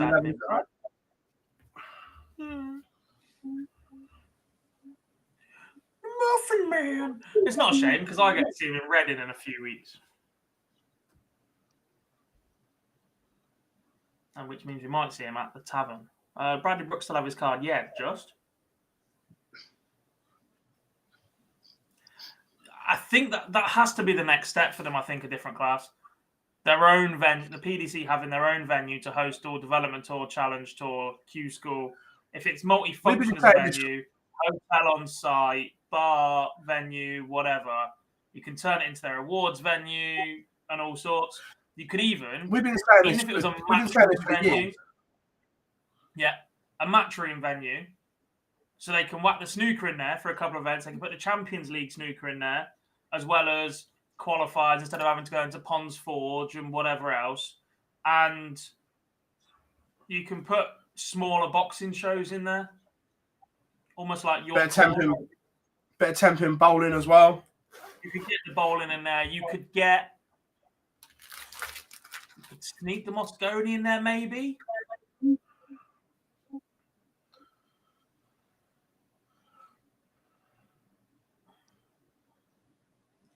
Vincent does beat Mike Warburton 6-2.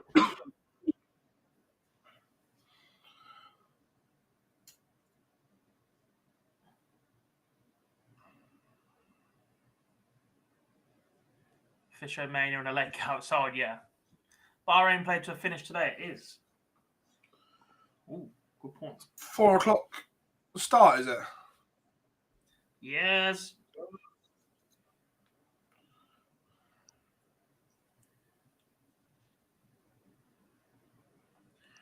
Muffin Man. Nathan Girvan's missed. Nathan Gervin's missed a bit of a trick here. He had the Hendo throw under the cosh, and then 3 troublous visits has handed the momentum back to Hendo, and he goes within 1. Gervin going to have to win 2 on the spin now.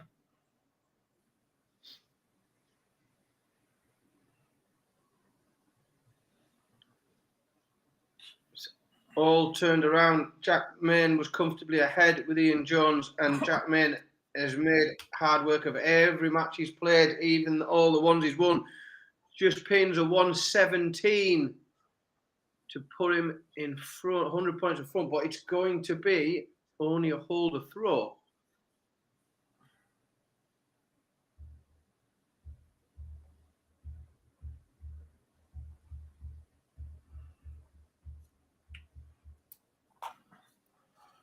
I'm not one to moan about sportsmen and betting. However, Michael Smith, 8 mismatched darts cost me 700 quid last night. Gutted. Cadby Białecki is underway.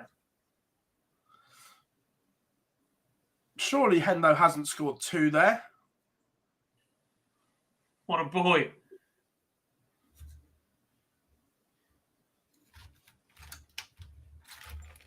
Uh, 177. Brilliant.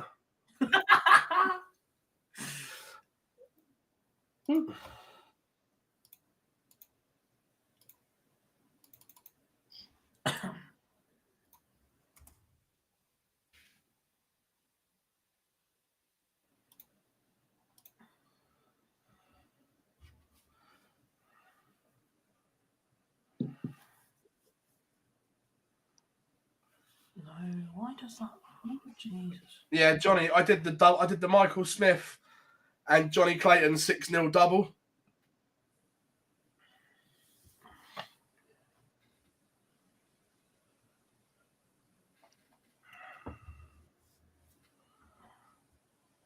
Has Hendo opened the door for Nathan Gervin?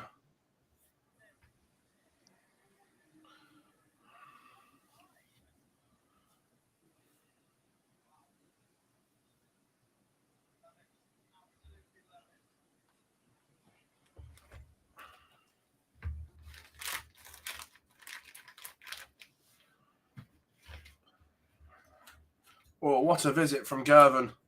Finds a 180 on the Hendo throw. And then Hendo replies with one of his own. It's still advantage Gervin for me if this is half decent. Slip. Back to advantage Hendo.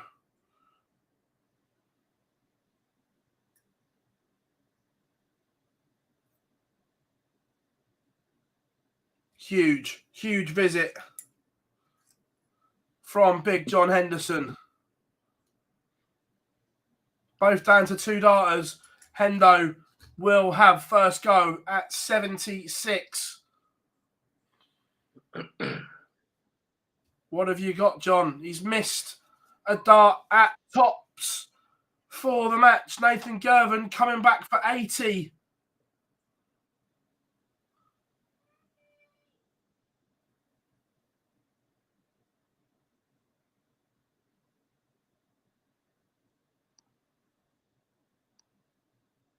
It's taking a while to update, isn't it?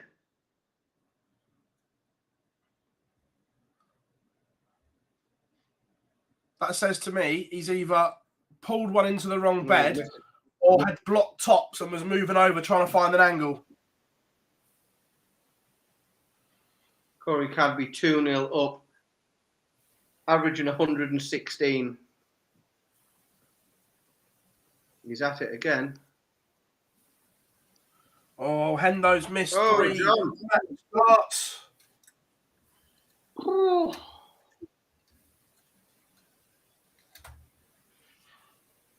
He's not getting it done today. He's going to have to come back tomorrow. Let's have another pep talk from Mrs. Henderson.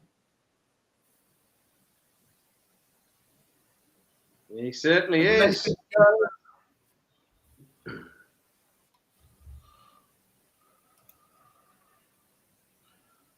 look, although disappointing for Henderson fans, he's still well placed in the order of merit after 3 days.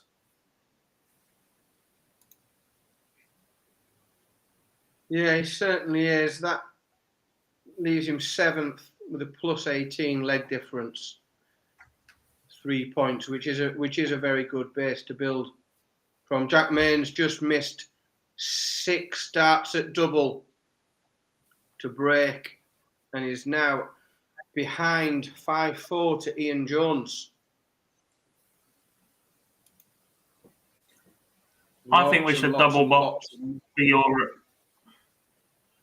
Ruprecht, Owen, Roloffs. Basically a shootout for a card.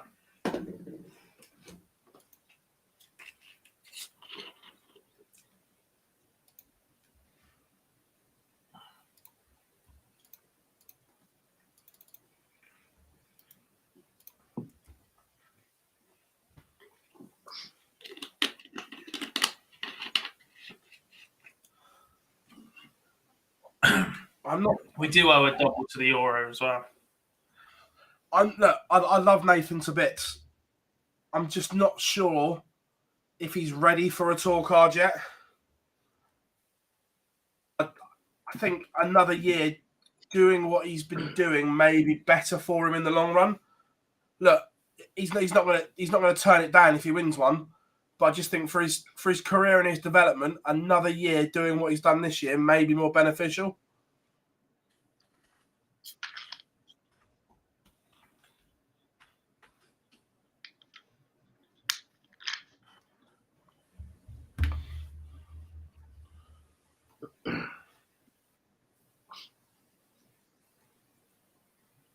Noble leg between Ian Jones and Jack Main.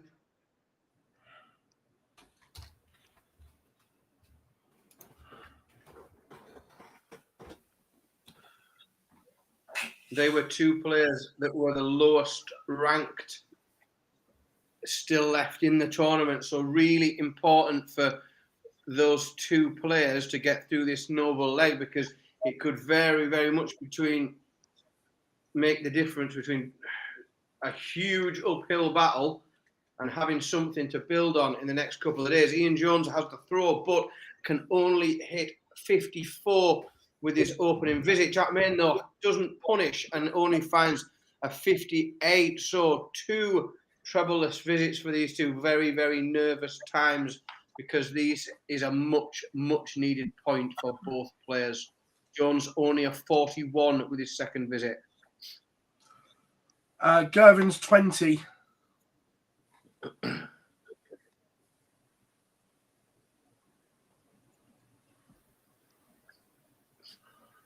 Oh, in Germany, Cadby flying 3-0 up. Ruprecht 2-1 up on Roloffs. In the other 2 games you can't see. Clive and Hoban 1 apiece. Nyans, Sedlacek 1 apiece also. Yeah, Conor Heenahan is 1 away. He's 5-4 up on Peter Hudson.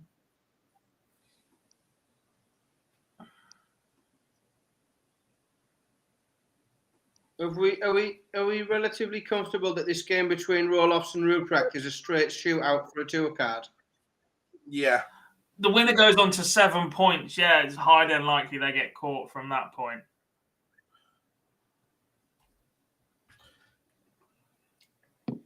If it was an election, I'd be doing a stop the count. It's done. They still got 10. The winner's still got 2 more games to play as well.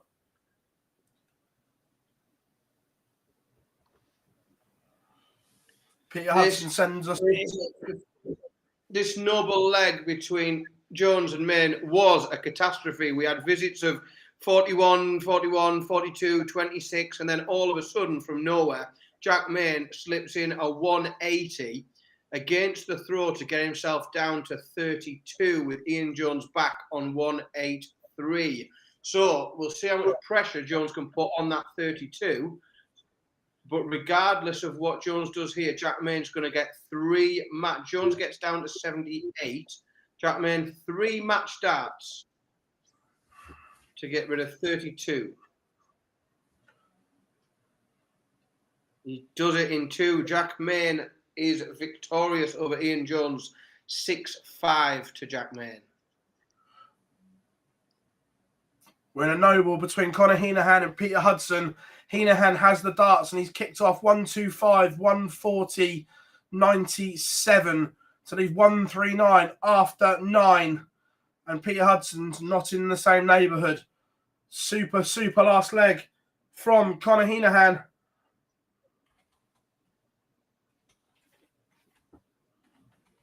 And he tees up tops after 12. And there is nothing Hudson can do about it.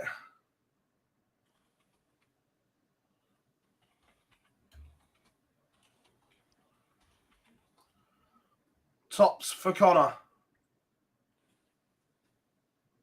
And it goes. Conor Heenahan wins the Noble against Peter Hudson.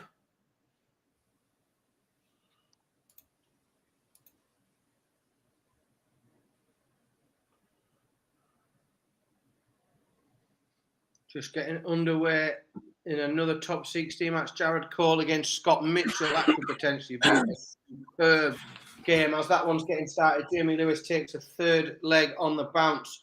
He is now 3-0 up against Conan Whitehead.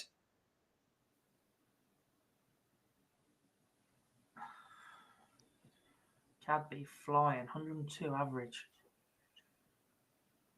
Crikey. Pascal Reprec just under the 100 average. He's averaging 97. He's 3-1 up on Owen Roloff. He's 76 after 12. Go over 14. That average will go above the 100 mark. Van der Pass is long gone. Who's he beaten by? Oh, yeah. Hours ago, it feels like now. Probably was hours ago, to be fair. It's 10:03.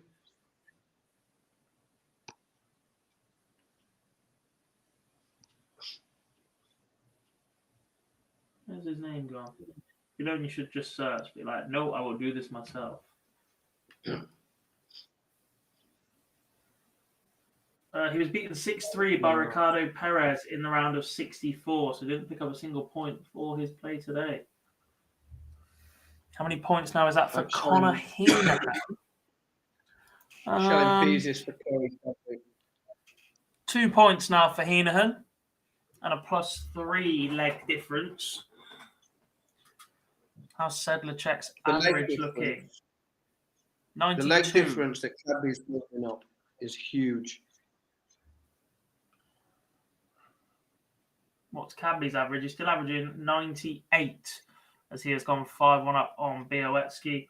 Reprec still 97. Roloff's 88. Kyvenhoven just 77 average for him so far. 2-1 up on Daniel Closer. I said it's a 92 for Karel Sedlacek as he is 3-2 up on Kenny Nines, who's averaging 88.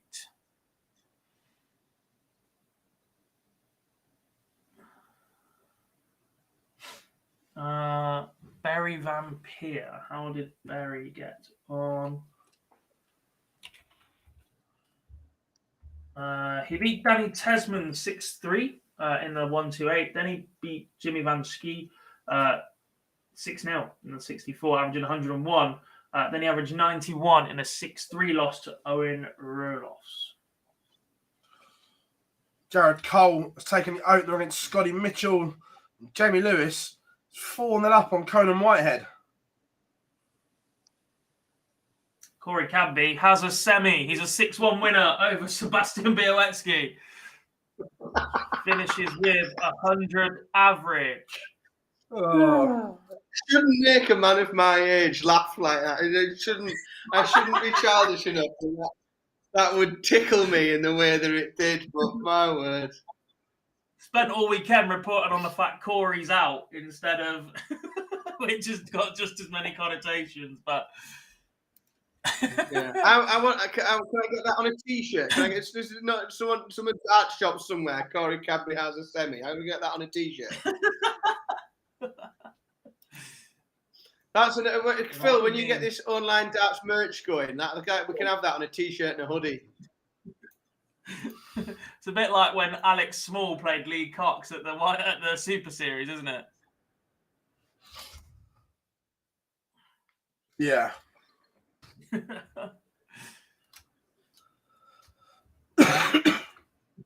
Not as much as his full one would, Declan.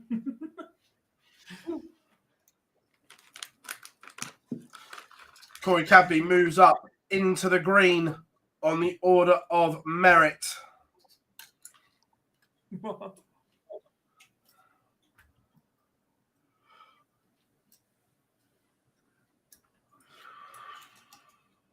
He will play the winner of Roloff's and Ruprecht.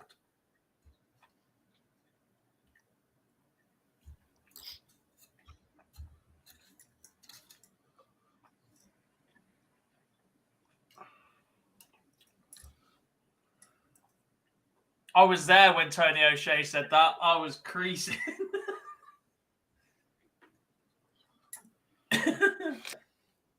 That was the same time that Phil Taylor told everybody he was off back to the hotel to watch on his Fire Stick the rest of the action, even though it was only live on BT Sport.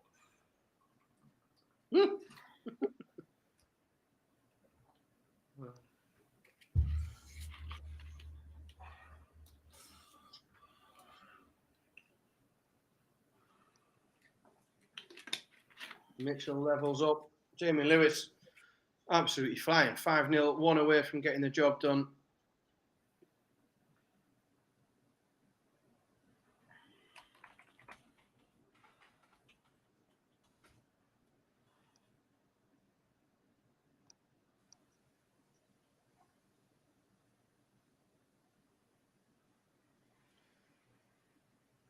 Kuyvenhoven with some breathing space now. He's going to get 6. No, he's not. He's going to get 3. It's the other way around. At 74 for a 4-1 lead against Daniel Closer.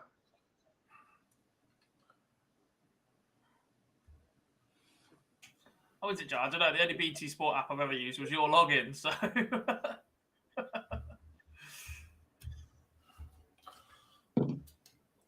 Keep telling you, Cobb, your house is going to get raided. I don't know what you mean, mate. No one knows where I live. I do. Yeah, I do as well. Corey's That's Corey the problem with plus not pick you up. It's plus 17. Plus 17 for Corey Cadby's leg difference. Right. It's not Just gonna actually run my to house, iPad. Dan. I made you pick me up, so it's fear of shame. Hello, Lindsay. How are you? The Germany, we have 3 quarterfinals remaining. One of those is over with Corey Cadby. In the UK, all of the games are last 16. We've finished the last 32. Now we've got one result. Jamie Lewis beat Conan Whitehead. We've got a 32 game still going between Jim Walker and Lee Budgeon, and everything else is last 16. So we've got Jack Vincent against Adam Hunt, Justin Hood against Keegan Brown. Jared Cole has just gone 2-1 up on Scott Mitchell. Connor Heenahan warming up against Lee Evans, and Jack Main against Ryan Harrington.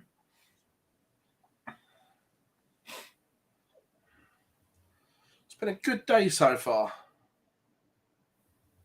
It's been a good day.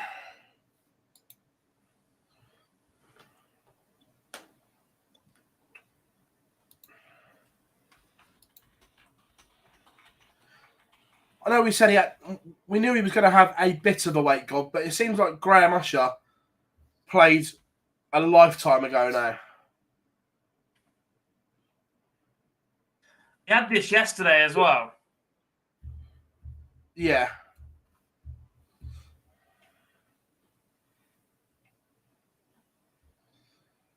You lot all keep thinking I still live in Oxford. Yeah, told you no one knows where I live, Phil.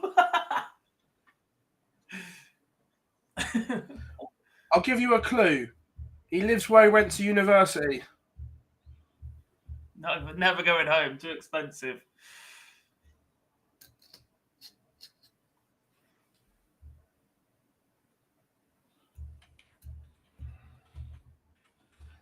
Usher's still in. He just played a lifetime ago. Oh, 2 seconds. Go on, I need to take this. All right, I'll run solo then. Carol Sedlacek 1 away from the last 4. He's 5-4 up on Kenny Nines. Pascal Ruprecht also 1 away. He's 5-2 up on Owen Roloff. You can watch him go for the 8-8 on screen right now. That'd have been really cool if it had gone yellow, as I said now, wouldn't it? Take your time, Pascal. We're just sat here watching your numbers on Dark Connect, son. And it goes in 3 Pascal Ruprecht will take on Corey Cadby in the semi-finals in Kalkar today. The other semi-final will be between Mike Kyvenhoven or Daniel Closer, or Karol Sedlacek or Kenny Nyans. What happens with the buy-in money from Q-School Pay the Callers? It will pay for the officials in the venue hire, the stands and the like, and then the rest of it just goes back into the PDC prize pot for the rest of the season from Pro Tour, Challenge Tour, Development Tour, Women's Series, and the rest of the season that needs paying for. I think it worked out just under 400 grand this year, which basically covers the Premier League prize money. If you look at it that way. Big moments there. Jared Cole has just broken the Scott Mitchell throw. And also, result from Germany, Gob. We do. Karol Sedlacek, a 6-4 winner over Kenny Nyans.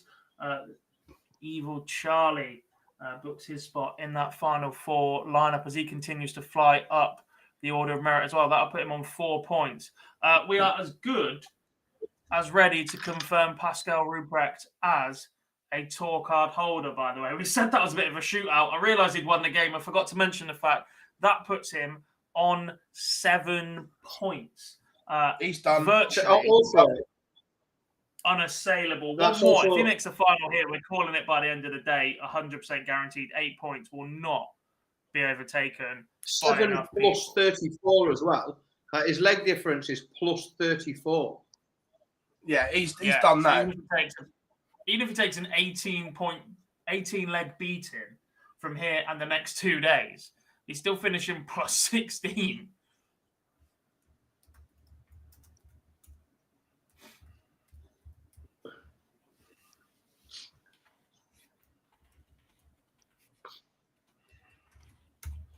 Yeah, he's done. He's on tour. Scotty Mitchell going to have to do some work here. Jared Cole takes a 3-1 lead. And is the first to a finish in this fifth leg.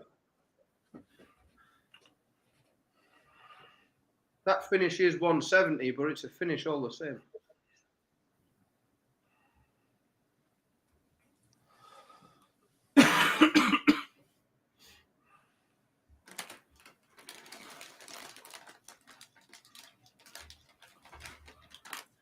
Stephen, has anyone here actually seen Pascal play? One of his friends was in the chat room recently.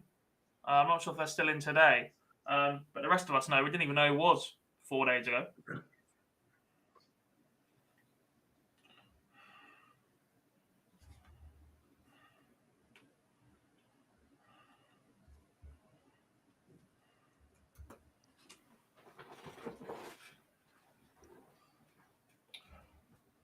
This is getting tight between Closer and Kyvenhoven.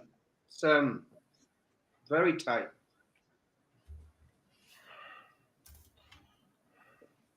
Closer averaging 10 points more, but obviously Kyvenhoven just 1 leg up at the minute. But he's going to have to take 154 out to prevent Closer getting a go at 80.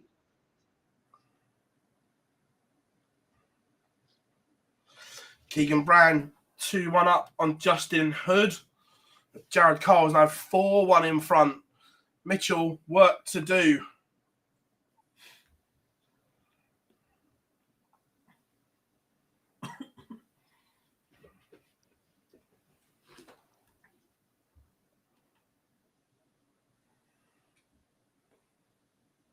Well, Kyvenhoven's got an opportunity to take advantage of a missed dart at double from Closer.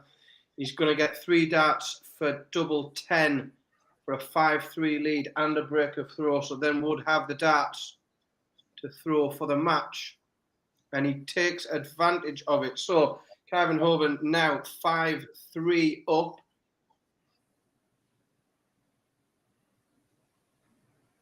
And throwing for the match. Anyone can enter Q-School Devilson. You just have to pay the £450 entry, plus obviously your hotel, travel, food and drink across the weekend. Do you think, Gob, that there remains an element of darts tourism in that? Do you think there still are people paying for the experience?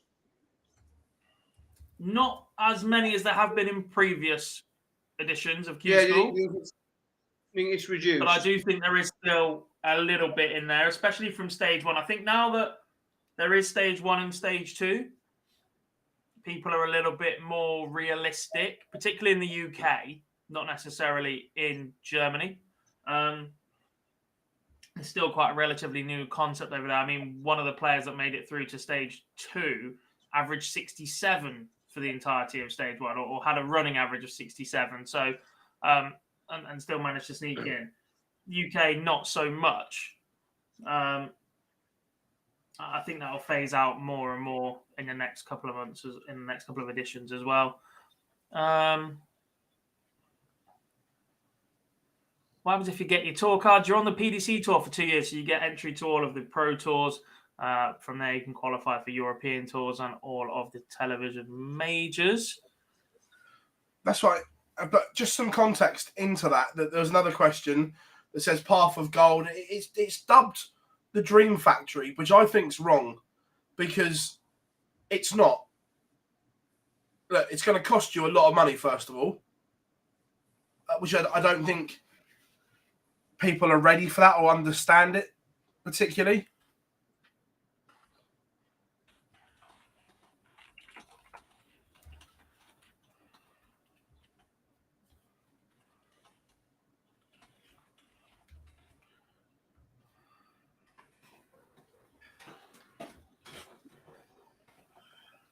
I have a 75 average. 75 running average. You might pick up a couple of wins. Unless you can hit 90 on demand regularly outside of this environment, then you're still not quite there.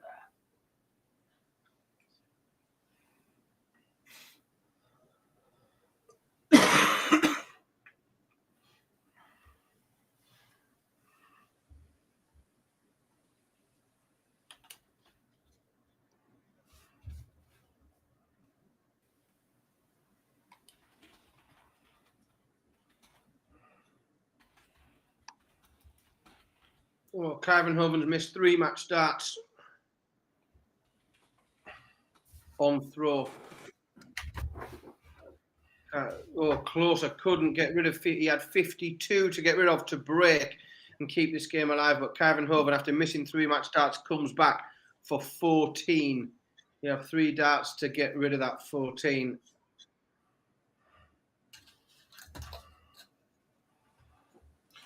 Keegan Brand 4-1 up.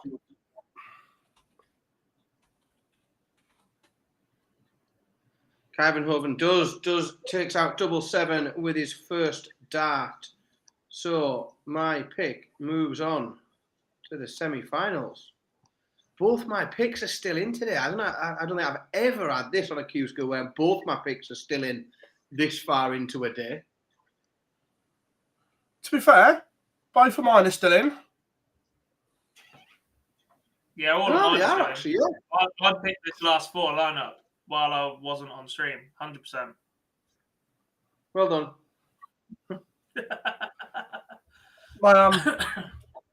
My Usher Cadby combination is still there. Adam L, I average 83. Adam.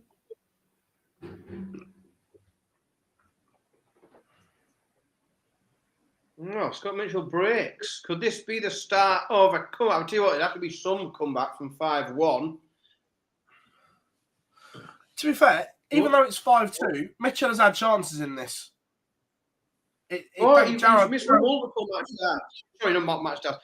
When Jared Cole was 4-1 up, Mitchell missed at least 3 darts at double off the top of my head in order to pull that back to 4-2. Yeah, he's been there or thereabouts. Mitchell, his doubles have let him down. Keegan Brown up to 5-1 now, so building on that leg advantage as well. Yeah, Yeah. Yeah, I couldn't resist that one. Sorry, Charlie.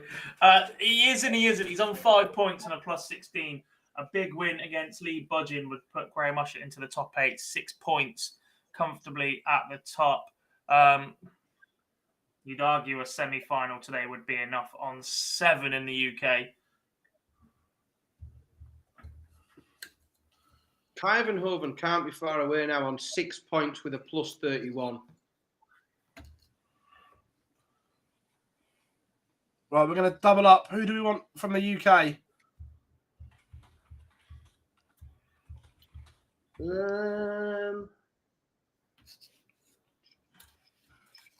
Connor Hennigan Evans? Heenan Evans? Or Heenan Evans or Warner Gervin? Oh, the bastard. Give me some Madam.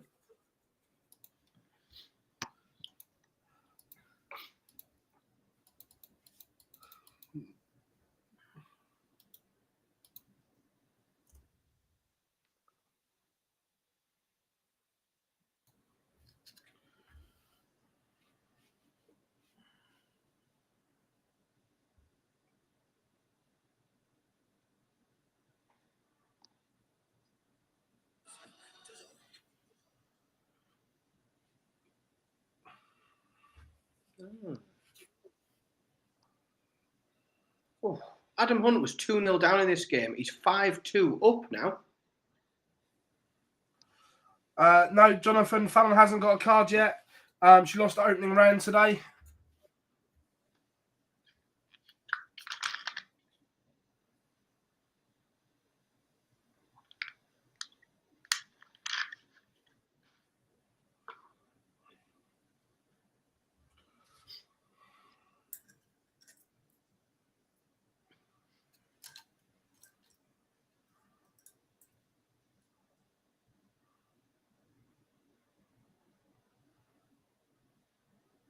This would be some comeback from Mitchell if he can. Back to 5-3. I mean, he's going to have to break again and again, but some comeback.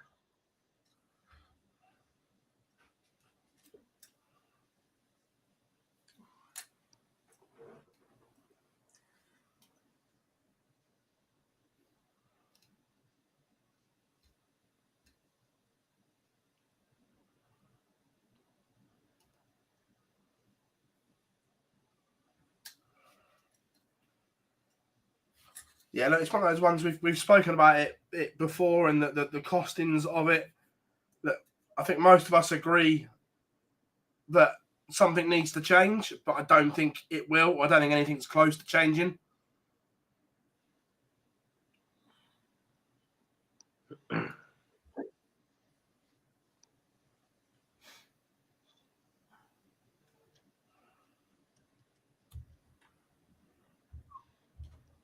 think Cadby might be paying for dinner if he gets a tour card, though, Daniela. Solid leg this, though, from Nathan Gervin to take the lead. Has Ryan Harrington had a card before? I think so. I'm not sure if it was in card day or not. He was on tour for a while. He's on tour. I'm not sure. Did he have a card physically? I don't think he did he? Let's consult the all-knowledgeable Wikipedia.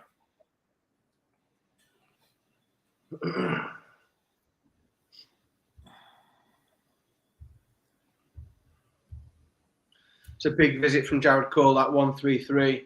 Mitchell was hanging around in this leg. Those 2 tons put him somewhere near, and that's a big slip to not hit a treble when he's trying desperately to stay in this game. There we go. Jared Cole gets the job done 6-3 over Scott Mitchell, and Liam's pick is done for the ball. Yeah, he's had one twice, I think. Ryan Harrington picked up in 2018 via the Order of Merits. That would have been 2018 and 2019. Qualified for the Grand Slam. Lost to Dave Chisnell 10-3 in the last 16. He also played UK Open 2015 and 2016 back in the days when it was standalone UK Open qualifiers that were Pro Tours.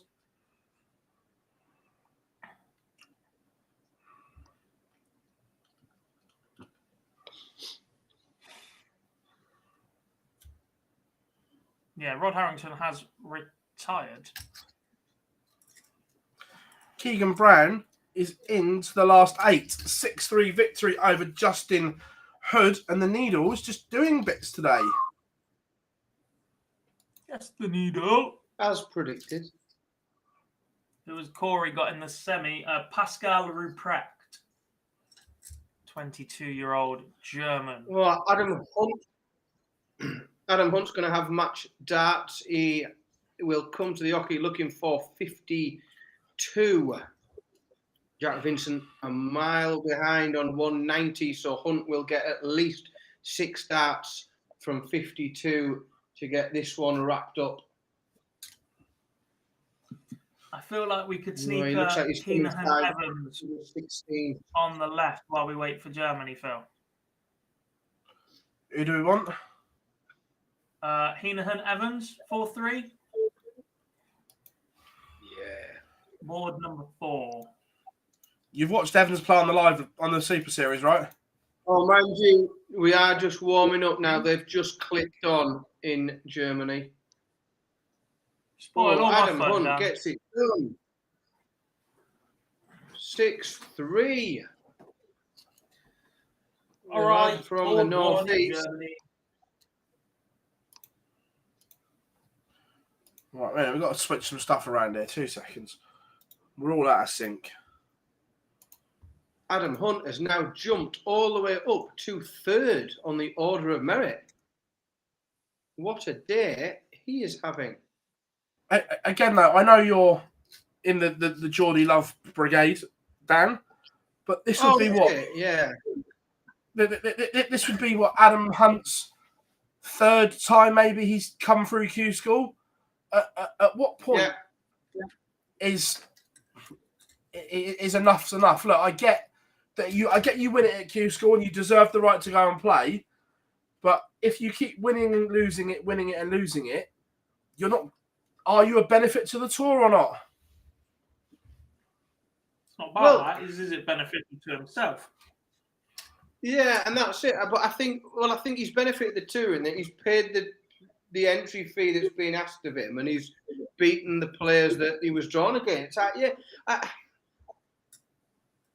think unless you completely rework the whole system of how people get a card, you're always going to get, your Norwiches, people that are going to get through Q-School and then not sustain it over the course of. But then you sort of think, well, I don't know. You never quite know because you never know when it's going to click for people playing on the tour and going to all of these events. So yeah, I think it's not harsh on Adam. I didn't mean against Adam in particular, but it goes back it goes back to your point that you made earlier. If you could handpick the players, because the way it stands at the moment, we're looking as if the tour is pretty much going to be the same as last year, apart from maybe 1 or 2. At the moment, It's all the old tour card holders looking set to win them back. Players we've seen already, yeah.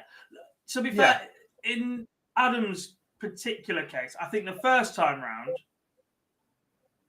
he was too young, wasn't ready for it. The second time round, he started the first year of his 2-year cycle very, very brightly. He just struggled at the last year. I think third time round, he's still under the age of 30, is Adam Hunt. Got loads of time.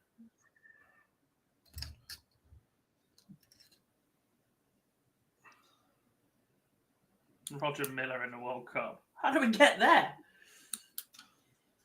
That's a random reference. I was going to say, it wasn't a dig at Adam in particular. It was more the case when we went back to earlier that it's going to be very, very similar and samey. And have they changed anything in their game that we think is going to make them keep their card or get them in a better position?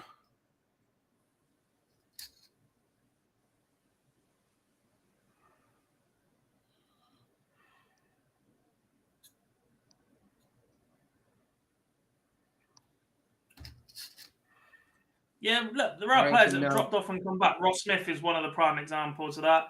Van Dijvenbode lost his card for a while. Mike de Decker's one that seems to be a little bit resurgent with his. We've seen fall-offs for Gurney and Hybrex, not to level where they lose their card, but drop a little.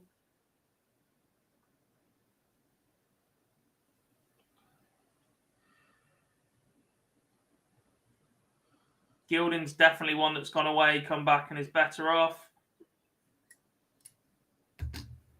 Suits made the jump from WDF, didn't he? Yeah, Tom, I get they've earned it, but look, we look at it a bit differently, right? Because look, whether people like it or not, we're involved in media, and it's all about stories for us. What creates a story? Who is a story at the time? And right now, there are much bigger stories outside the tour card holders with your Fallon Sherricks, your Corey Cadbys, and things like that.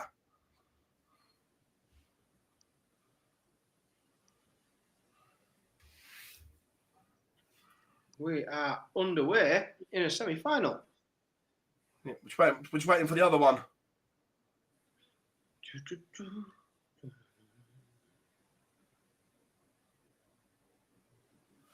It's a good one from Neil as well. He says, question, do you think these guys ask themselves, will they be good for the tour, or the tour good for them? Look, some players I don't think the tour's good for. I don't. I think some players would benefit not being on tour. I'm with you there, Duff Man. I think that some players would benefit from not being on tour. Certainly now, I think there's never been a better time. For me, there's never been a better time in the history of darts to not be a professional dart player, to not have a tour card, or to not have a tour card and be a professional dart player, because there are just so many opportunities that weren't there before. It really is a brilliant time for those set of players. And I think, anyone between 64 down over has got to ask themselves, is the tour the best place for me? But I do think, we look, and I know you phrase the question sometimes, Phil, because of what we do, and this is what the way you have to think is about, like, are they good for the tour? Like, are they a good addition to the tour? Do they bring something different? Does the tour benefit from them?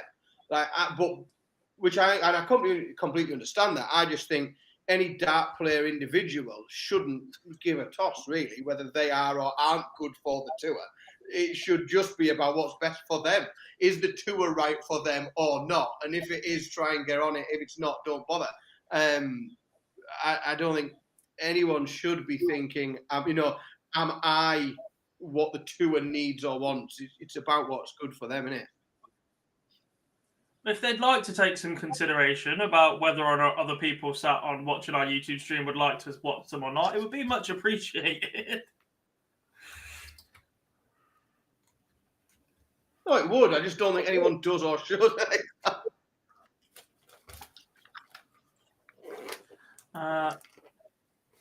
Are there any plans to run ADC events in Europe as well, apart from the UK? It seems like the ADC circuit is a great addition for the amateur players and growing rapidly in the UK. Yeah, eventually, like most things, it wants to be a fully global reaching organisation. They've already got an arm in Australia right now. Yeah, and they just announced a link with the MODUS Super Series to bring a couple of players across. And there are some regions in Europe that the ADC are currently working in with the intention of spreading further there as well.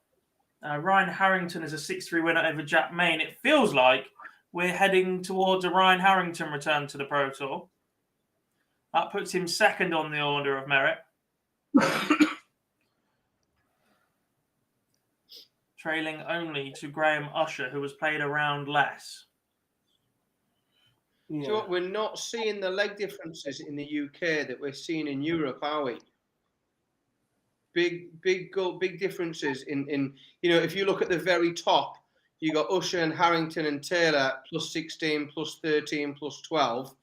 You flick over to Europe and you got Ruprecht on plus 34, Kyvan plus 31. Hybrid's still obviously plus 21, Dayton's 20. Bob, the thing with the Super Series is players get paid to be there as well. They're on a daily appearance fee to play. So they also win prize money, but they're being paid to be there. Is the thing. And I know I can't remember who brought it up, but it was being like Matt Edgar and Adam Hunt being quite similar. My general opinion is I think Adam Hunt could earn more money by not being a tour card holder at the moment. For a year, yeah.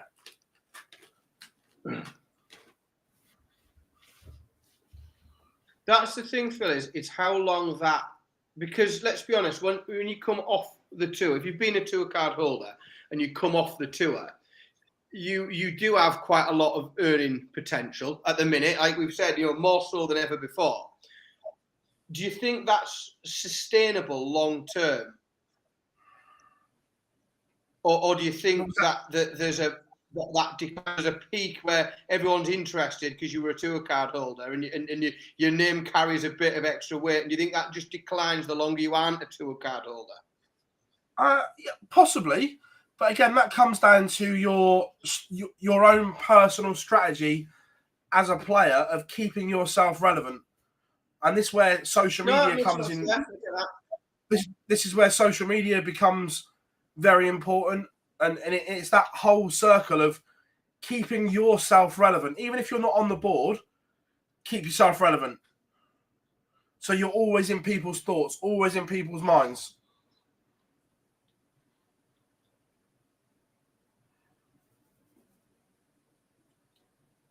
Some players need a social media manager. Leave the Instagram alone. I love it.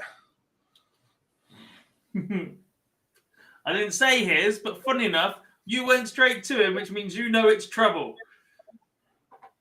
Yeah, but for our line of work, it's brilliant.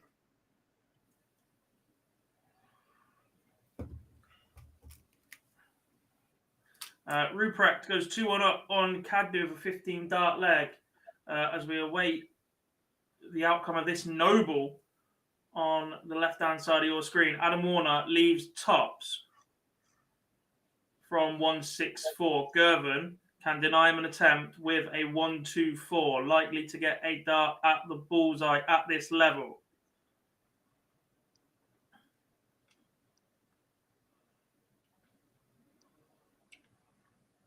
Missed the dart. He has, and I think he's missed it. And Adam Warner has 3 in hand at tops to book his place in the last 8, where he will take on Ryan Harrington, who has already defeated Jack Main 6-3.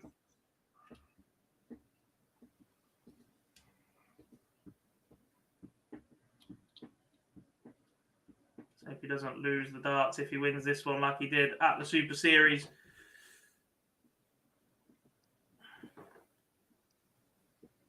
Goes into the bastard in the black, is into the last 8 as he beats Nathan Gervin, the World Youth Championship runner-up, 6-5, setting up a tie with Ryan Harrington. Just one game still going in the UK in the last 16. That is Graham Usher against Lee Budgeon.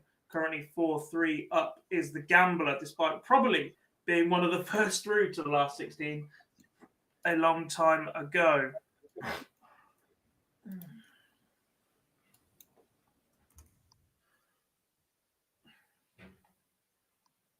Yeah, no, that's cool, Bob. So, yeah, basically, Monday to Friday, the players get an appearance fee per day. Then, if you qualify for Saturday night, you're playing for prize money. And then the same for Champions Week. You get an appearance fee Monday to Friday, and then Saturday, you're playing for prize money. Yeah. A couple more questions. JDC Q-School's coming up. I don't know the age gap for JDC Tour card holders because they've got slightly different. You've got the academies and you've got their Elite Advanced Tour. You'll know more than me on that one, Phil. Fallon was beaten first round today, Danny. She lost to Daryl Pilgrim in the opener, but is still currently ranked. She'd have just fallen to 19th on the order of merit. Adam Warner will have just overtaken her. So still in the top 20, still decently placed on 3 points. There's a chance that 6 would get you a tour card come the end of Sunday. I'll be hoping for a slightly nicer draw later throughout the rest of the weekend. To be fair, but I like Adam Hunt. I did mention the fact we might get a return from James Hubbard earlier on stream. Looking forward to that one. Evening, Andy. How are you doing? Yeah, different class. I like Adam Hunt. He's a nice lad. Lee, are you trying to say you'd rather watch Chris Mason than us? I'll give you that bit. I'm not backtracking at all. I like Adam Hunt, but as a player, I think he can earn more money away from the PDC Tour right now, and I stand by that.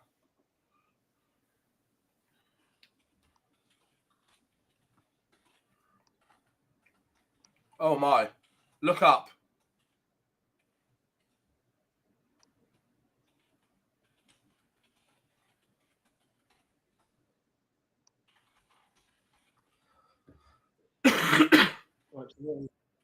He's been threatening all week. All week he's threatened this. Oh! Oh. What's he done there? Oh, he must have missed one. He's missed one somewhere, yeah. Where? He's definitely missed one. He's got 8 left.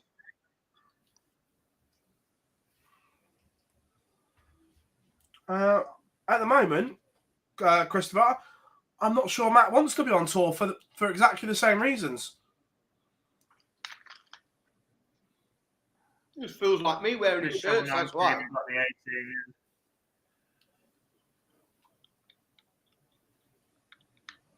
As long as fools like me will wear his shirts, he doesn't need to be on tour.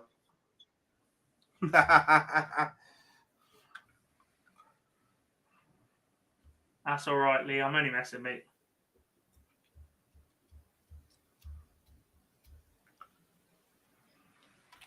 Crikey, this is some start as well. Slip, though.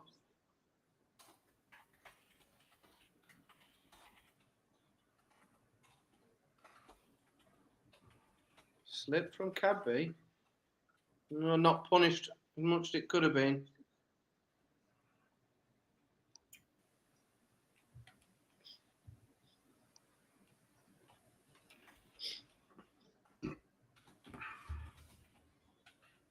Usher's now within 1. Could get a go. Could get it done here as well. 1, 2, 1 left. Effectively as well. Although not mathematically, this is almost good enough for a card for Graham Usher. Oh, he's missed the ball. Yeah, it takes something quite remarkable, an unusual series of events, wouldn't it, for him to not get a card if he wins here?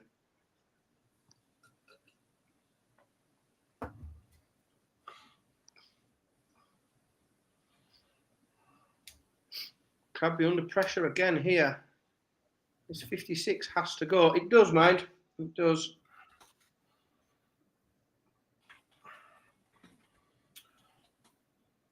Graham Usher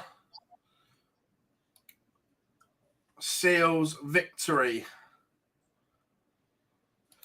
Yeah, we'll have a bit of Keegan Brown. That puts Graham Usher onto 6 points. A win over Jared Cole would almost secure his spot on the PDC Pro Tour.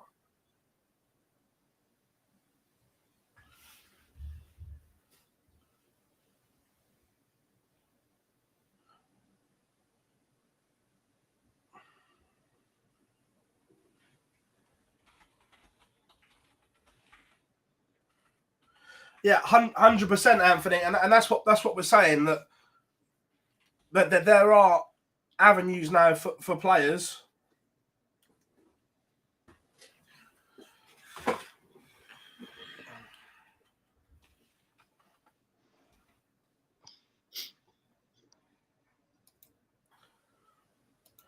To be fair, I know it's not mathematical. It would take something ridiculous for Graham Usher not to be on the tour next year now. I think. Yeah, a really, really wacky series of multiple strange things happening, wouldn't it? Yeah.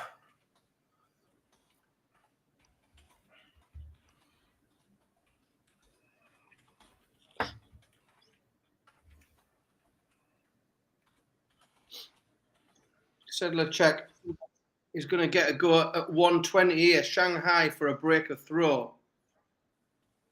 Can't do it. So Kyvenhoven has 3 darts at tops. Level the game up. This has just been hold. If he does this, that'll be 8 legs of holds. Nobody's managed to quite break the other down yet. But Kyvenhoven misses. Can't get it done. Sedlacek comes back 3 darts at double 16. For the first break of the match, and that would leave him throwing for the match.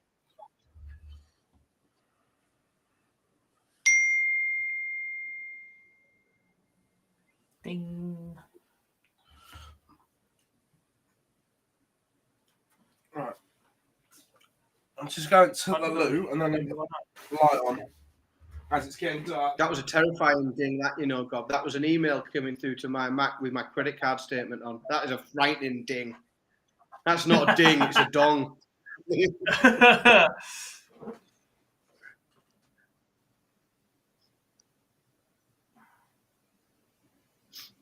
Sedlacek throwing for the match now. 5-3 up against Kyvenhoven, but his first visit can only find a 41.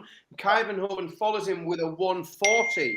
So an opportunity. That's another one said they missed a 0 off the end, Dan. Never rains. Never rains. Cadby in prime position for a 5-3 lead. Sedlacek 5-3 up on Mike Kyvenhoven. Anthony, yeah, didn't you guys basically make that decision yourself anyway? Or close to it? Or does that now override / change what you were doing?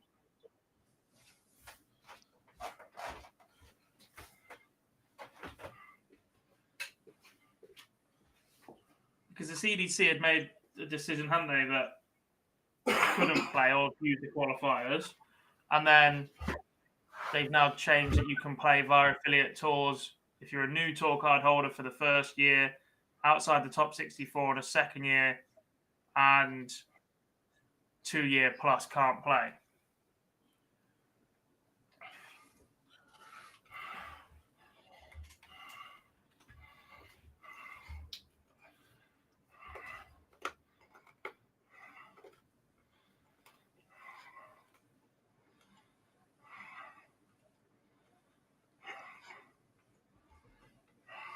Lee Evans now 3-0 up on Jamie Lewis, both averaging just 80.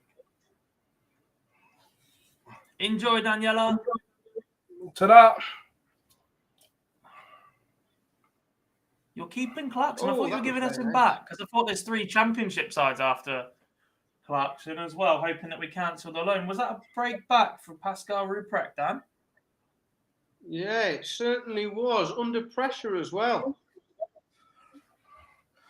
I'm not going to lie. Obviously, this is from Sam's point, and then Anthony replied, I actually preferred your original decision, if I'm being honest. Well, that was what I was asking. So Anthony just said, have we seen it? And I was like, have the CDC now followed the PDC model globally?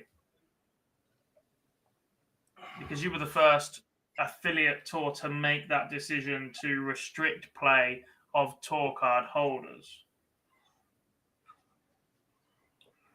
which I thought was the right time. I just don't like the backdoor entries that players get to the Worlds from. Look, and I'm glad the PDC have made a dent in it. For me, it didn't go far enough, but I like the fact that there is at least a dent now.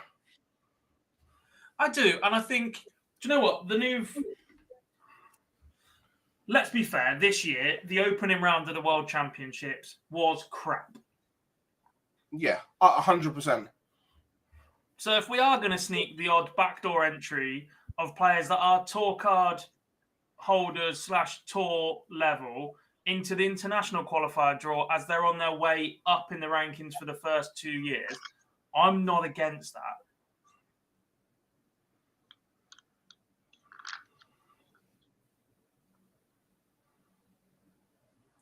Because that's the only place it affects, doesn't it? And all right, you get the prize money before that as well. But yeah, the World Championships this year before Christmas was a tough watch. There's no denying that. Oh, completely. Kuyvenhoven, 3 darts at double 8 to force a noble leg decider in this semi-final. Pace has been really good. Kuyvenhoven found a max at the right time. Well, in fact, he's found 2 maxes in this leg, but to set up 3 darts at double 8, and he takes them. So at 5-all. Now, I said earlier in this game, the first 6 legs were all holds. We've just had 4 breaks in a row. So, Sedlacek opens with a 180 on throw. So in the noble leg, Sedlacek massively in the driving seat here, having opened with a max. Kuyvenhoven can't find a treble and follows him with a 55. So a long way back, Kuyvenhoven here in this one.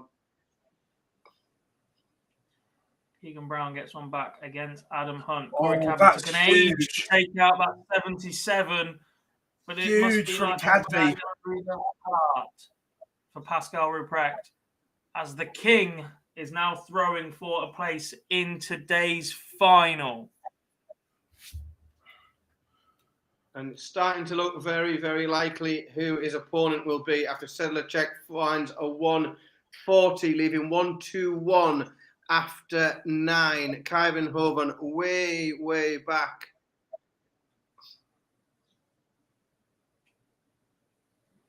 Keegan Brown on the charge to level up at 3 apiece against Adam Hunt. Ryan Harrington's taking the opener against Adam Warner. Lee Evans still leads Jamie Lewis 3-1. Graham Hunter, Jared Cole's yet to get underway. The only other match not in play right now,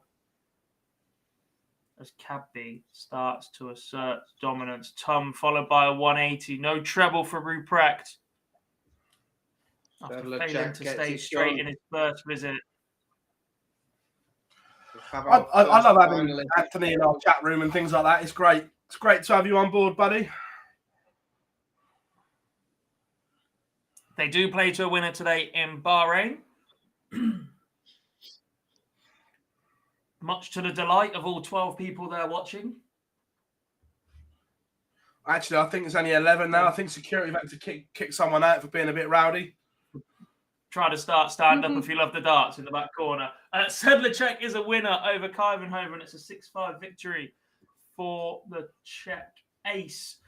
He looks like he's about to take on Corey Cadby, who is going to get 3 in hand at double 16. But under how much pressure? Enough. Ruprecht leaves a 2-darter. 2 great visits from him, but is it too little, too late? Cadby, 3 in hand, double 16, bottom corner, and he's scored it. Missed 3 match darts. Are we going all the way, God? Find out what this brand new unknown German is capable of under the most intense pressure. One of the most notable names in sport is stood behind him, having missed match darts, and it doesn't go the way of Ruprecht either. Looks like he's gone inside twice, 20, inside, as Corey Cadby gets a second chance at double 16.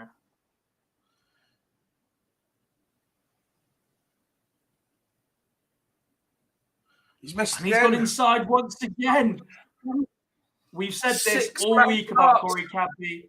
His scoring prowess has been head and shoulders above the entire field, but his doubles have been a little ropey, and they get him into trouble here once again. We're going all the way. Pascal Ruprecht has the advantage of throw against Corey Cadby in a semi-final here at Q-School as Adam Hunt bangs in a 1-5-2 to go 4-3 up on Keegan Brown and stop the slide. Brown had won back-to-back legs before that moment. Opens up a 1-3-4, though, does the needle. Usher and Jared Cole are underway. Lee Evans now 4 up on Jamie Lewis, and Adam Warner has levelled with Ryan Harrington. That will not be the quickest game in the world. 2 treble visits apiece for Ruprecht and Cadby, but a slip of just 85 for the Germans' second visit. Oh, as Cadby finds a maximum and steals the darts off Ruprecht, but does not leave a finish. A 140 or better here from Pascal makes him first to a finish. And then it's all about how much pressure can Cadby apply. Doesn't matter. Cadby 6 darts now from 187 to seal his spot in the final. Missed 6 darts in the previous leg in the bottom left-hand corner of the board. He is going back there once again as a 171 leaves double 8 for a 10-dart leg to book his spot in the final where he will take on Karol Sedlacek.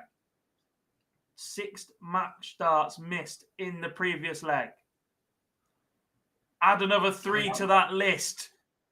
He leaves just double 2. That's awkward. Ruprecht only scored 42 of his last 3 darts to leave the Keith Deller. 30 years on, can another relative unknown at the time fire in a 1-3 in the biggest match of his life?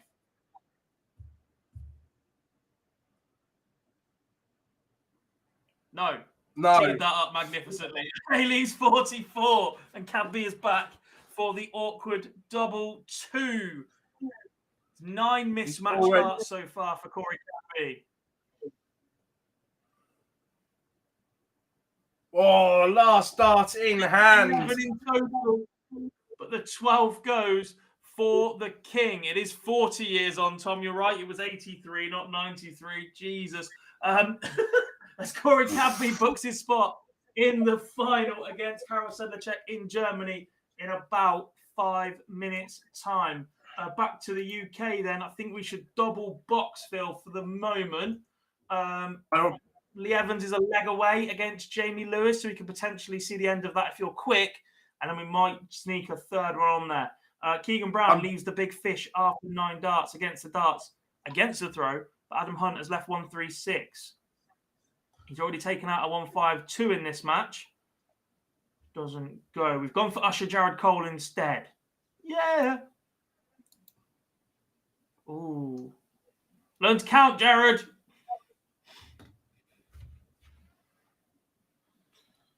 Two 2-0 Usher.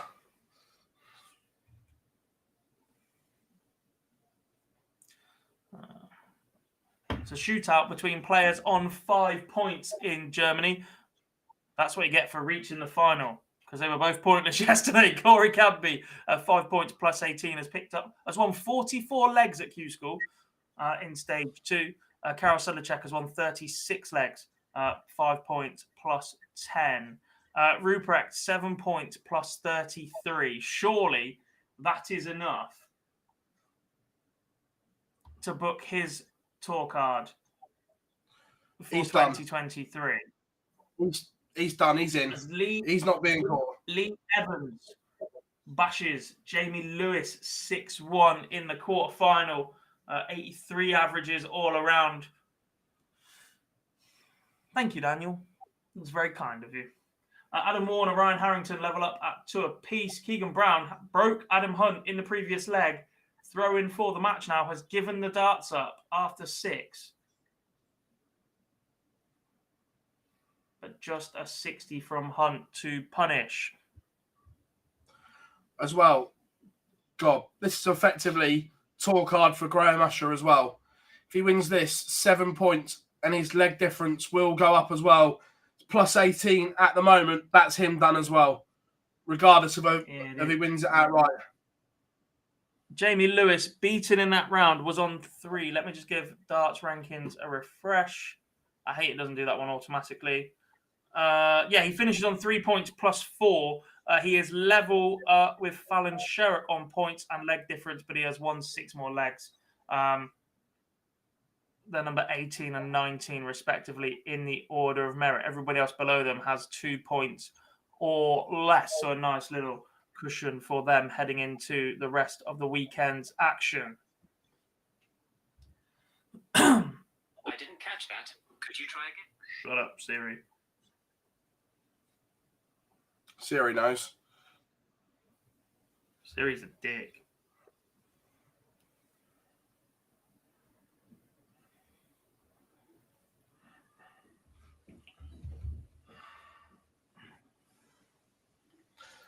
Nico, not ready yet. He needs to make some tweaks to his equipment and that. Yeah, no, I'm not bad. Cheers, Daniel. Not bad at all. Keegan Brown, a 6-4 winner over Adam Hunt. What a run from Keegan Brown this is. Mm-hmm. The needle into the semi-final where he will take on the winner of Adam Warner and Ryan Harrington. When was the last time Nicholson played competitively for any length of time? It was the same week that Chris Mason won in the Super Series, week 13 of Phase 1? Series 1? Yeah. Season 1? We are here all weekend, yes. Yep, we are. We ain't no part-time team. We don't sack it off. And we're a little tired. Oh, I've streamed for 4 hours today. I need a nap. Grow up. I'm gonna have a day off.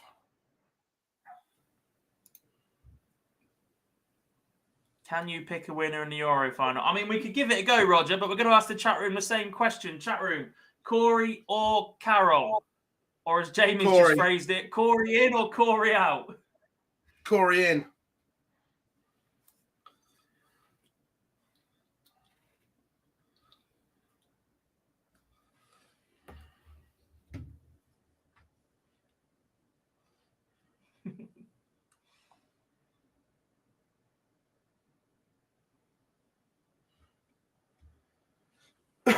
Really split, to be fair.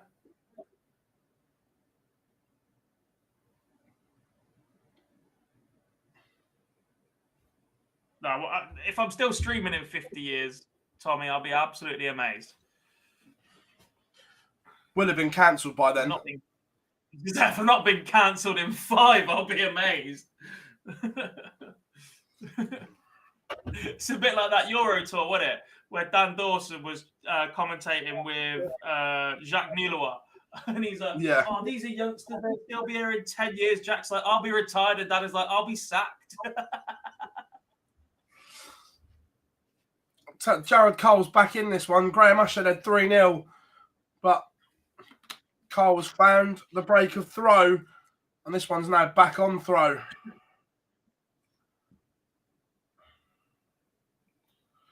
It's an interesting one from James. Does Corey do more damage than Josh Rock did this year if he's back on tour?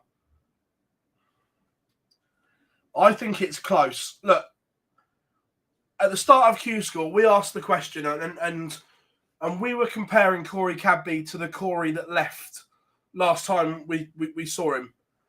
Now, that Corey, for me, was a top 10 player. He had the world in his fingers. And we were asking the question, is that Corey still there? Is that player still within him? The scoring phase, Gob, that we've seen over the last 5 days is 100% still there. Yeah, he had such a basic action, didn't he? It was so solid that it was difficult to go wrong. So once he refines that, it seems like he's got a solid couple of reference points to go back to. That if you start waning away, you just find them again. Yeah.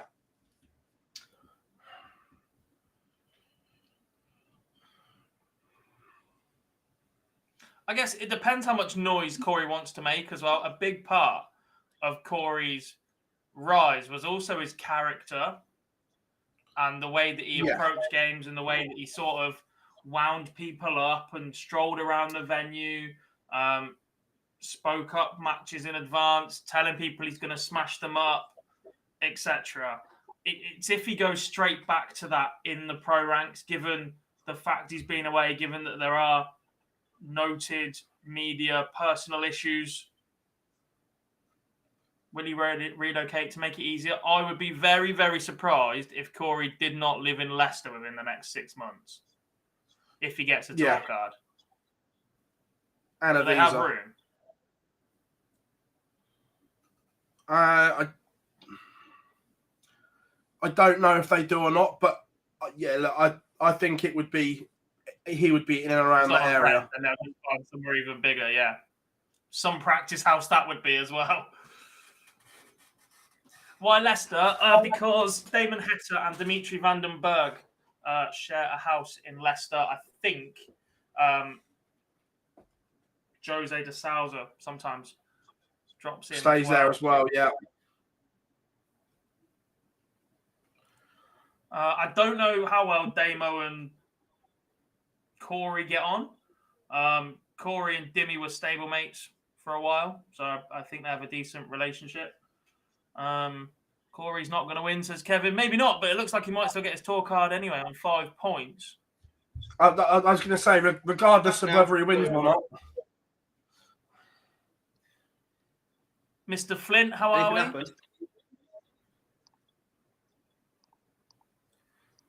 Warner is doing it. Oh, he's flying, mate. I don't think we could have handpicked a better representative from uni darts either. Oh, Hunt's gone. Oh, Keegan Brown, my pick's still in, though. That's good news. Great news. Completely, James. Leicester's a great area if you're on tour because you're central to everything.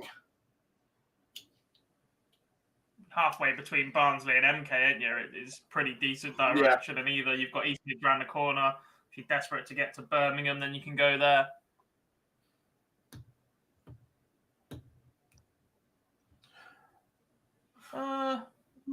Dickinson had such a weird action, didn't he? It was almost like a lunge. I like this from Johnny as well. As a Leicester representative, we can't handle Corey. Hey, what you do in your private time, Johnny, is up to you.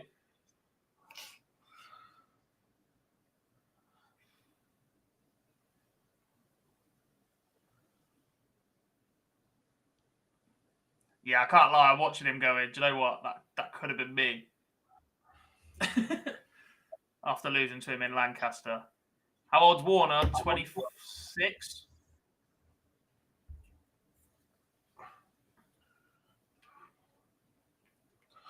Yeah, I believe so, Jerry. And also, I'm not sure if they were meant to say it yesterday, but it was said on commentary that they're looking to expand the Middle East leg of the European Tour to the UAE and Saudi. So we could have 3 very soon in the Middle East.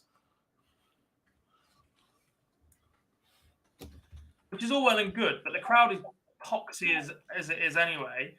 And you were saying yesterday how many people were flying from Dubai just to go and watch it anyway? And hopping across? Yeah. So if there are people coming from one of the other regions already to come and watch this one, there's not the demand for it. It's not about the demand for tickets. It's about the oil money. They're all separate kingdoms and all want their own sporting event.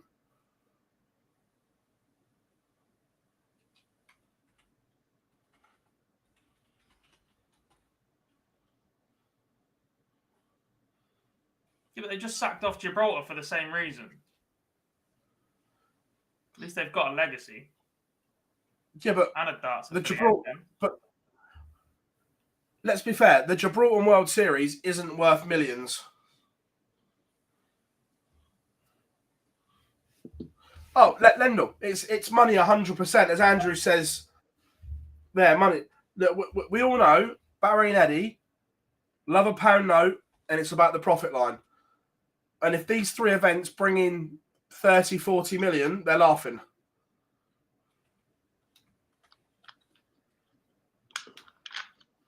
Bob, don't be surprised if these players start missing World Series events as well.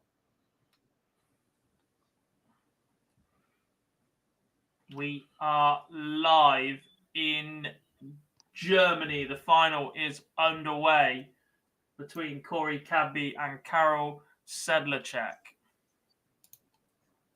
as the Australian starts with a 2-treble visit. Adam Warner is into the semi-finals. He beats Ryan Harrington 6-3, and Graham Usher has earned a tour card. Well, he's on 7 points. Exactly It the takes same some time stopping. there. 99% chance Graham Usher has a tour card.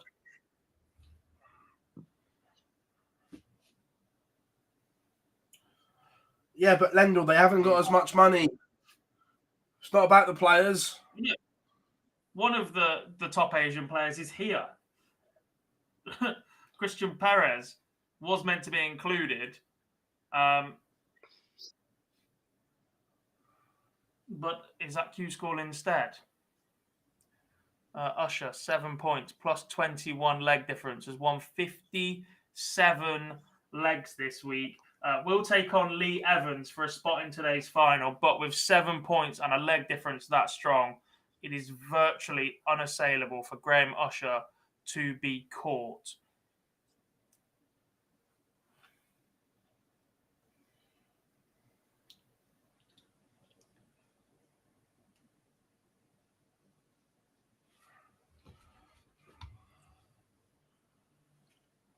Oh, that's 78 to go.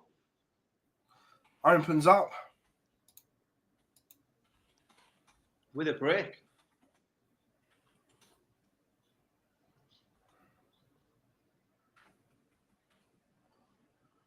Don Taylor's not safe. He's in a great position on 5 points, but not safe. Yeah, him and Ronnie Hybrex both suffering the same fate. Beaten in yesterday's final, both lost in the opening rounds today. Sedlacek takes the opener against Cadby.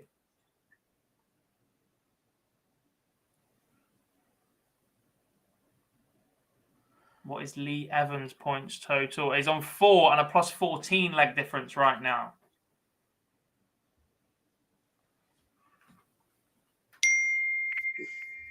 Yeah, look, Graham Usher is sat there, 7 plus 21. He's done.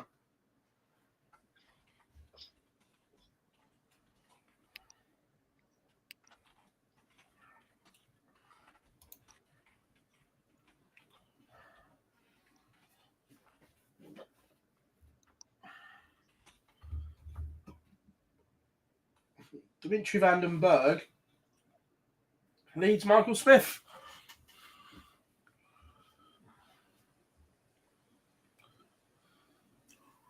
Sedlacek misses the chance to double his lead on Cadby, and this is an opportunity for the Australian to level us up at 1 apiece.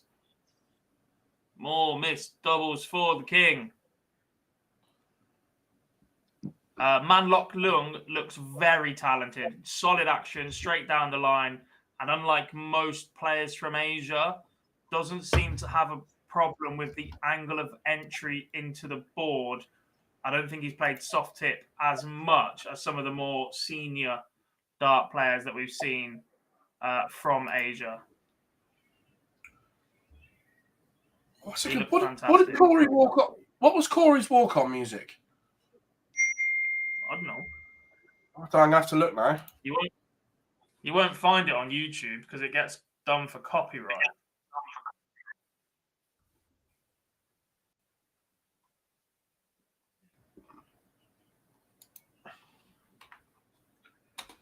Thunder by Imagine Dragons.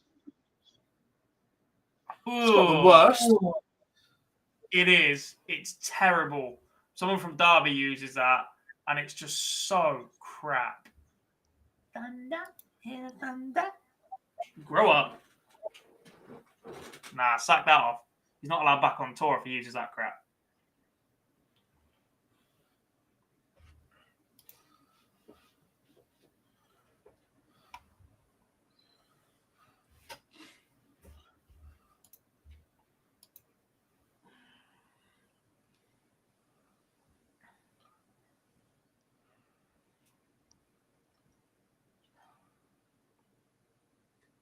Surely Cadby gets one this leg. Got to. Missed 6 Oh, in the pressure. previous legs. And the check pressure.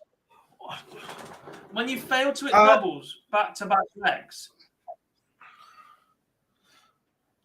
Jerry, I can tell you the reason why.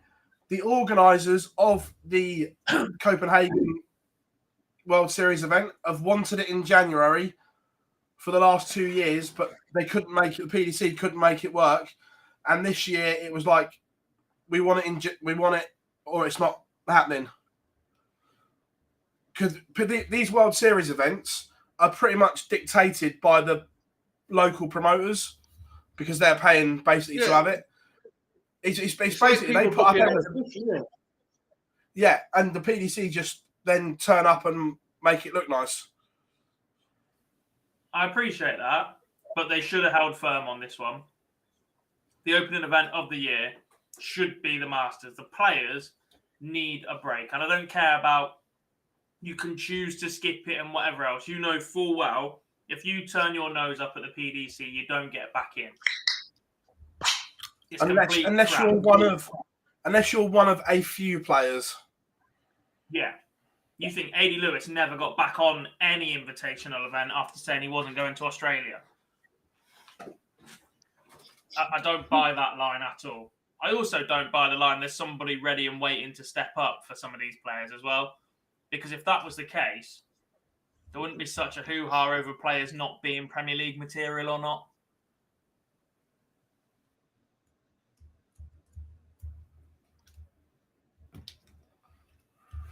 Looks like it could be a break back for Cadby. Are we convinced he's going to hit doubles? He did that time, but what we've seen, his scoring has just been on point. But the doubling has been dog and duck at times.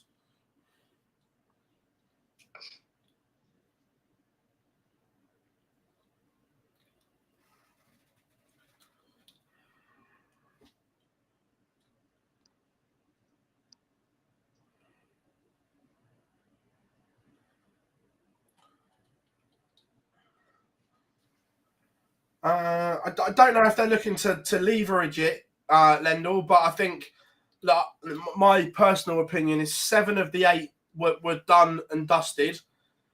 And basically, the last place was or is going to be between either Joe Cullen or Gabriel Clements, and it's can they get some more money out of German TV after the Worlds? Would we agree, boys? Yes. I think that is the most likely. I think they'll get the money as well. My gut instinct is they will get the money. If they're not currently trying to leverage Sport 1, Viaplay, DAZN, or somebody else in Germany for the rights after seeing TV numbers of Gabriel Clements' performances over the World Championships, then somebody needs the sack.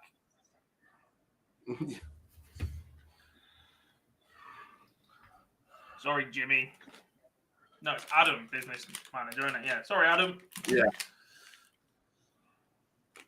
Cadby just lifting this 3 on the bounce now.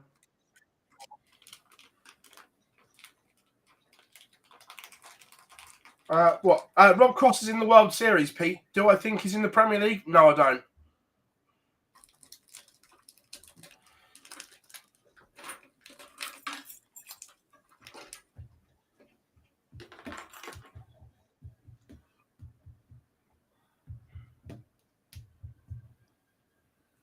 I'd presume right now, Lendl. Yeah. I presume as soon as they saw the numbers from the World Championships. Yeah. Because they can sell the rights of the Premier League normally, but they can add an addendum that they pay more because they've given them Gabriel Clemens involved, and that's how they can renegotiate deals that are already in place. He said he would reject the Premier League. However, I think that after he said that, sponsors and whatever may have been in his ear.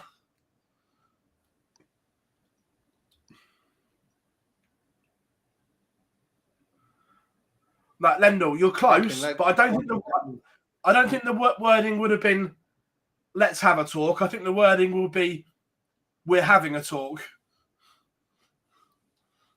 They got the dreaded "we need to talk" text.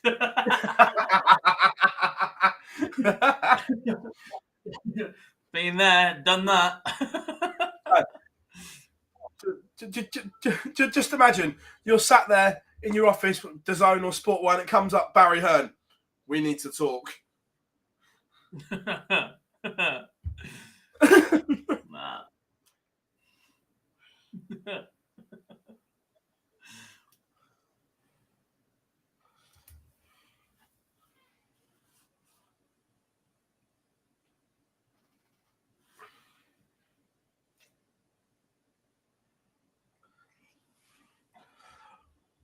Right, to start with, do we want Keegan against Warner or Usher against Evans?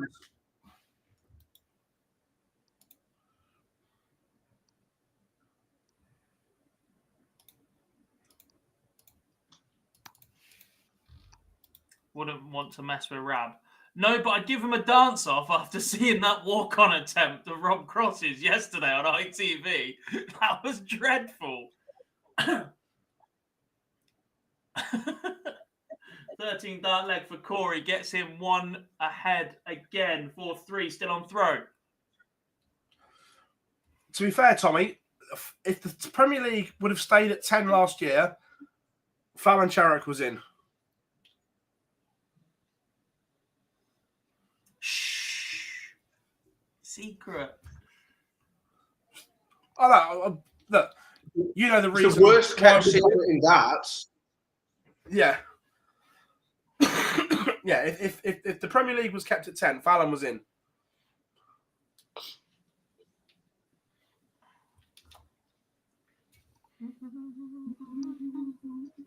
But I still don't buy that slightly, because the people that decided to not put her in were the people that decided to keep it to 8. So it's different. Like it was always going to be one or the other, wasn't it? It was with the 8. It was impossible to justify the pick, but with 10, it was easy. But Adrian, anything. Adrian, but believe me, I know she was in, and there was a very good reason why I know she was in. This is Scrumpy Jack. I'm not drinking Scrumpy Jack. It's Tory lemonade, San Pellegrino. The Toff. Yes. Get him. Have him, chat room. Get him. Get it off me. Because I've finished my sushi, so I'm having a bit of Tory lemonade to wash it down. Cadby one away.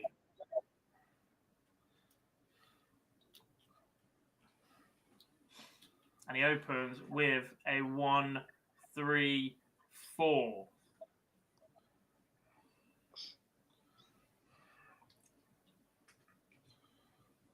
I think Luke Humphries is in this year. I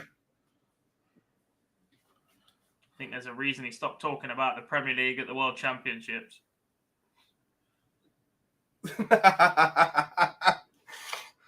He'd had the note. The Teesside Toff. Oh, I'm all over that one. There are no toffs in Teesside. Oh yeah, Pete. I wonder why that one is looking decent on his shirt yesterday. Yeah, I think you're right, Pete. We saw that. Phil, who's the other one? So right, this year, look, right now, if I think the Premier League 8 is the top 4 as it is, Humphries, Aspinall, Dimitri Van den Berg, and it will be Cullen or Clayton. Cullen or Clemens. There's still a chance. It is either Corey Cadby or Fallon Sherrock, as the former wins his tour card back.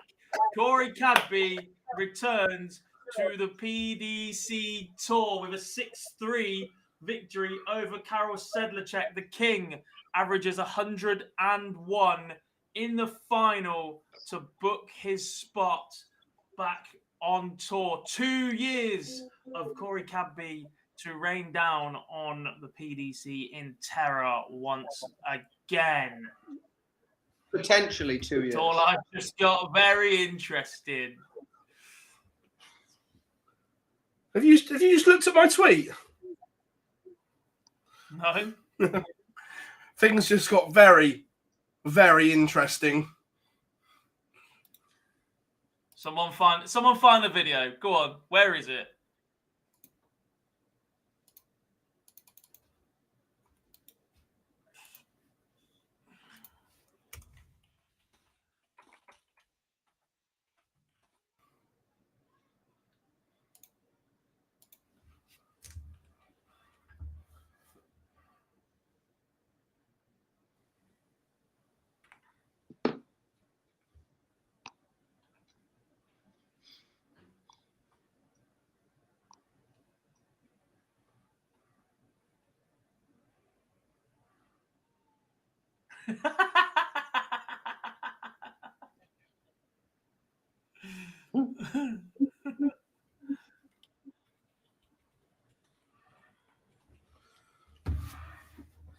Yeah, Dave. Yeah, 100%. Now there's a battle to be had. The message I've just had is, I'm buying shares in the DRA, Monk and Cadby back next year. I'll be a millionaire.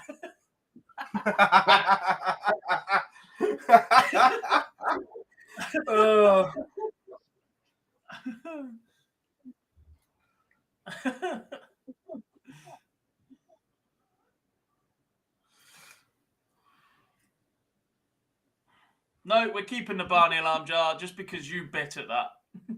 Yeah. We know you love it.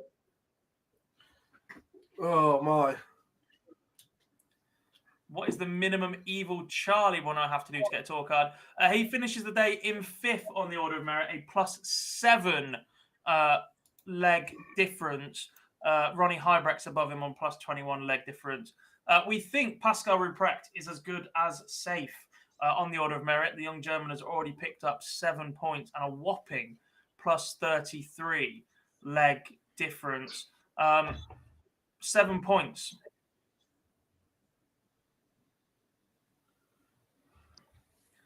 Should be enough to secure your spot in Germany. So 2 more wins for Karel Sedlacek if he reaches the last 16 tomorrow or the last 32 on the next 2 days. We expect Karel Sedlacek to return to the tour.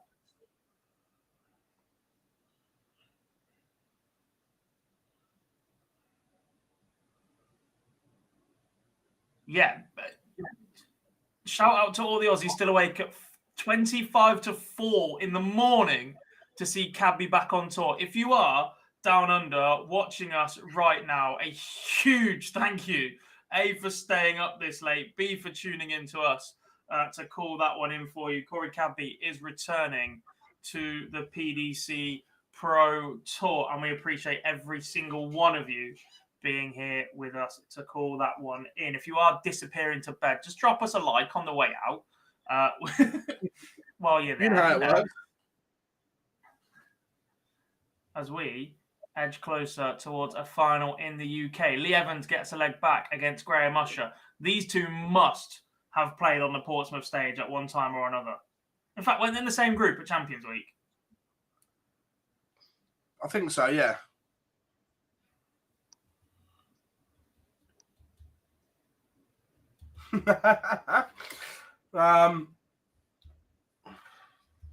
Adam Warner just looks to be getting his foot down, though, doesn't he, at the right moment here?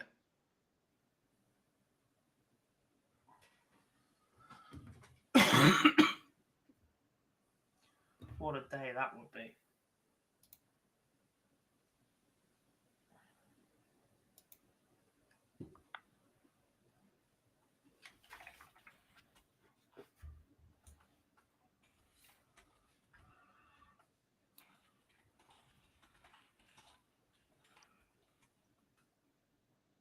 You know.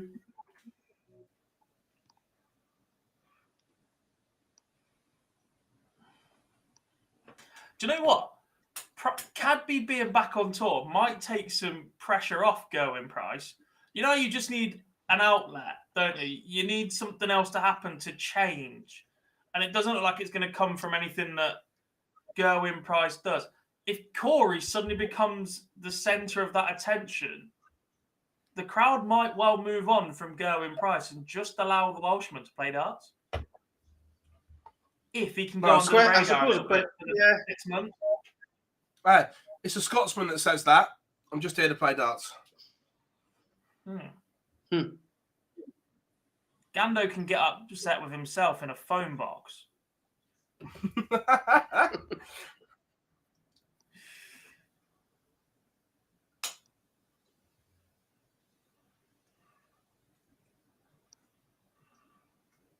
Will Corey be moving in with Dozer?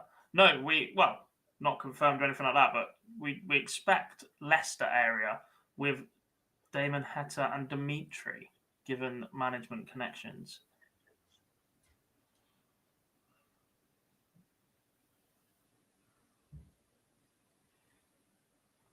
Will the crowd get to still Corey there as well? No.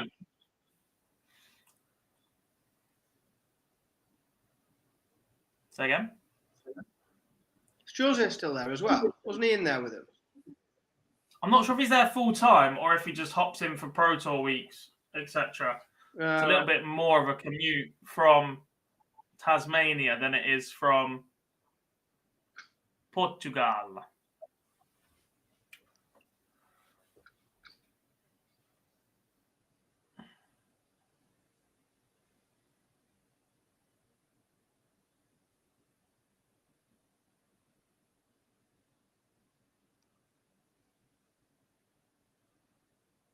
No, Heta doesn't have a manager. Him and his partner, Megan.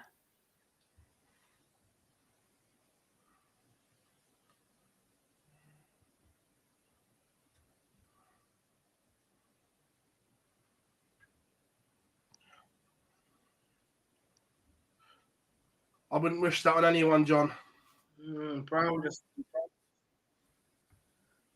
The scoring's completely gone in this leg. They're both hot, Tam. And he is from Portugal. Come on.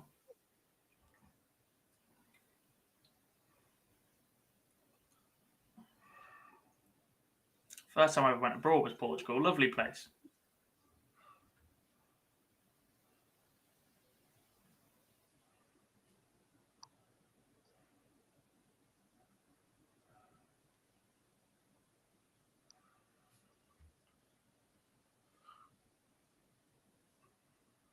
Adam Warner, does the 89 go?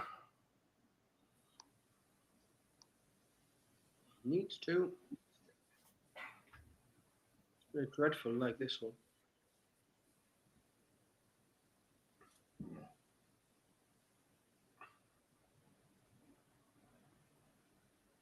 Ooh, no, not close. 9.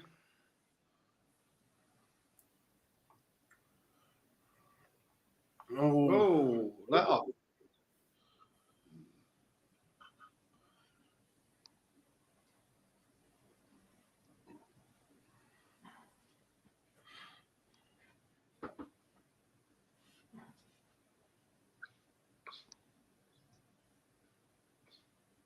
How old is Cadby? Somewhere between 27 and 30. I can't remember if he was on the dev after me.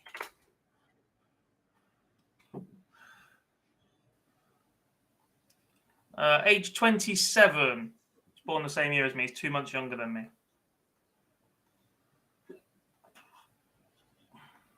Warner very much looking to get the job done quickly. Neither set in the world alike. If you look at averages of 77 and 76, it's not the game of the year, but Warner doing what he needs to do at the minute. He's got that habit, yeah. Maybe not the 76, but mid-80s is where he's done a lot of damage on the ADC.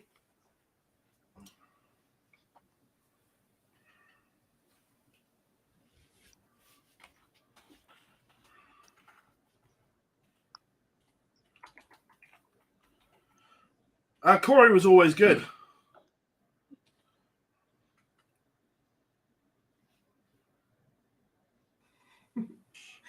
Corey's a bit like MVG in that sense. He don't care what he says, and he'd say things with a smile, knowing he's winding people up. When's MVG ever did that? You know full well what Van Gerwen does. And look, not even we know what Van Gerwen. You can have a brilliant interview with Van Gerwen, absolutely superb. And if he's in a mischievous little mood, he will drop a swear word in that means you've got to spend 10 minutes editing it out. Yeah. And they'll walk off saying, happy editing, boys.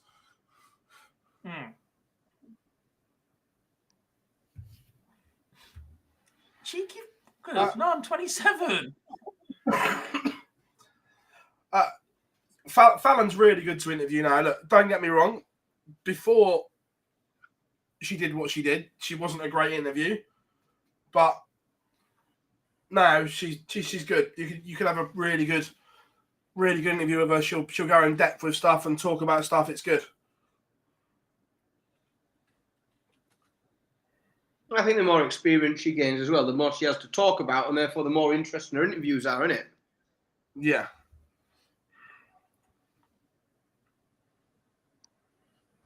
Piss off, Jarlath.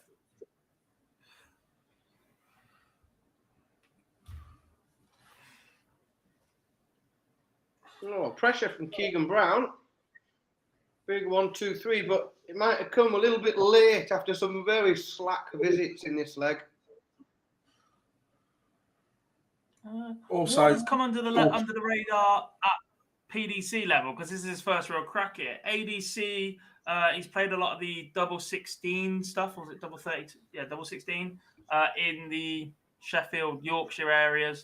Come up through the uni ranks as well. If he does pick up a tour card, though, yeah, he would be out of Champions Week.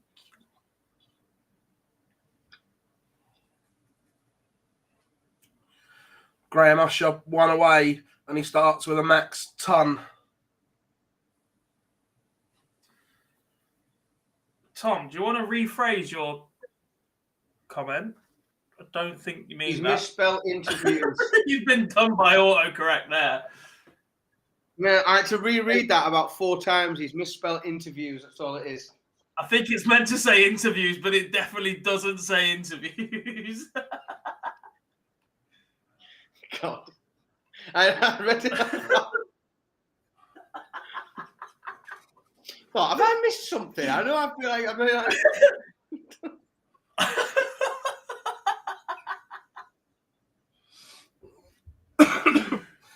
There's some really important legs here, and I can't stop laughing at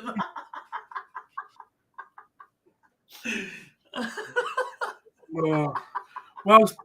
Well, you're laughing.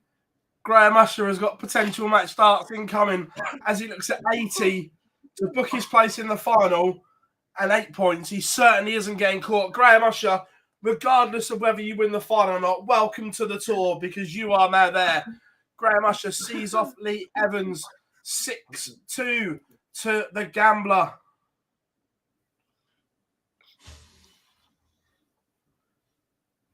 And you know what, Dan? 8 points. I've got one in and one in the final.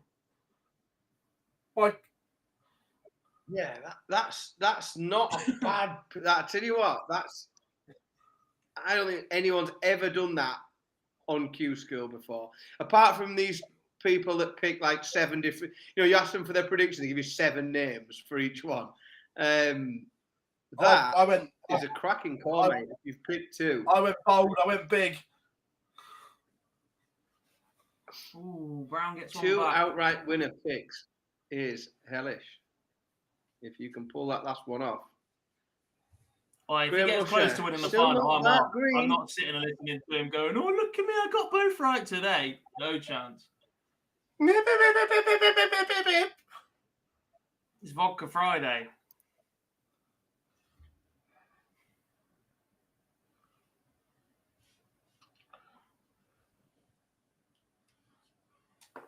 Oh.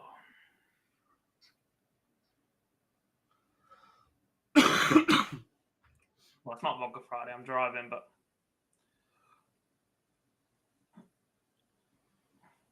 they're talking.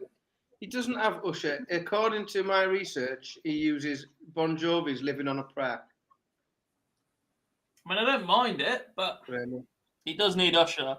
Graham Usher. Or No, maybe Johnny you could Cash get the Gambler. Or have I made that up?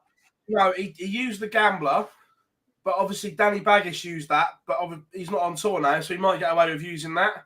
But I think he should come out to Usher, yeah.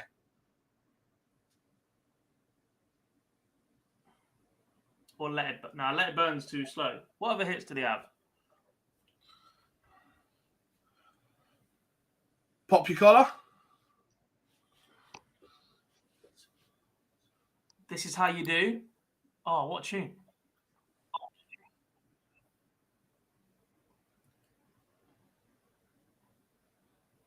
Should we upset everybody at home? Alexa, play Usher. Yeah.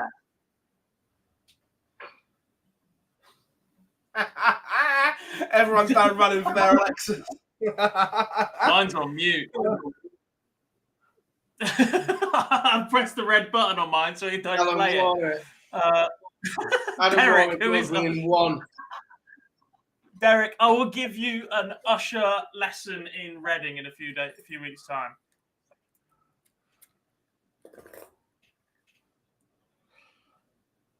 Interesting. PDC comment they've just said on ITV, Premier League announcement imminent. I said it would be before.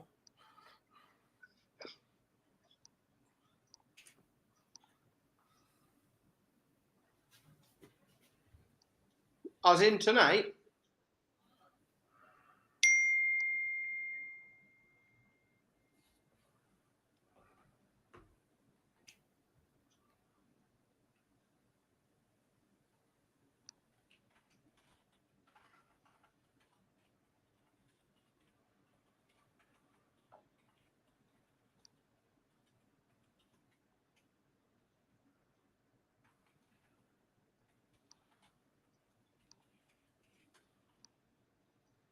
Imminent means arriving very shortly.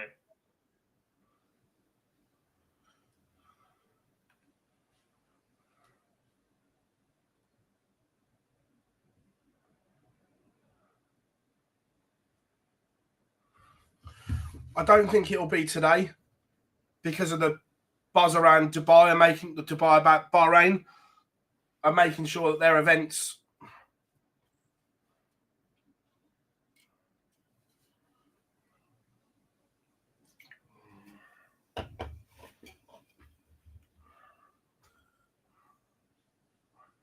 Back tomorrow, same time, Jack, 11:45 with the start of EU Q-School in the morning, day number 3, all the way to finish.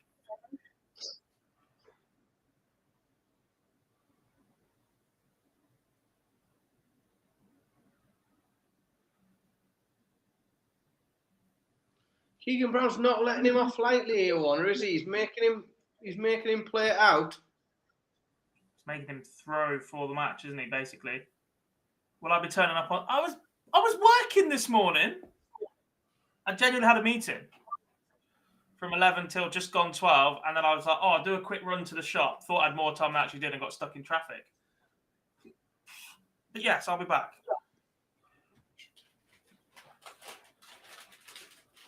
Whoa, slack.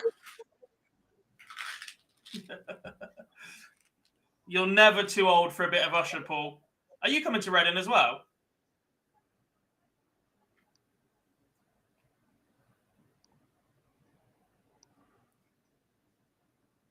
Ooh.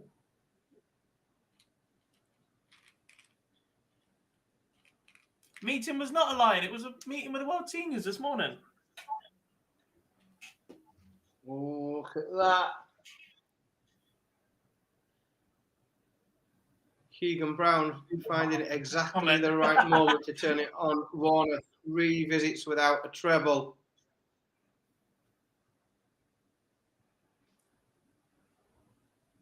Hey, Derek, you employed him, not me. Derek Colson will be in Reading. Good to see you, mate. Well, that reminds me, I need to post in the forum. Doesn't look to be a big crowd at the Bahrain Darts Masters because there isn't.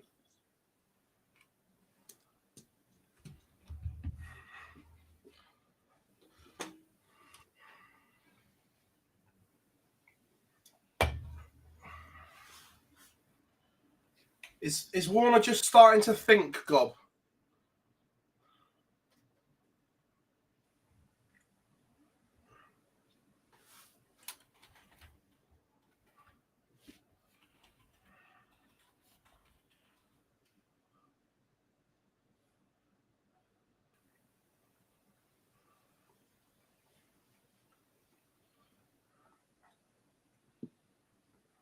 He's going to have to, because if Keegan Brown hits this double four, Keegan Brown's got the darts in a deciding leg. That's a car crash of a leg from what, goodness me. It's getting tense now.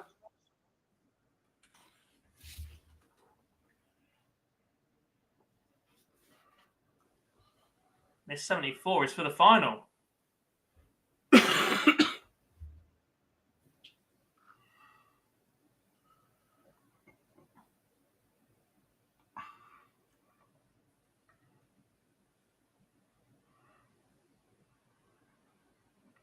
Oh, well, And it goes. Adam Warner is into the final. Keegan Brown misses what, 6, 7 darts to force a deciding leg, and Adam Warner, the bastard in the black, is into the final. 2 players at relatively opposite ends of their careers. Adam Warner, formerly of University Darts,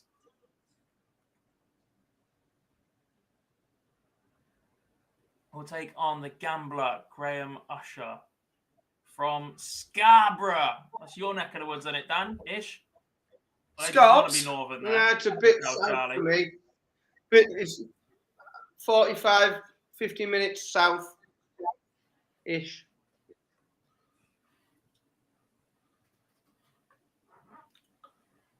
There he is. I was waiting for him to pop up. Look at that, I love that. I was waiting for Charlie to pop up the north. Ish.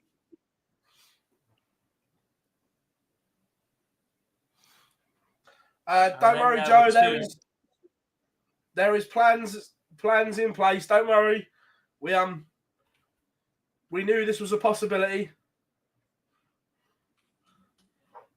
Let's have a quick run to see Harry Potter.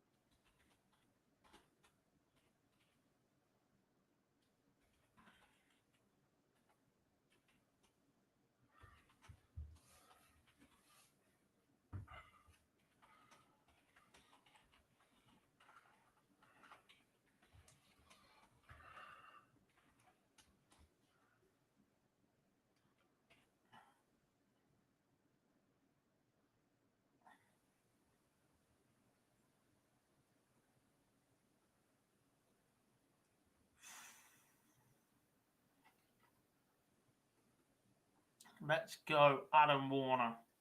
I'm going Warner now. That's head and, well, that's heart, not head, but chat room, Warner or Usher, where are we going? Sorry, God, you've just said that's your heart. What's your head say? Oh, my head says Graham Usher bashes him every day of the week. But I would love nothing more than to see Adam Warner as a tour card holder. Like, to be fair, I think he's close enough anyway now. 27. He's 27, but crikey. Yeah.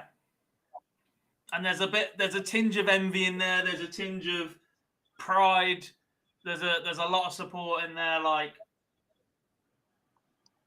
someone that I was competing against a few years ago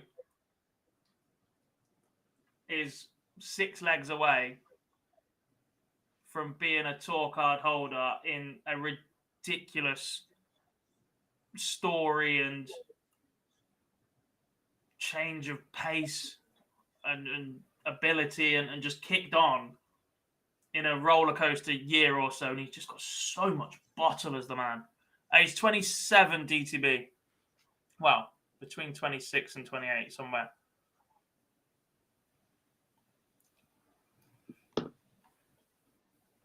Yeah, Charlie, drop me a WhatsApp message. I'll sort you out.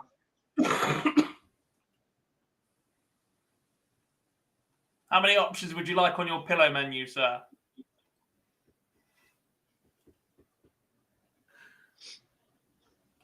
To be fair, Dan, there's loads of nice hotels right on the quay. Yeah, it depends. See, the thing is, it depends how you get in there, because if you go on the train, there's a Hampton by Hilton that's directly opposite the door of the train station, bang in the middle of town, which is really convenient. But then what happens is, loads of times people end up on the wrong side of the bridge, on the quay side, which is fine normally. If it's raining, you've either got to pay a fortune in your taxi or you've got to walk over the bridge in the rain. No, see, I stay right side of the river, but on the quay. Yeah, there's some nice ones down there. Malmaison's very nice. The Copthorne's nice as well. Yeah, I've stayed in the Copthorne actually a few times. That's right down the bottom, isn't it? It's quite low, that one.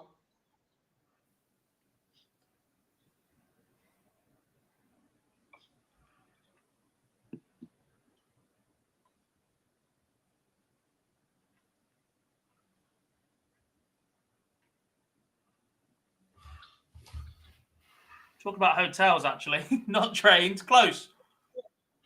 You cannot as beat well, Premier in Jar, where everything is Premier but the price. Obviously, we're all laughing and joking whilst we're waiting for him to warm up. Have you been out in Newcastle to eat recently, Dan? Oh yeah, within the last fortnight, yeah. Is Tomahawk still nice?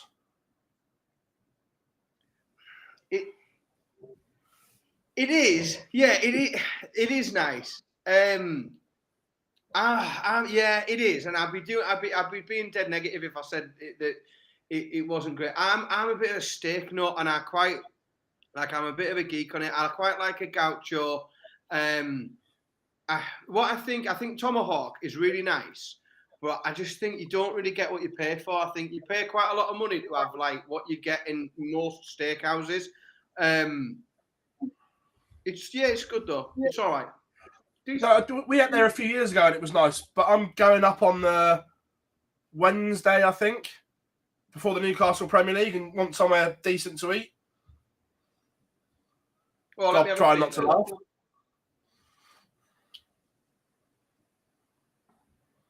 Let me have a think, and I'll drop you a message. I'll see you before then, anyway, because I'll see you at the Circus Tavern.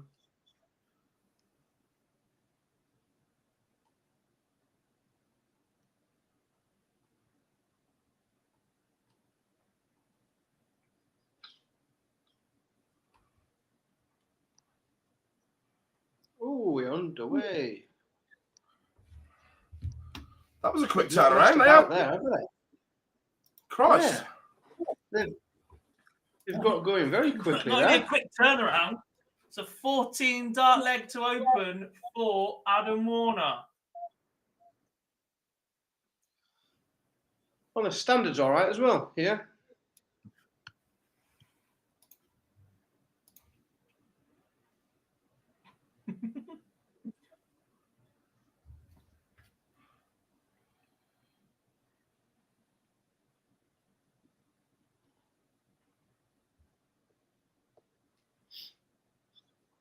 You're not taking 136 this line left down. after 9.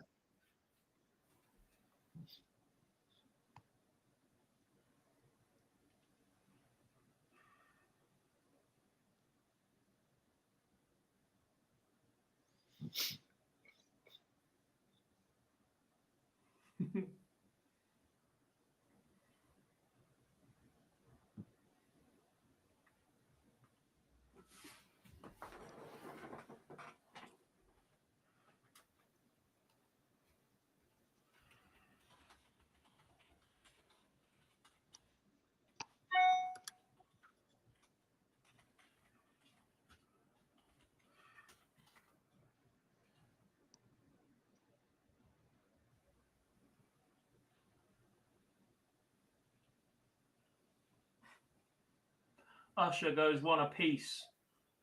Still on throw. Yeah, tell you what, there was some people in the chat room earlier today questioning some of the invites that went out for Bahrain. Some of them might have just been quietened down.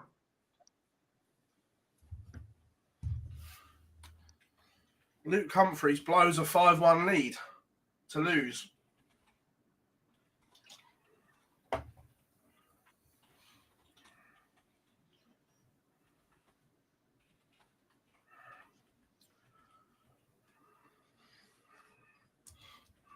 Yeah, it shouldn't really be breaking news that Raymond van Barneveld's quite good at darts, should it?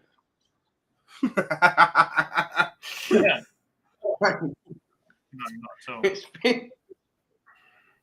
not 1984 when we all. It's been...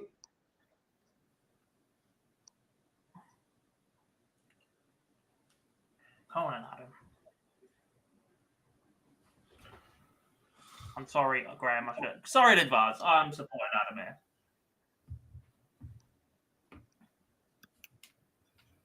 For me, I think it's silly as it sounds. If Warner wins, that's the way they both get a card. Because Usher's got a card, I think we can pretty much be certain of that. Yeah, then everybody wins.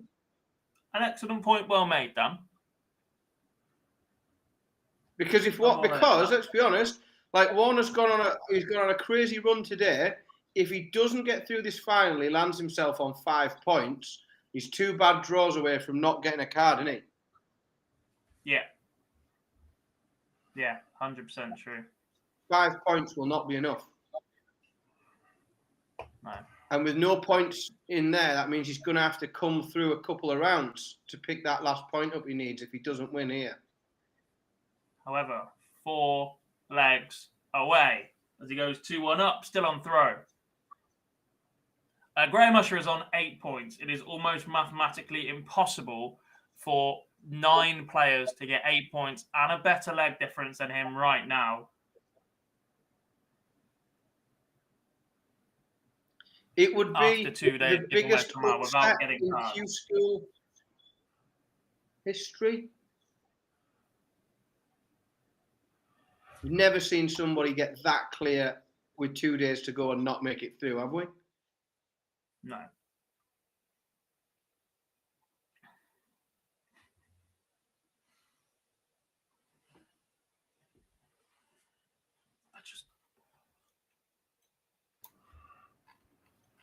I don't really know what else to say about it while this final's going on, as Usher puts himself in prime position to hold his throw once again. The scoring power of Usher definitely there to see a little bit more than what Adam possesses, but it's all about holding throw 6 times for Adam Warner if he's going to win this final. Well, another 4 times, to be fair.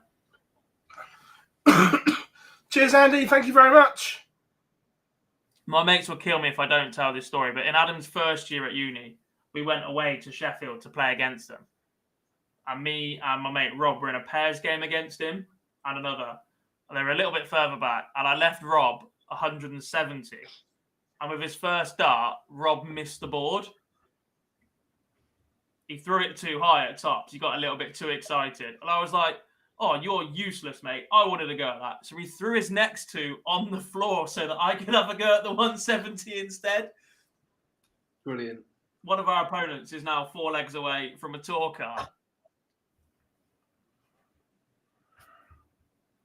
How did you get on with the 170 goal? Wait a minute, before he answers that, I'm going to go absolutely nowhere freaking near because he'd have told us in the story without stopping. I scored 60. I have hit a 170. The round before, Adam beat me in the quarterfinals of the Uni Nationals in Lancaster. It's the highest score I hit all day. I didn't get anywhere near a maximum. And then we won the team event the following day. Oh, that could be a very, very key 180 there against the darts. Needs a big visit here from Warner. That's a big visit. Pressure. But he'll have to survive a potential dart at a bullseye or the double 14, the other likely target here from Usher. It was a dart at the ball and he misses outside.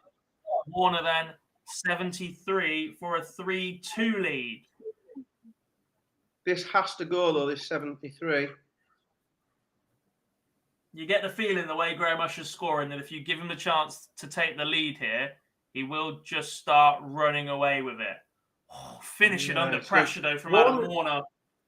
15 dart Warner legs. seems to have taken a lot of 70-odd takeouts today. You see, quite a few times I've watched his matches, he seems to have taken a lot of 2 and 3 dart, getting rid of 72, 76, 73. He seems to be all right around that sort of a number at the minute.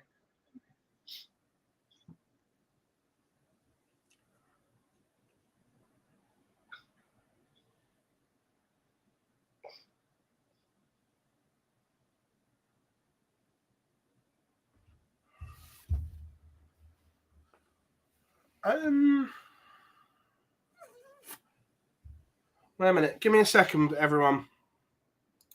Give me a second to work something here. We won't go full screen, but I'll make it bigger. 2 seconds.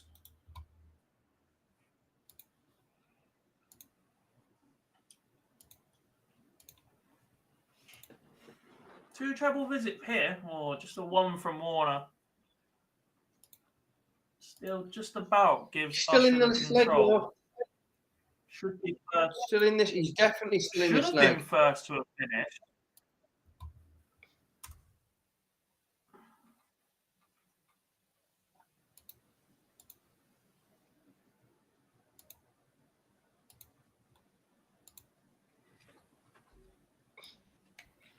He's going to get a go at it.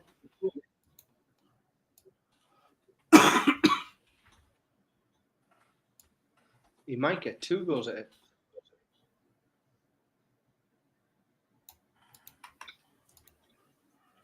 $116 then for Warner for the break for back-to-back 15 dart legs.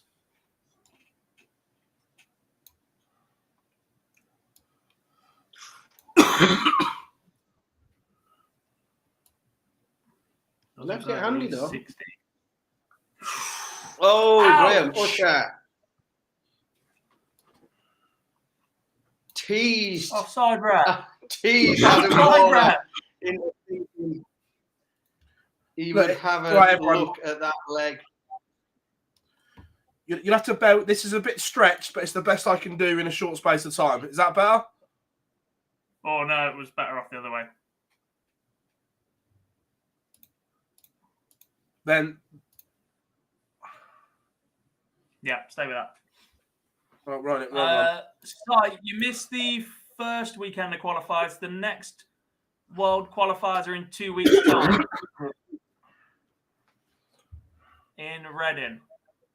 And that's the season. So, yeah, tour cards are up for renewal now. Yay, Callum Riggs knows the tune. How are we doing? He's from Blythe. That's where Dan Byrne's from. Watching from his swimming pool on holiday once again to find out which of these two players will join him on tour. We're no further closer to knowing who it will be at this moment. Adam Warner has the advantage of 3 apiece and a 40-odd point lead, 52-point lead before these, as he does leave a 1-5-1. Burn to hell. Just a 60 from Usher. So time in hand for Adam Warner here for the 1-5-1.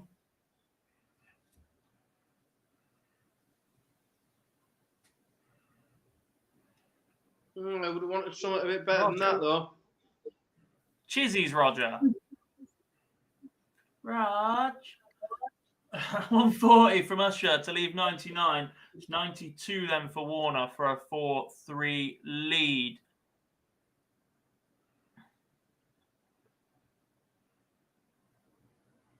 And it goes in 2 clean nice. from Warner, 2 legs away. Finishing's been great.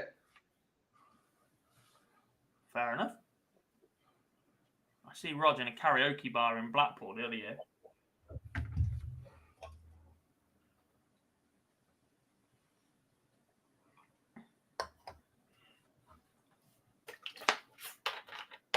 I won't see anyone in a karaoke bar in Blackpool because if a bar's got karaoke on in it, I'm not.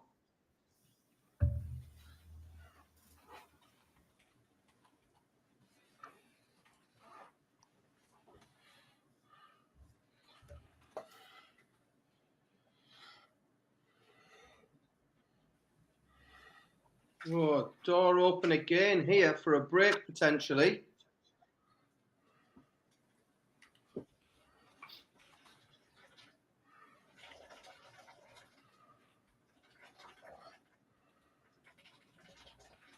Oh,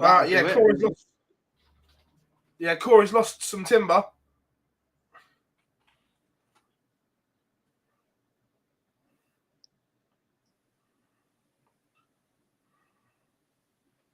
Oh, stop it, Jarlath.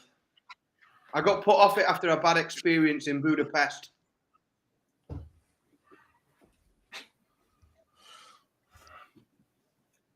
Singing Anthem Decks, let's get ready for Liverpool or whatever.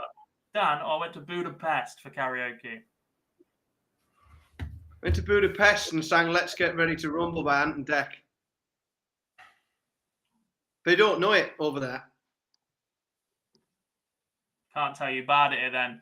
One leg away. Adam Warner has daylight against Graham Usher. He leads 5-3. He had the darts to start this match, and he has the darts here in leg number 9 to secure a tour card. He will throw for the match at least twice from here in the next 3 legs. We were saying, Gob, for everyone else, surely everyone else chasing wants Usher to win this. Yeah, because They do and they don't. Because there's also the possibility that Graham Usher is fully aware that he is there and doesn't play in the next 2 days. He will play, unless he goes dark green. I've already had this conversation. Until someone from the PDC tells him he is in, he plays. I've already spoken to him. I think he plays one more day, pick up 2. I do not see Graham Usher picking up his darts on Sunday in any capacity. First trebleless visit of this leg for Warner. Leads him on 247, 100 points ahead, or 97 points ahead. As Usher fires in the 2 treble visit, 134 for the slight lead. Neither player on a finish. Warner, the first with the chance to leave one.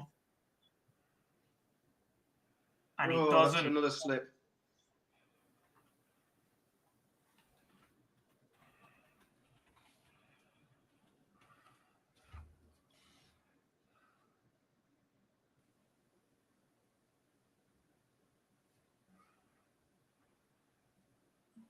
Usher, just the 60 though. First to a finish. You've already seen him take out a 136 in this match.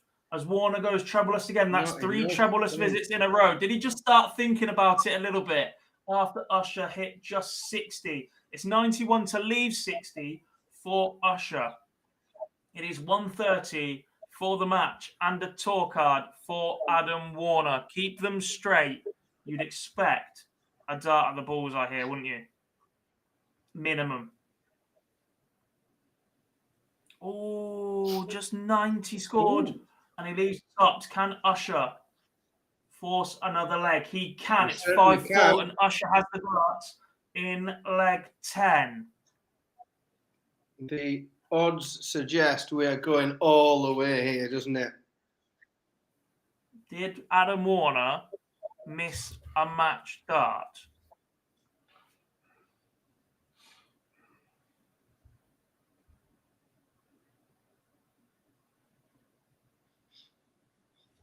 That's a good start for Warner. Usher will need a treble here, trebleless visit, and he's under threat.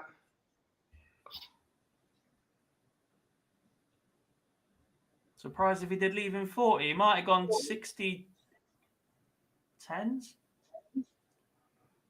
Yeah, I don't. Well, Ooh, that's a slip.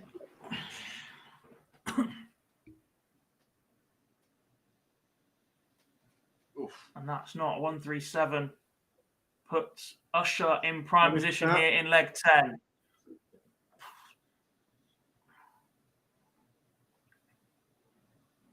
$140 from Warner gets him back in the leg a little, but still in control is Graham Usher. He has 6 darts from 181 and he fires in a ton. Warner on 178. How much pressure can he apply? Needs at least a ton.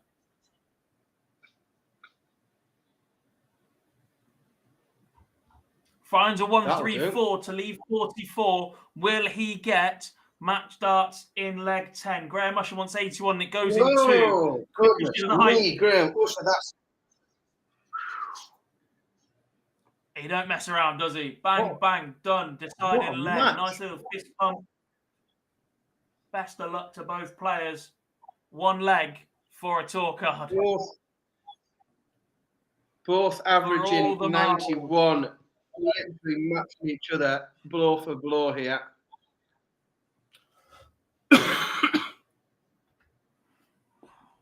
Usher finds a 140 against the dart. Potentially straight to Usher.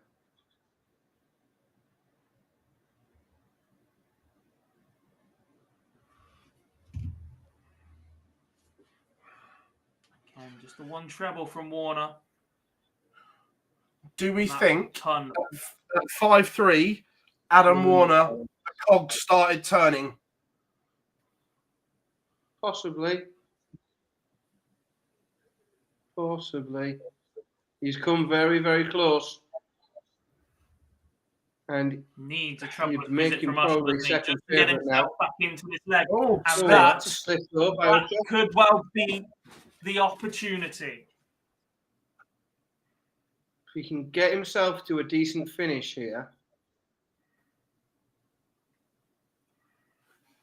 ideally something with 2 darts.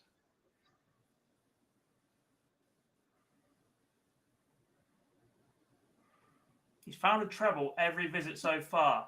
Oh, that's and he goes treble. Does leave how slow that was. Said to me the first 2 weren't in, and he was trying to work out. Wow. Oh my! Perfect timing from Graham Usher. This would be Adam Warner can't. If this goes yellow, then stop the clock.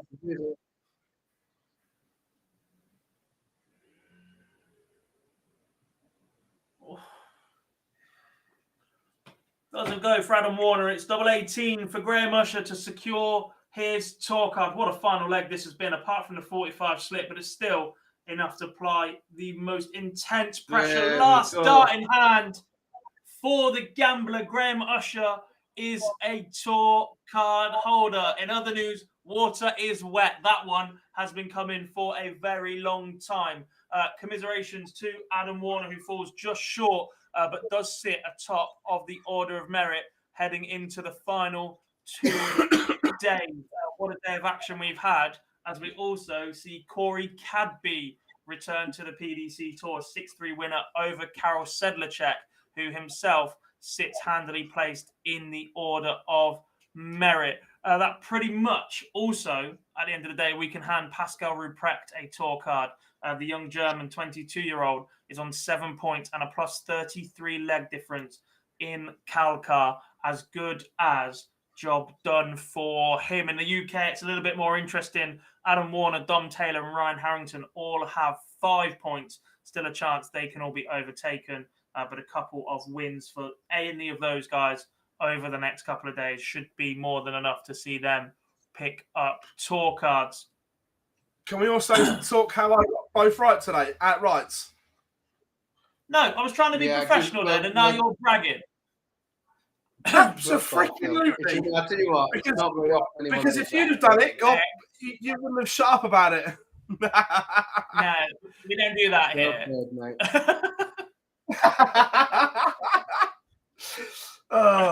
To be fair, Fox lad, isn't it? Yeah.